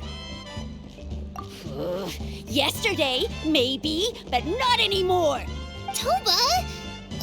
Fine. I guess my dad is right. Things change, and you just have to accept it and move forward. As of today, our friendship is over. There's no going back. Oh, come on, cut it out, you two. We have some great news to tell you. The Traveler is gonna be the flame bearer for the next Turnfire night. He's gonna do a beautiful ceremony and cure the Mountain King's illness for good. What? Really? So that's what my dad wanted to talk to you about? To be fair, from what we saw the other day, you are pretty good at climbing cliffs. Probably just as good as Kinich. Wait, speaking of Kinich, where even is that guy? Oh yeah, good question. Is he not coming to the ceremony anymore? We can get him to come, but if he catches you two fighting again, he won't be happy. He'll be sure to give you both a piece of his mind. No, we can't let that happen. I've never even spoken to him before. I can't afford to make such a bad first impression. I didn't mean to argue with Toba. All I said was that the Mountain King has done some pretty bad things. He was the one who turned it into a fight. Yeah, if you weren't friends, there's no way Toba would have come to look for the baby Saurians with you. All right. Well, because it's the Traveler and Paimon and Kinich, I'm sorry, Toba. I'm sorry for all the mean things I said about the Mountain King. Dad just really misses Nana, and I was really upset that she's gone, too. Huh? Oh.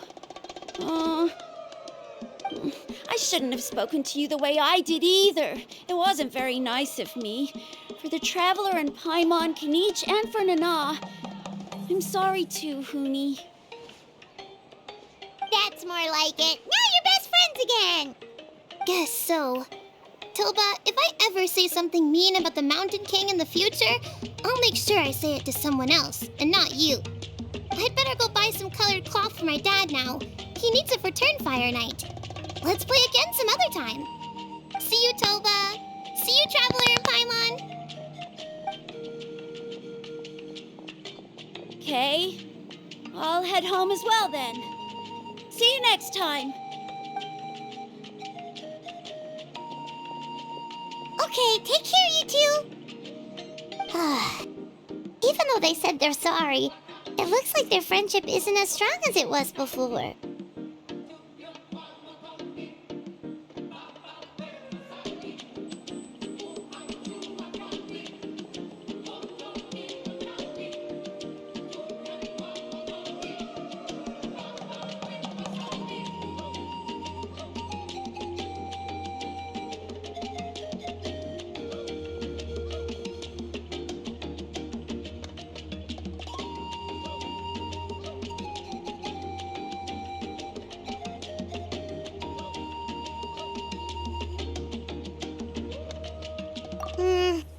Let's just hope we can solve this once and for all. Come on, let's move on.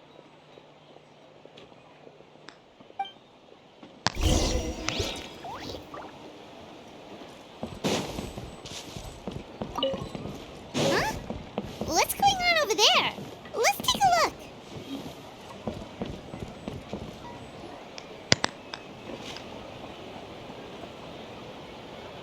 Hey there! What's happening here? A rehearsal for the Turnfire Night dance. Ooh, there's a dance involved? Paimon wants to learn too! You don't know it? Ah, I guess you're not from these parts, huh? It's rare to see a new face around the tribe these days. I thought everyone would be keeping away. Why do you say that? Because of the Turnfire Night, of course. The Mountain King could wake up at any time. This isn't one of those fun and games festivals. For outsiders, it might even be a little dangerous. Because of the Turnfire Night, of course. The Mountain King could wake up at any time. That's why we're holding an emergency ceremony. Well, did you know that the Flame Bearer this time is actually gonna be an outsider? Oh, I did hear about that. It's a first for sure. I would have loved to meet them in person. What? Oh, it's you? Man, oh man. Well, this is a nice surprise. It's funny, I was just thinking that I'll probably miss out on meeting the new Flame Bearer since I'm not taking part this time around. Then suddenly, there you are. Must be my lucky day. You're not taking part in the Turnfire Night? How come? You're not an outsider too, are you? You must be joking. Watch this.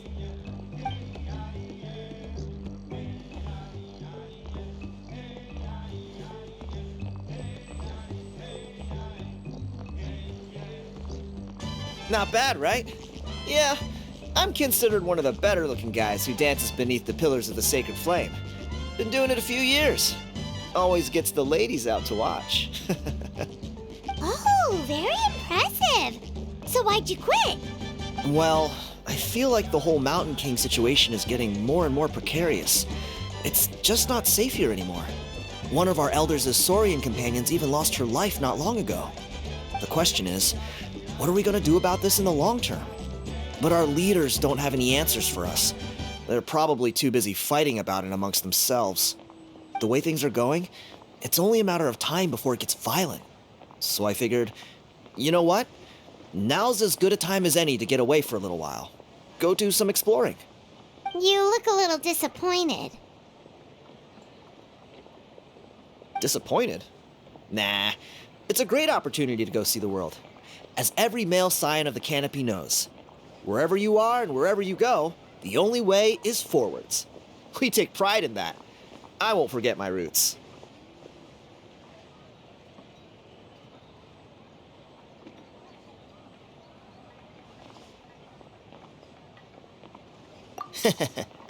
I managed to get in touch with the Saurian Relics Association. They gave me a simple test. Find a decent quality relic, and they'll make me a member. What's the Saurian Relics Association? You've never heard of it? It's a group of amateur history enthusiasts who do research on the ancient Saurian era. They're all about collecting relics and remnants from that age. Speaking of which, the guy who was Flamebearer before you, I've heard that his Saurian buddy comes from that time. A how? A how's a relic from an ancient Saurian civilization?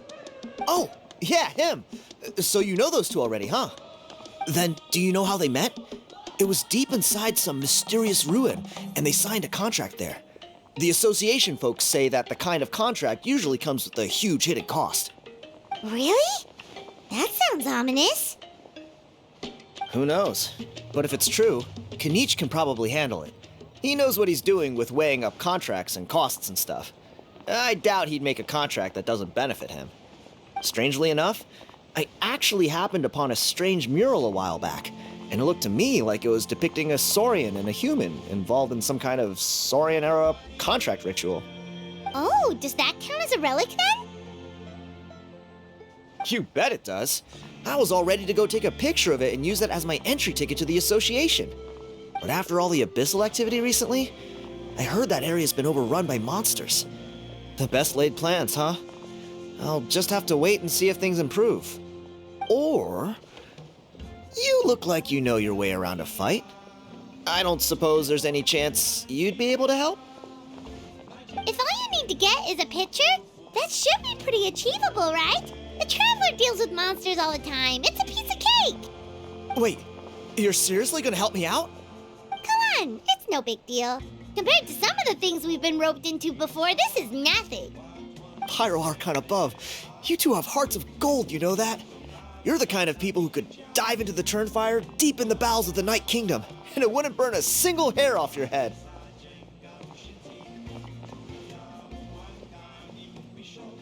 Of course it is. All right, come with me. I'll show you the way.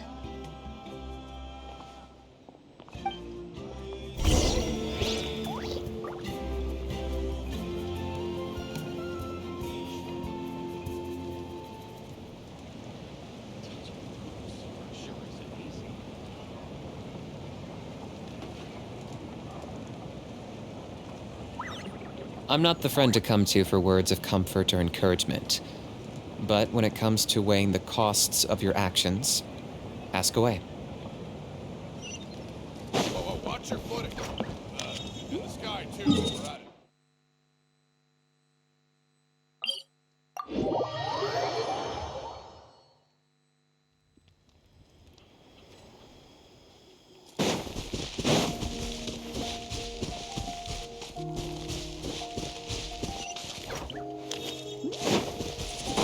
Target acquired.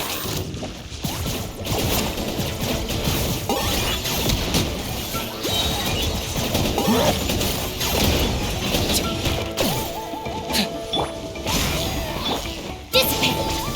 Let's light it up! I got him cornered.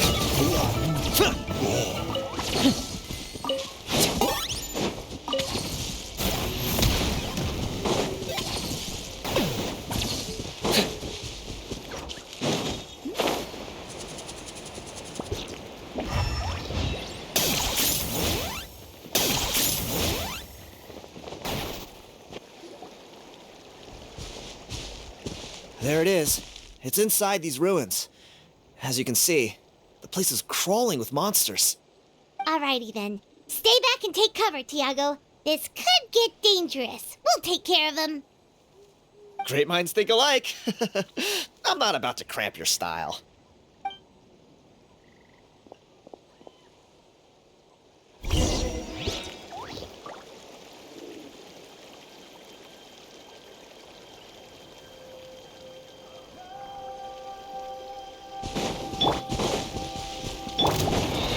Here's backup!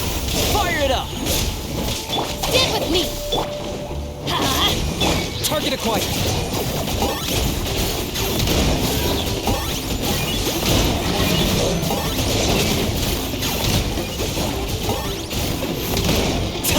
Shadow the past!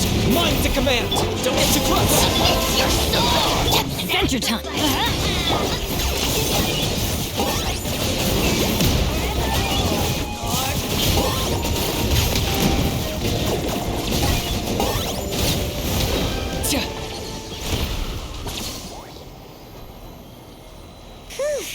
That should be the last of them.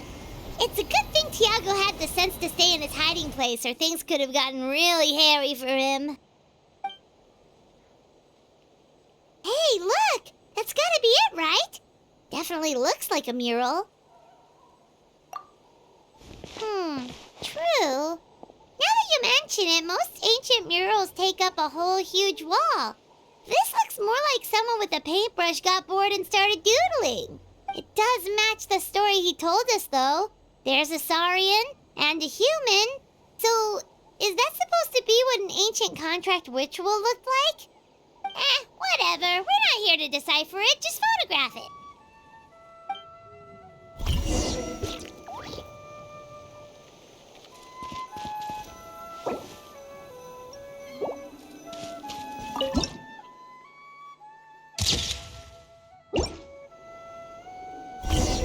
That's a wrap. Let's take it back to Tiago.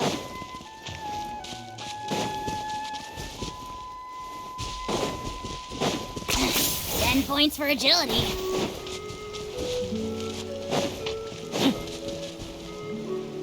You've been robbed? Oh, Ponche. And I thought my luck was bad. Oh, I put blood, sweat, and tears into that, and now I've got nothing to show for it. Some gap-toothed goon stole it from me.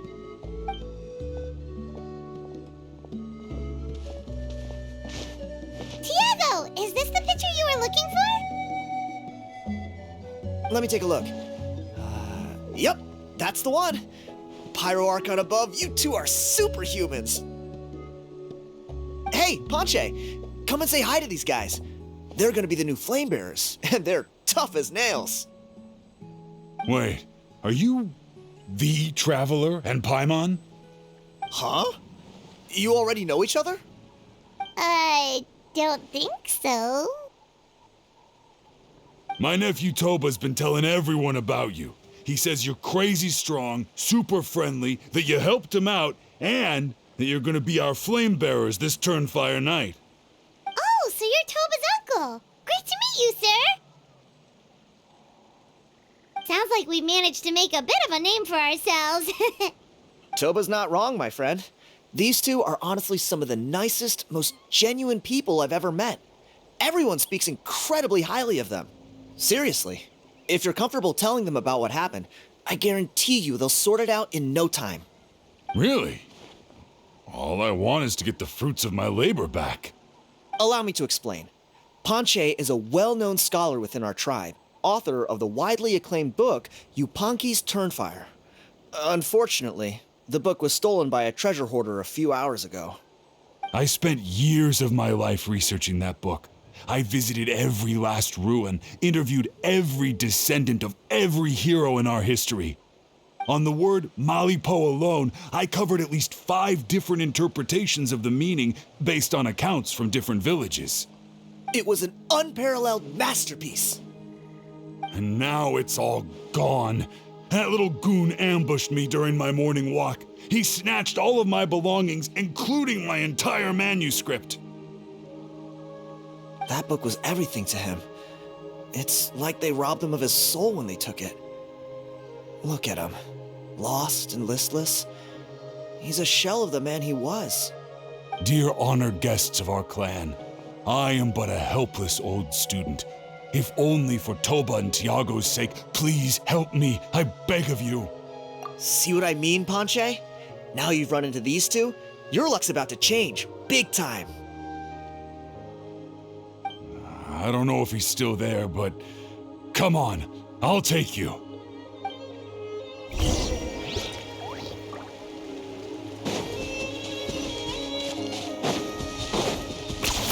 You really are a one-trick pony, you know.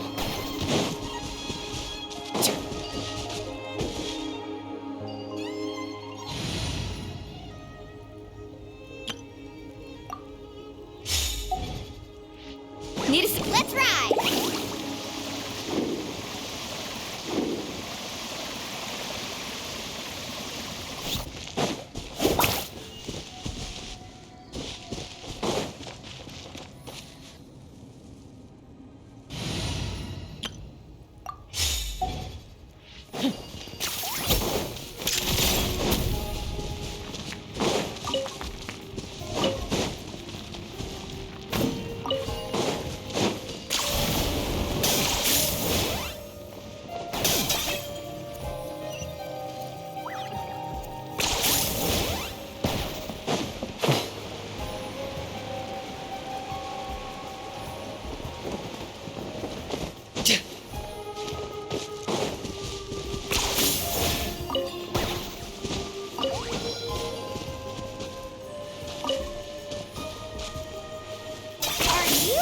running away?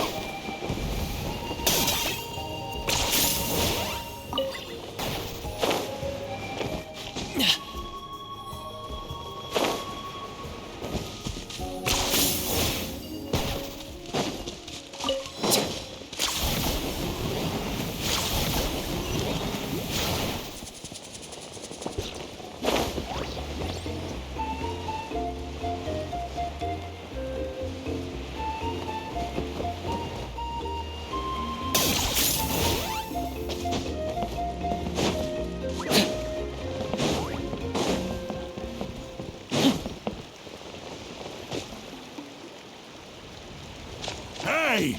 You thieving rat! Give me my things back! What do you want now, you old bum? God, you're a waste of space. Prepare to get shoved butt first into a tree hollow. Oh, what's this? Brought a little bodyguard with you, huh? All right, let's see what you've got. What's this? Eat dirt, suckers!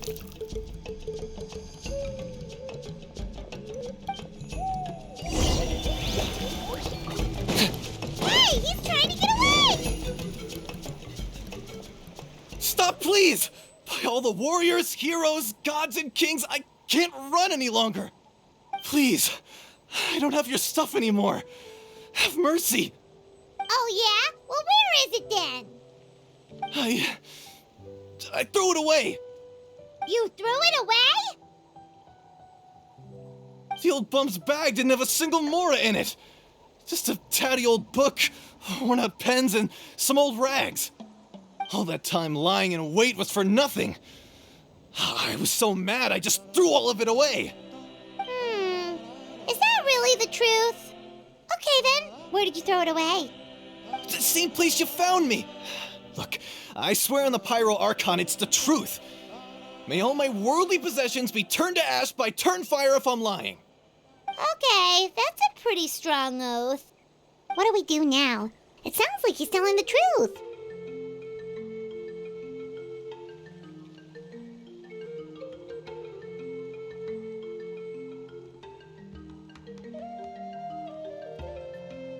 Right. Let's hope nobody gets to the book before we do. We'll never get it back then.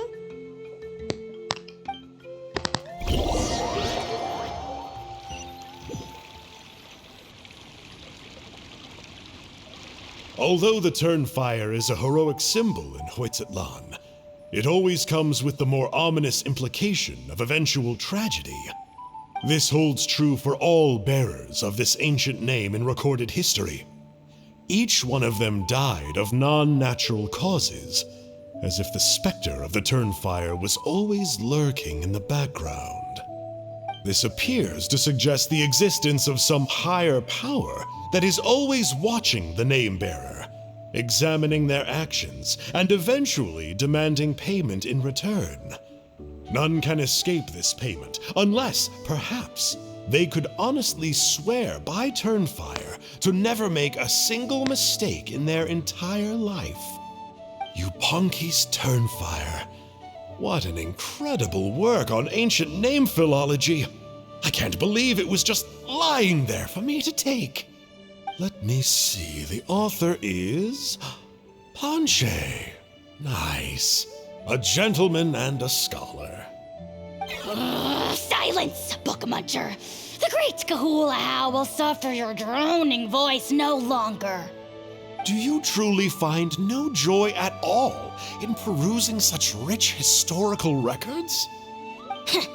Joy? What joy is there in this pointless drivel? Well, it makes a pretty shocking prediction.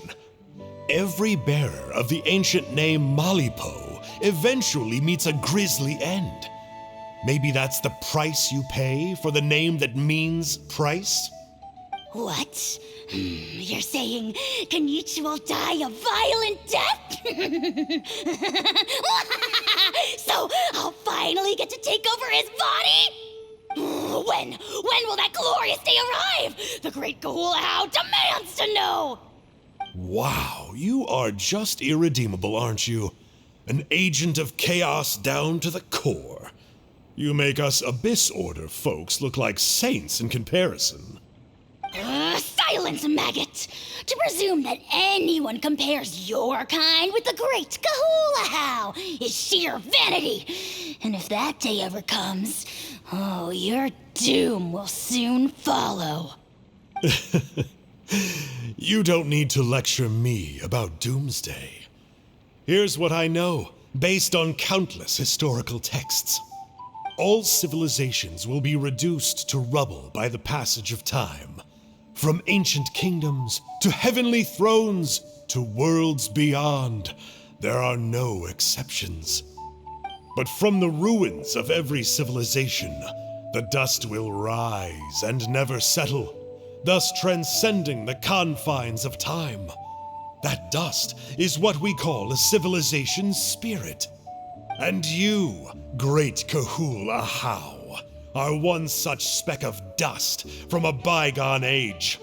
I've paid dearly for the chance to observe you up close. Now, let me take a good look at you. We'll see whether any memories of that age still remain inside you.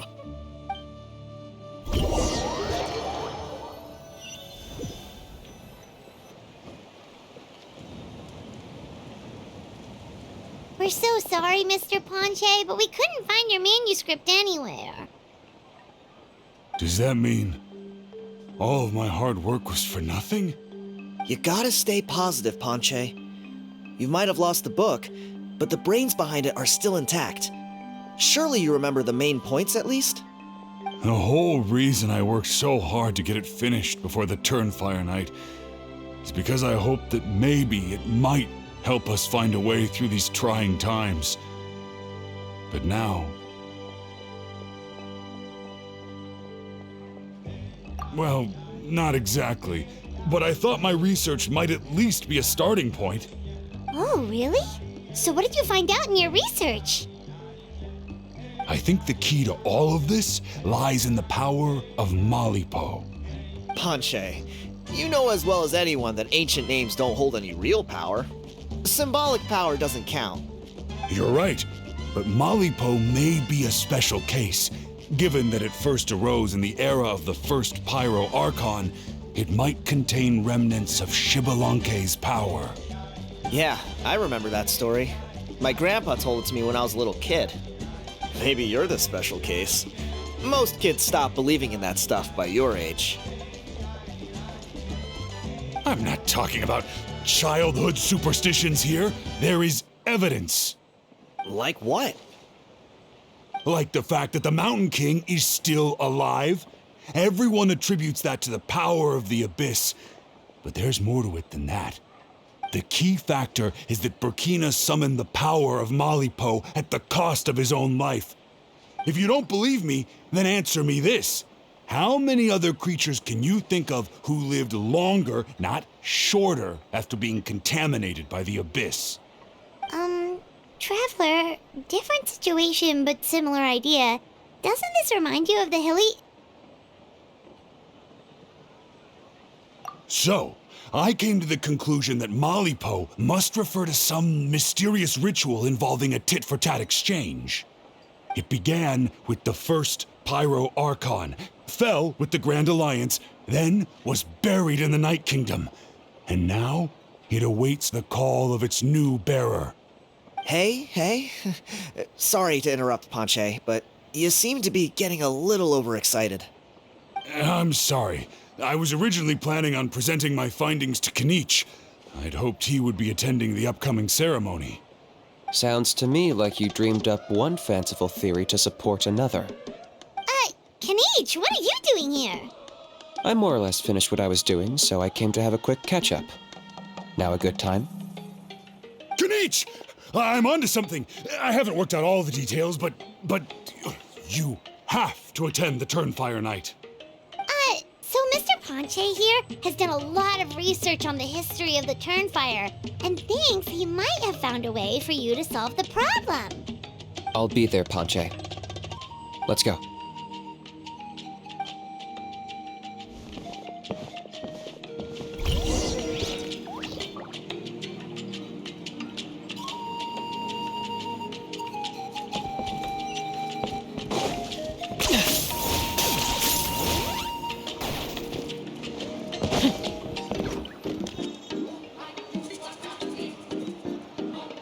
Here will do.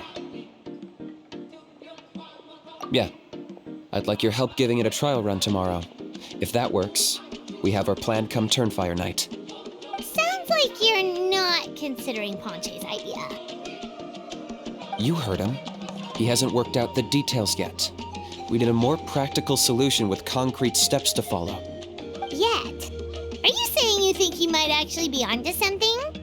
I think it's possible, based on something I know about the war 500 years ago.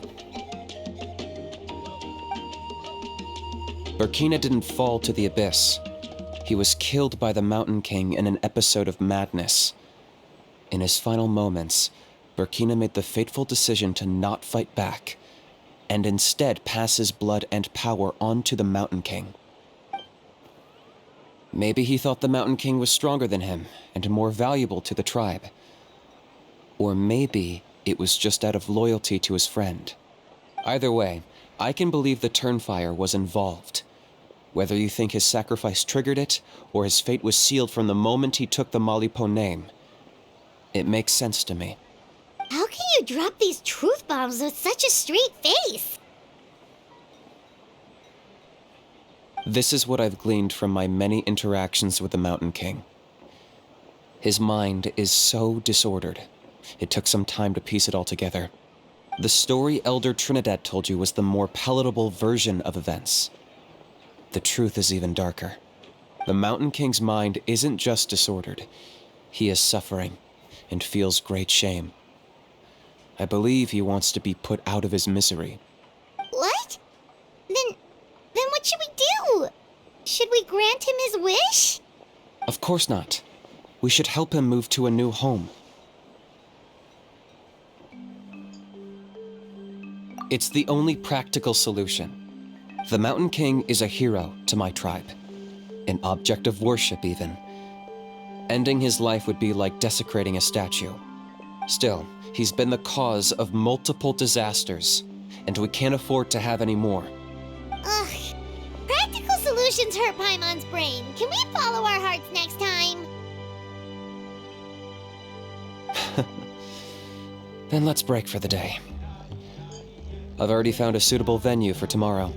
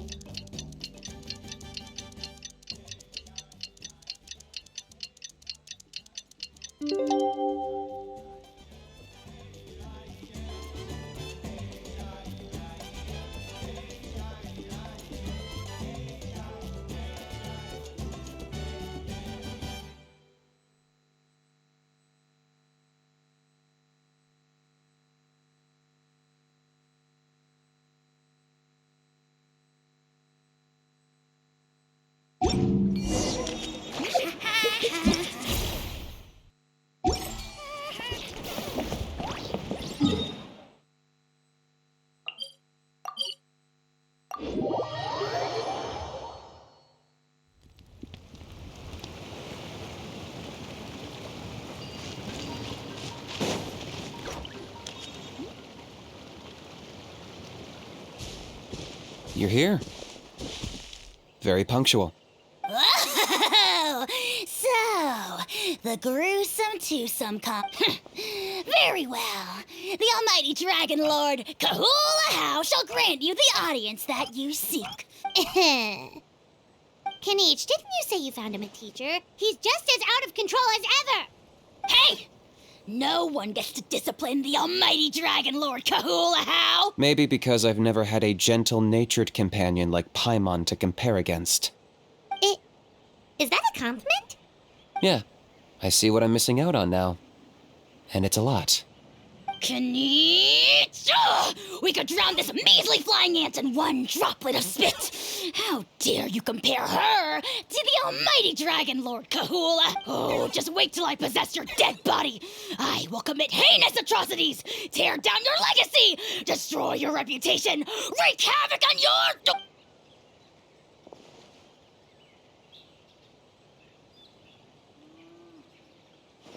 Traveler, Paimon, let's get down to business.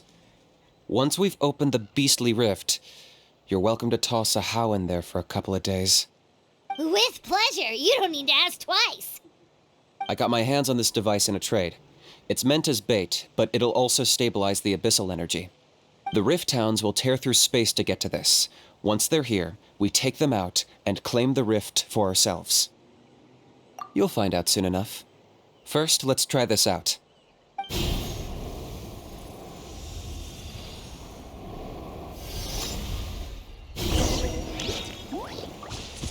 They'll tear you to pieces given half the chance, so be careful.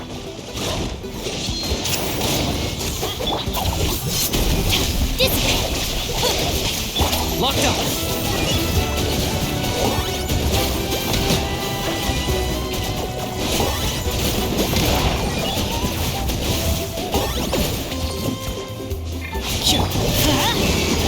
Stand with me! Check this out!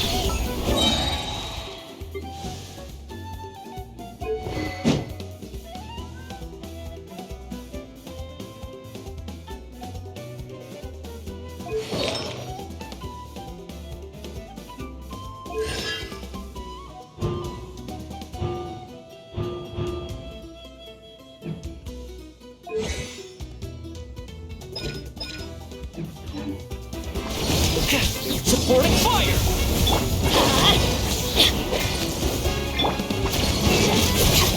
Target acquired!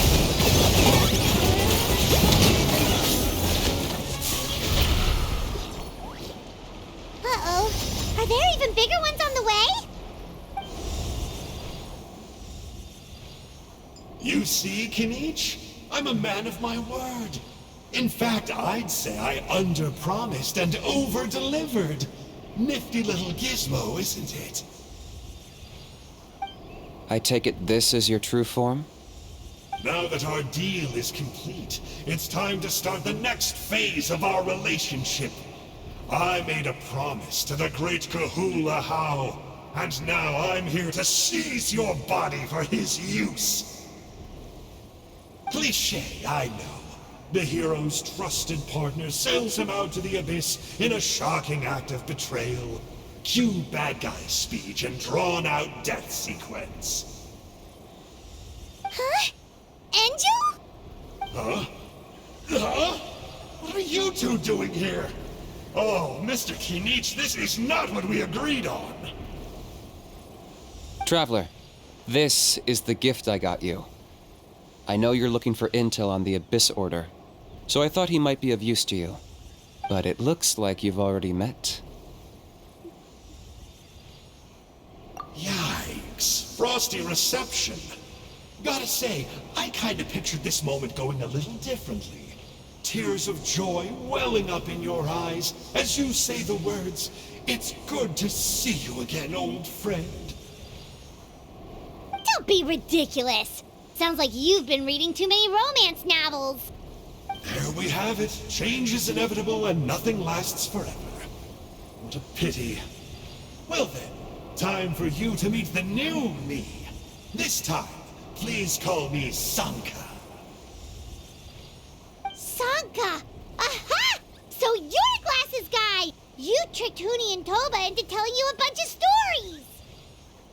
What does it matter? A name is a superficial label. It's what's deep down inside that counts. And I've shown you the deepest parts of me. That would explain a lot. Why else would you show up here and start acting like a wise guy? You looking for a fight? I'll pass. I do rather like you, as I've said before. But my one quibble is that you really don't know your own strength. Wait, of course. You're the one behind all the recent Abyss activity. Let Paimon guess. You've been provoking the Mountain King too. Haven't I told you before? I'm not part of the inner circle who do our Highness's bidding. My interests are far more low stakes. I spend my time digging for truth in ancient doodads and books. You really think a benchwarmer like me is capable of more than that? I investigated him. He's not connected to the recent events. Just happens to be in the area. So, I struck a deal with him. He helps me summon a rift. I allow him to do some historical research. But that's all over. And now Kinich wants to hand me over to you. Well, I was hoping this would be an opportune moment to whisk away his body. That would have given me some more time to study the great Kahula How. But now I've run into you, which is just my luck. Or maybe I've incited the wrath of the Turnfire, and this is the price I have to pay. But I don't understand. What did I do wrong? Wait, does that count? Let me think. How? You are the worst of the worst! Colluding with the Abyss Order against Kinich? How could you betray your partner? There is no betrayal. The almighty Dragon Lord Kahula How is a partner to no one. Don't worry, I told him to act as bait. Yes, and you should have picked a bigger fish. The Abyss Order? Ha! What a joke. Not even a match for our lowly servant. I put up with this toad's croaking for days, and it was all for nothing. It looks like your disciplinary measures have been less than effective, Mr. Enjo. What did you expect? Behavioral rehab isn't really our thing. Otherwise, we might as well change our name from the Abyss Order to the Abyss Boarding School. The abysmal disorder would suit you better. Kinich! Dispose of him! He is of no further use to us! Traveler?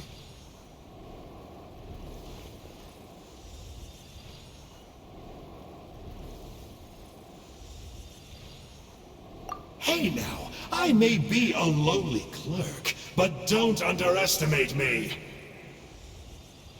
I could never beat you in a straight-up fight, but when it comes to running away, I won't lose to anyone.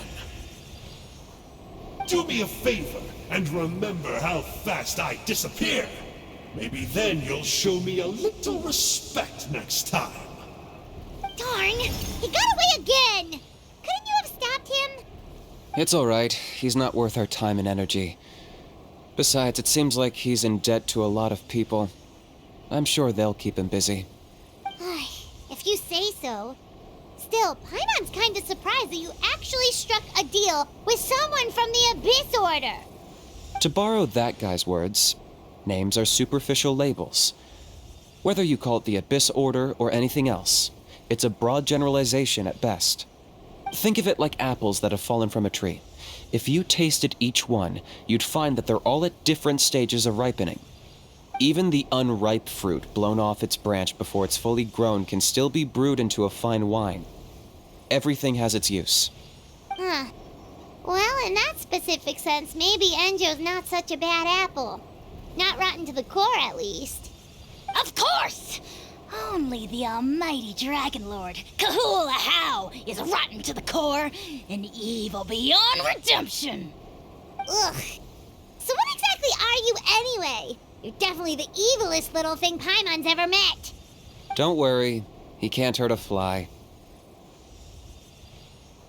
You could say that. Paimon heard that those kinds of contracts might come with a terrible cost attached. Is that true?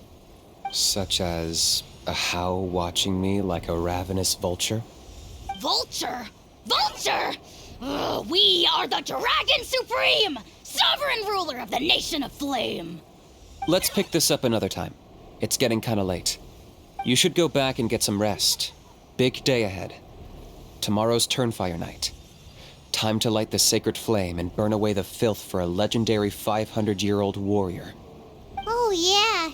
Hearing you lay it out like that is making Paimon a little nervous. For all the work we've put in, it all comes down to tomorrow night.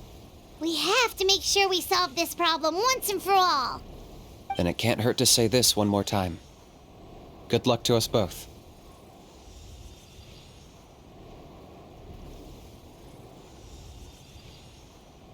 See you tomorrow.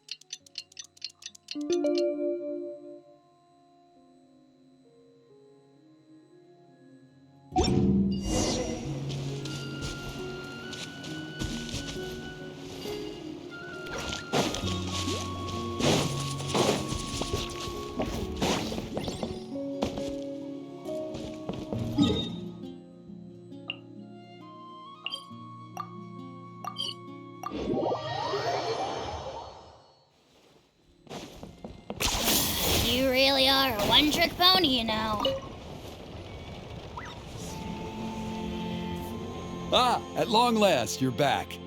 I hear you've done much for our people these last few days. Everyone has nothing but praise for you. Many young people have heard the rumors too. They're all eager to meet our new flame bearer. Well, they won't have to wait for long. It's almost time for the ceremony. We really hope we can resolve the Mountain King situation quickly and smoothly. Seems like a lot of people have been worrying about it, huh? Well, it's nearly time. So, if you're ready, then follow me to the ceremony site.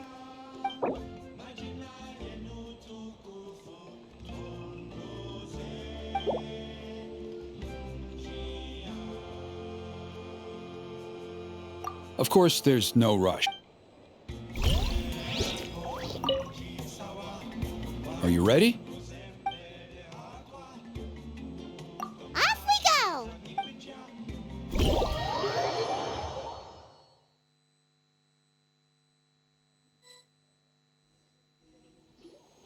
Here we are. Our honored guests have arrived. I have heard much about your fine work over the past few days.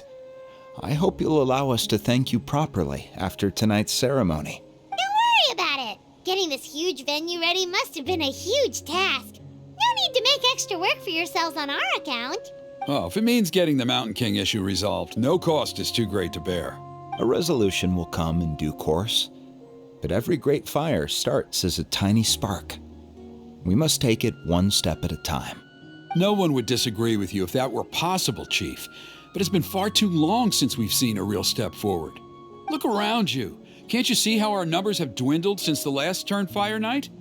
The ceremony was arranged on short notice. Many are away from home and could not make it back in time.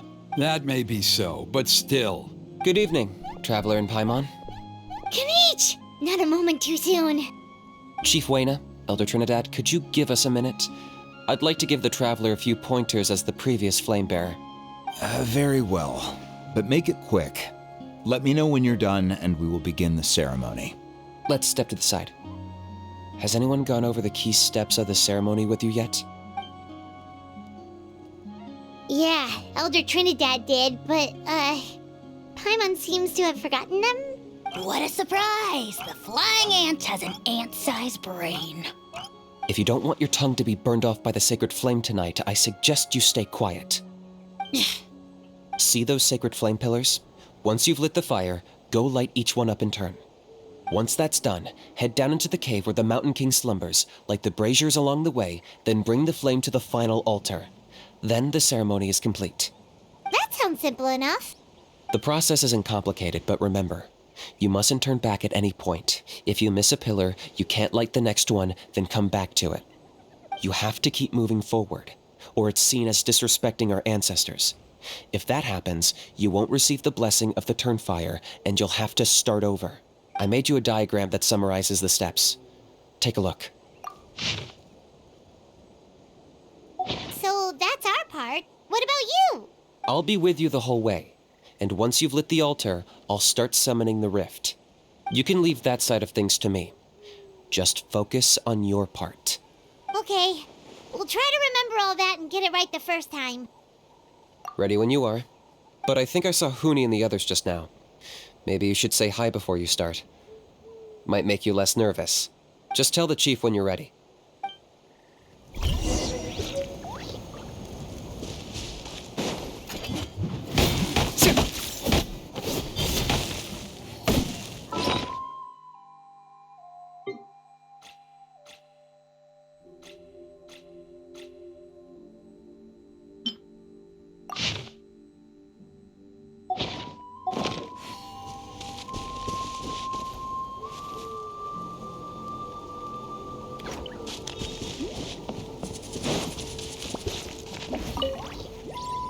Mr. Traveler, you look so cool today! You're gonna make sure the Mountain King never threatens us again, right? I believe in you. I'll be cheering you on the whole time.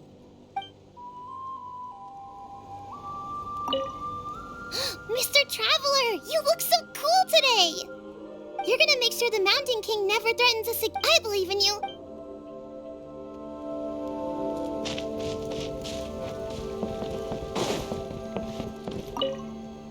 Mr. Traveler, you're finally here!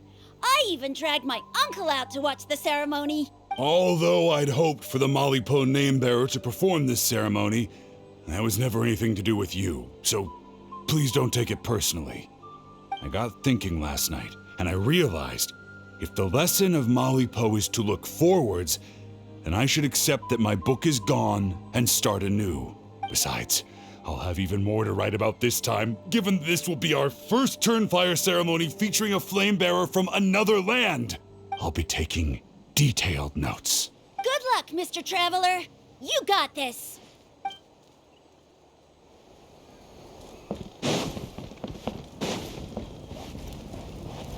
Hey! Bet you're surprised to see me. Didn't think I'd be coming, did you?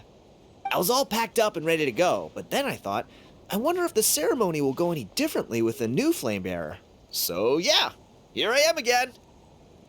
I still owe you for that picture you took, so once you start, I'll be dancing to cheer you on. Don't be nervous, you'll do great.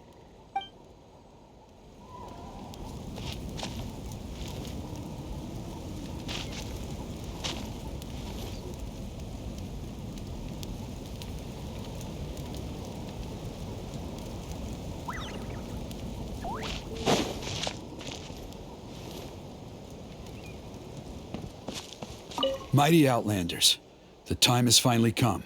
You know what must be done. Please remember, you must cleanse as much abyssal energy as you can. This is the only way to prolong the Mountain King's slumber. I am sure you have what it takes.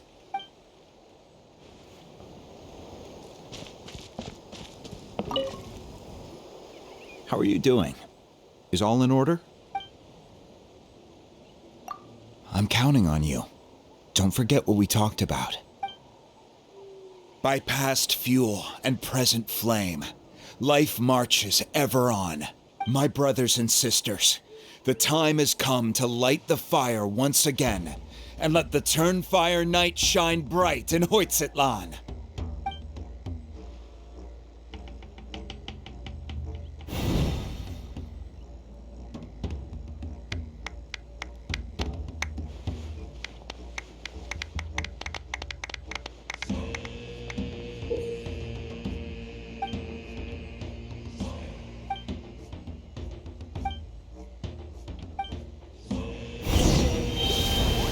Go get the sacred flame.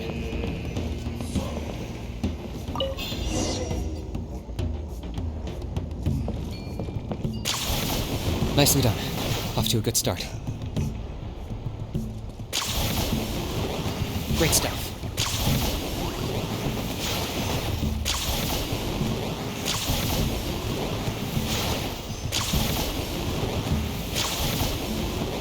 You're over halfway. Keep it up.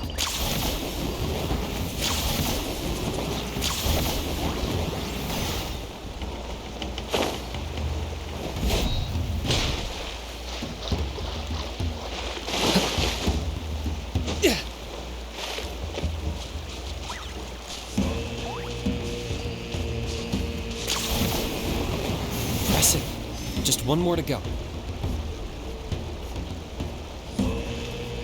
Come on, one last push. The final sacred flame pillar is up ahead.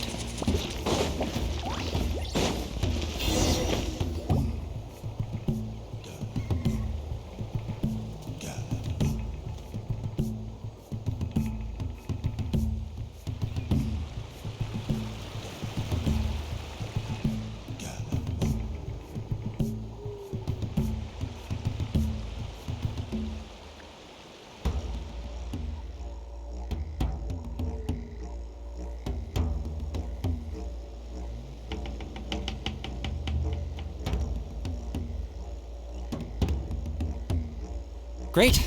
All the pillars are alight. Next, it's down into the canyon and head for the Mountain King's cave.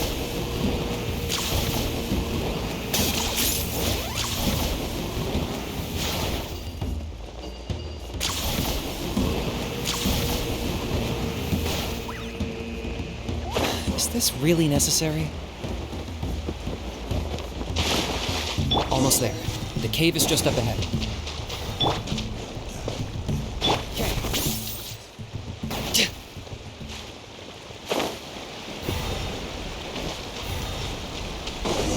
This presence is growing strong.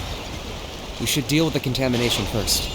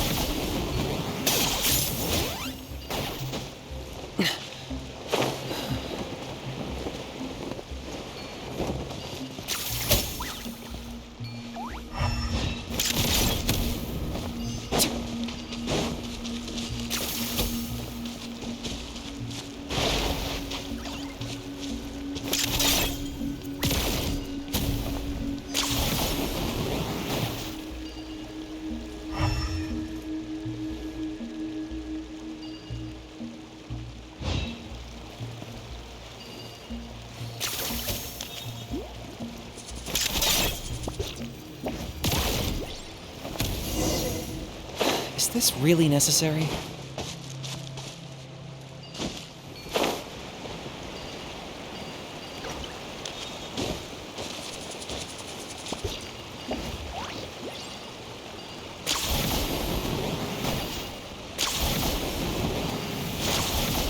There's the altar of the sacred flame. Remember, light up the torches around it first.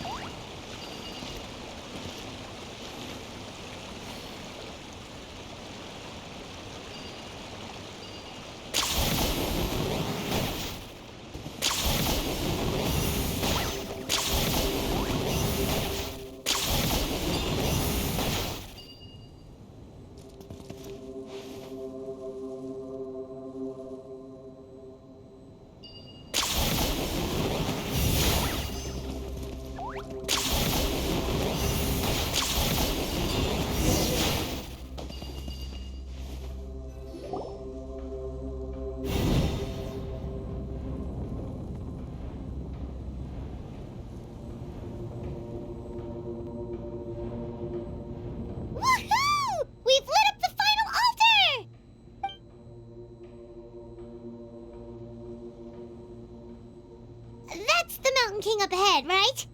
That's him. Kangamato, king of the Yumkasaurs from 500 years ago. He's very powerful. Paimon can tell. He's huge. Let's tread carefully. We don't want to wake him up. You've made it at last. You did even better than I expected. Traveler, now comes the final and most important step of the ceremony. Please use the power of the sacred flame to cleanse the Mountain King of abyssal filth. There's no need this time.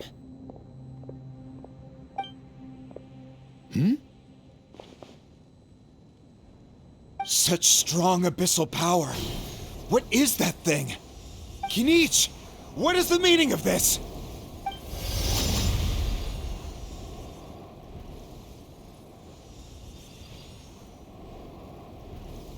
Is that a beastly rift?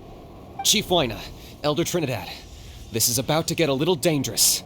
You should step back. What do you think you're doing?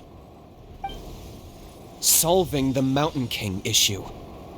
You mean by having him torn to pieces by rift hounds? No, stop! We can't let that happen! Foolish Locust! Can't you see? We're trying to shove your Locust King into the beastly rift! But... I'm sorry, Chief Wyna and Elder Trinidad. This is the only way. Can you promise me that no harm will come to the Mountain King? I can't guarantee it, but I'm fairly confident. Traveler, this is not what we agreed on. You must cleanse the Mountain King of every last trace of abyssal contamination.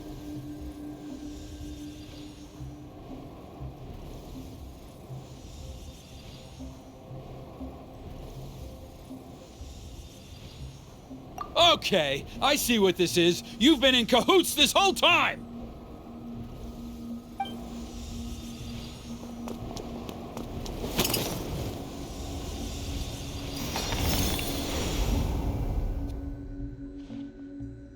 Ugh, you imbecile! What have you done?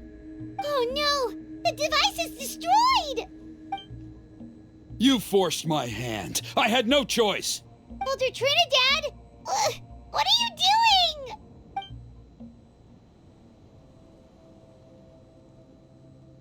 No! The Mountain King is waking up! He will cause even more casualties! Everyone, out! Now!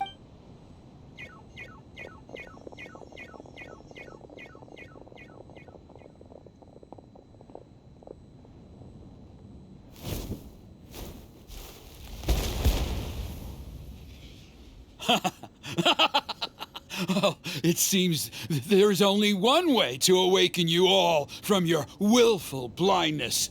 More sacrifices must be made.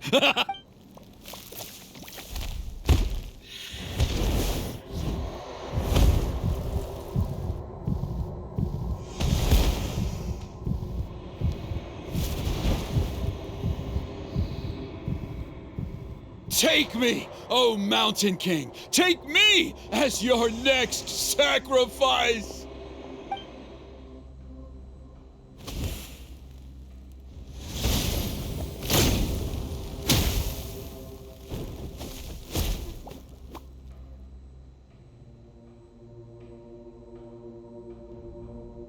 Everyone's still outside. We have to keep the Mountain King here. Give me a hand. Too close. Locked up.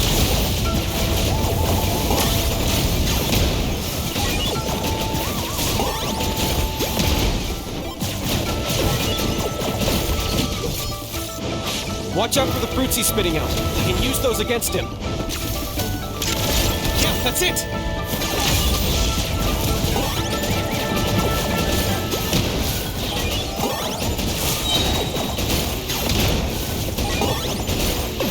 Lockdown!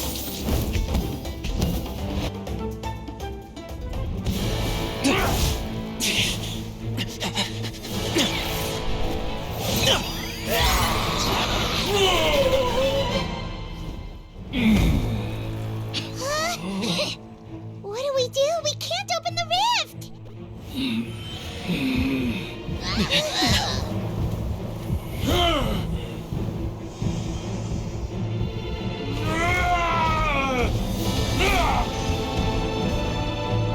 Kill me! Put an end to White's at launch shame!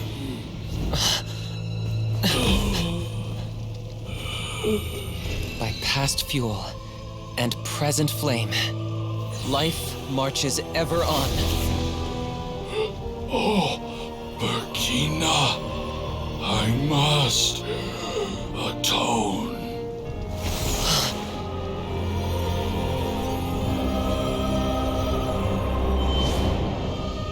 Patience. We will answer to the fire for all our deeds. Even if one day I fall behind, never look back. Keep moving forward, as we are now.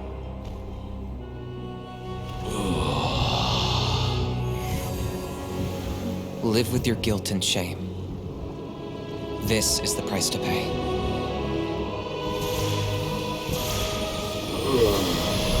Heir to the Turnfire, please use my ruined vessel to train the heroes of the future. The will of Kangamato will march ever on, till the abyss is stamped out.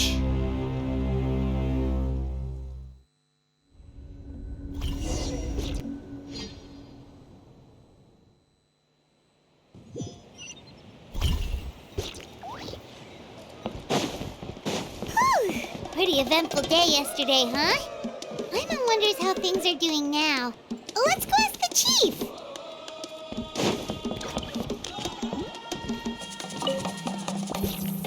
Traveler, you've come at just the right time. I have some good news for you. Trinidad's condition is stabilized. He suffered burns on much of his body, but we believe he'll survive. Guess that's the best news we could hope for.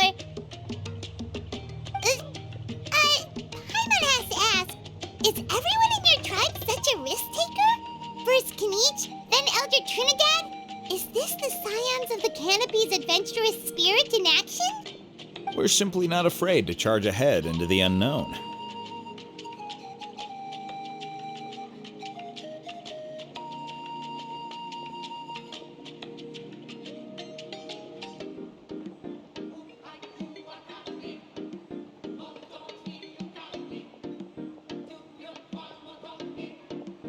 He's fine.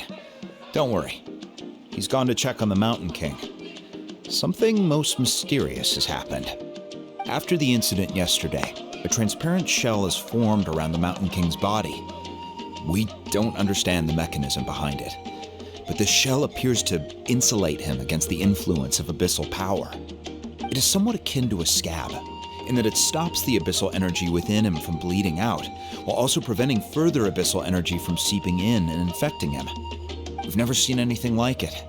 The tribe's most senior elders believe it was caused when he was burned by the sacred flame, similar to the way burned wood becomes charcoal. I think their theory makes sense. After all, we've never thrown the Mountain King directly into the sacred flame before. Wow. So it's made a barrier against abyssal energy? That's a good thing, right? It's practically a miracle from what we've seen of it so far. It means that the Mountain King's level of abyssal energy is now stable. No longer will we need to perform an annual cleansing ceremony. Wow, that's amazing! I know what you're thinking. The young people in the tribe are already speculating that yesterday's ceremony was a Turnfire night like none other in our history. Because you and Kinich, you summoned the very flame that appears in our ancient legends. A great transparent ball of fire. And that fire is what saved the Mountain King. Whoa! So that was the real Turnfire? I may be the chief of this tribe, but I've only ever known the Turnfire as a concept in our legends.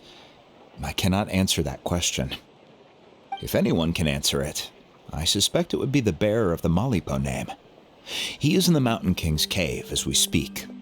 Ah, so Kinich then. Why don't we go see how he's doing?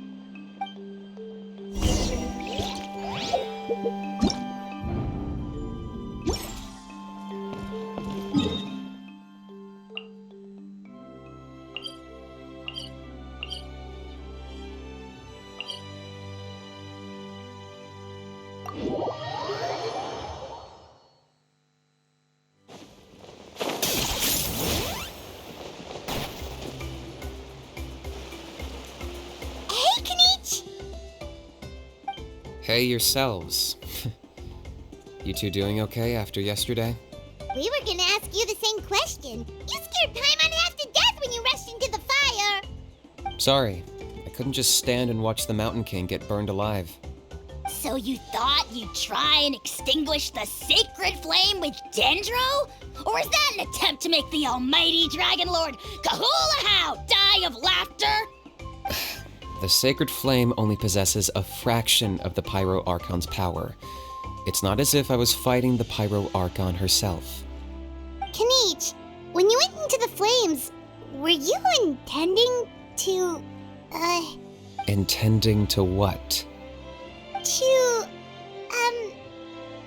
do the same thing as Burkina? Sacrifice myself? Of course not. My focus was on keeping the Mountain King alive, not on what it would cost. But now I'm curious. What made you think I was going to sacrifice myself? Well, because everyone's saying the Turnfire is what saved the king last night. And Ponche's theory was that summoning the Turnfire is a tit-for-tat exchange, right? So, Paimon thought you decided to pay for it with your life. So you've heard that rumor too. I'm afraid I can't say for sure. What happened yesterday was a first for me too. Well, even if you don't know, there's probably no one in the world who does. What I would say is, if that really was the power of the Turnfire, I'd sooner believe that the Mountain King summoned it himself. The Mountain King? Then, what price did he pay? The core meaning of price is not atonement or compensation, but what you're willing to give up in order to obtain what you want. It's easy to die for your sins. Much harder to live with the guilt and keep on going. In the end, the Mountain King chose the latter option. For Burkina and for the tribe. That's the price he paid. Alright, so how is the Mountain King doing now? Health-wise, there's nothing to worry about. He'll enter a fighting stance whenever we set foot in his territory. But his attacks are gentler now and not as crazed as before. Like he said yesterday, he just intends to be a sparring partner for people to practice with. Yeah, I tried communicating with him again, but he didn't respond. We dare say that Locust King has well and truly lost its mind. The lights are on, but nobody is home. Its body remains fighting fit thanks to the perverse power of the Abyss, but time has been less kind to its soul. It was ground to a pulp long ago. But we saw him come back to his senses yesterday. That was merely one last burst of brain activity before it croaked. As you humans would say, it went out with a bang. Oh, come on! Stop being such a doomer. Paimon bets the Mountain King has finally let go of the tragedies of the past now, and is focusing on moving forward. That's why he doesn't have time to chat with us. He's too busy thinking about the future. Well, at least it means my fellow tribespeople can move forward now, too. Thank you for your help, Traveler. I owe you one. Yeah, that's right. You caught Enjo for us, remember? But he ended up being completely useless. It's not a fair trade if you lost out. That's on him. It's not your fault he's useless. Besides, we're friends now. You don't owe us anything. Friends? But your friendship is an even more valuable gift. I can't in good conscience accept it for free. So promise me, if you need anything in the future, you'll come to me. For you, I'll do anything.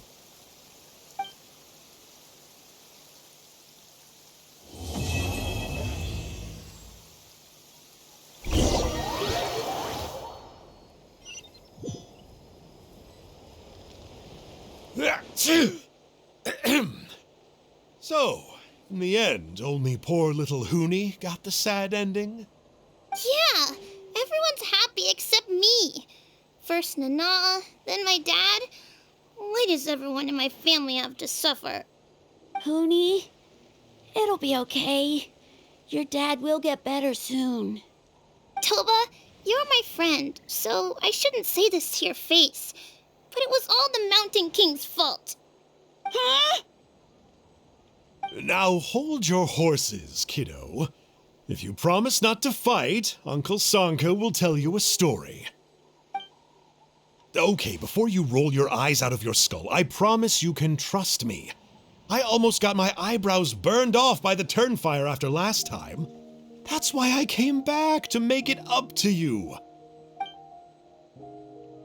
All right, I'll just get to the point. Do you know what Uncle Sanka loves the most about your people? What? Your extreme sports. Huh?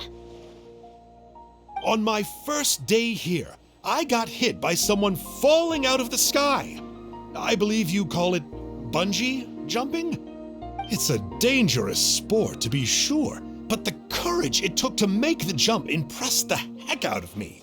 So, I introduced myself to the jumper, we made friends, and I even helped treat her wounds. Oh, such a nice friend. Of course. Anyway, the good times didn't last, because I got captured by a powerful foe, so we had to part ways for a while. In the hands of the enemy, I was scorned, scolded, and nearly given away as a gift. Oh, it was so humiliating. A horrible experience to look back on. Why does Uncle Sanka always have to suffer, I thought. So I feel your pain, Huni. I was in the same position. But in the end, I made it through, and I left all of those painful memories in the past. I even managed to reunite with my friend. Is that it? The moral of the story is to look forward in life, right? Yeah, we've heard that one millions of times. Sorry, Uncle Sanka, but you're not cut out to be a teacher. Very smart, Huni, but not quite smart enough. What I'm trying to tell you is that after I reunited with my friend, I found her injuries were all healed, but she really missed her family. So, I thought you might like to see her too. She's right behind you. Turn around and see. Another trick about not turning back? I'm not falling for that one again.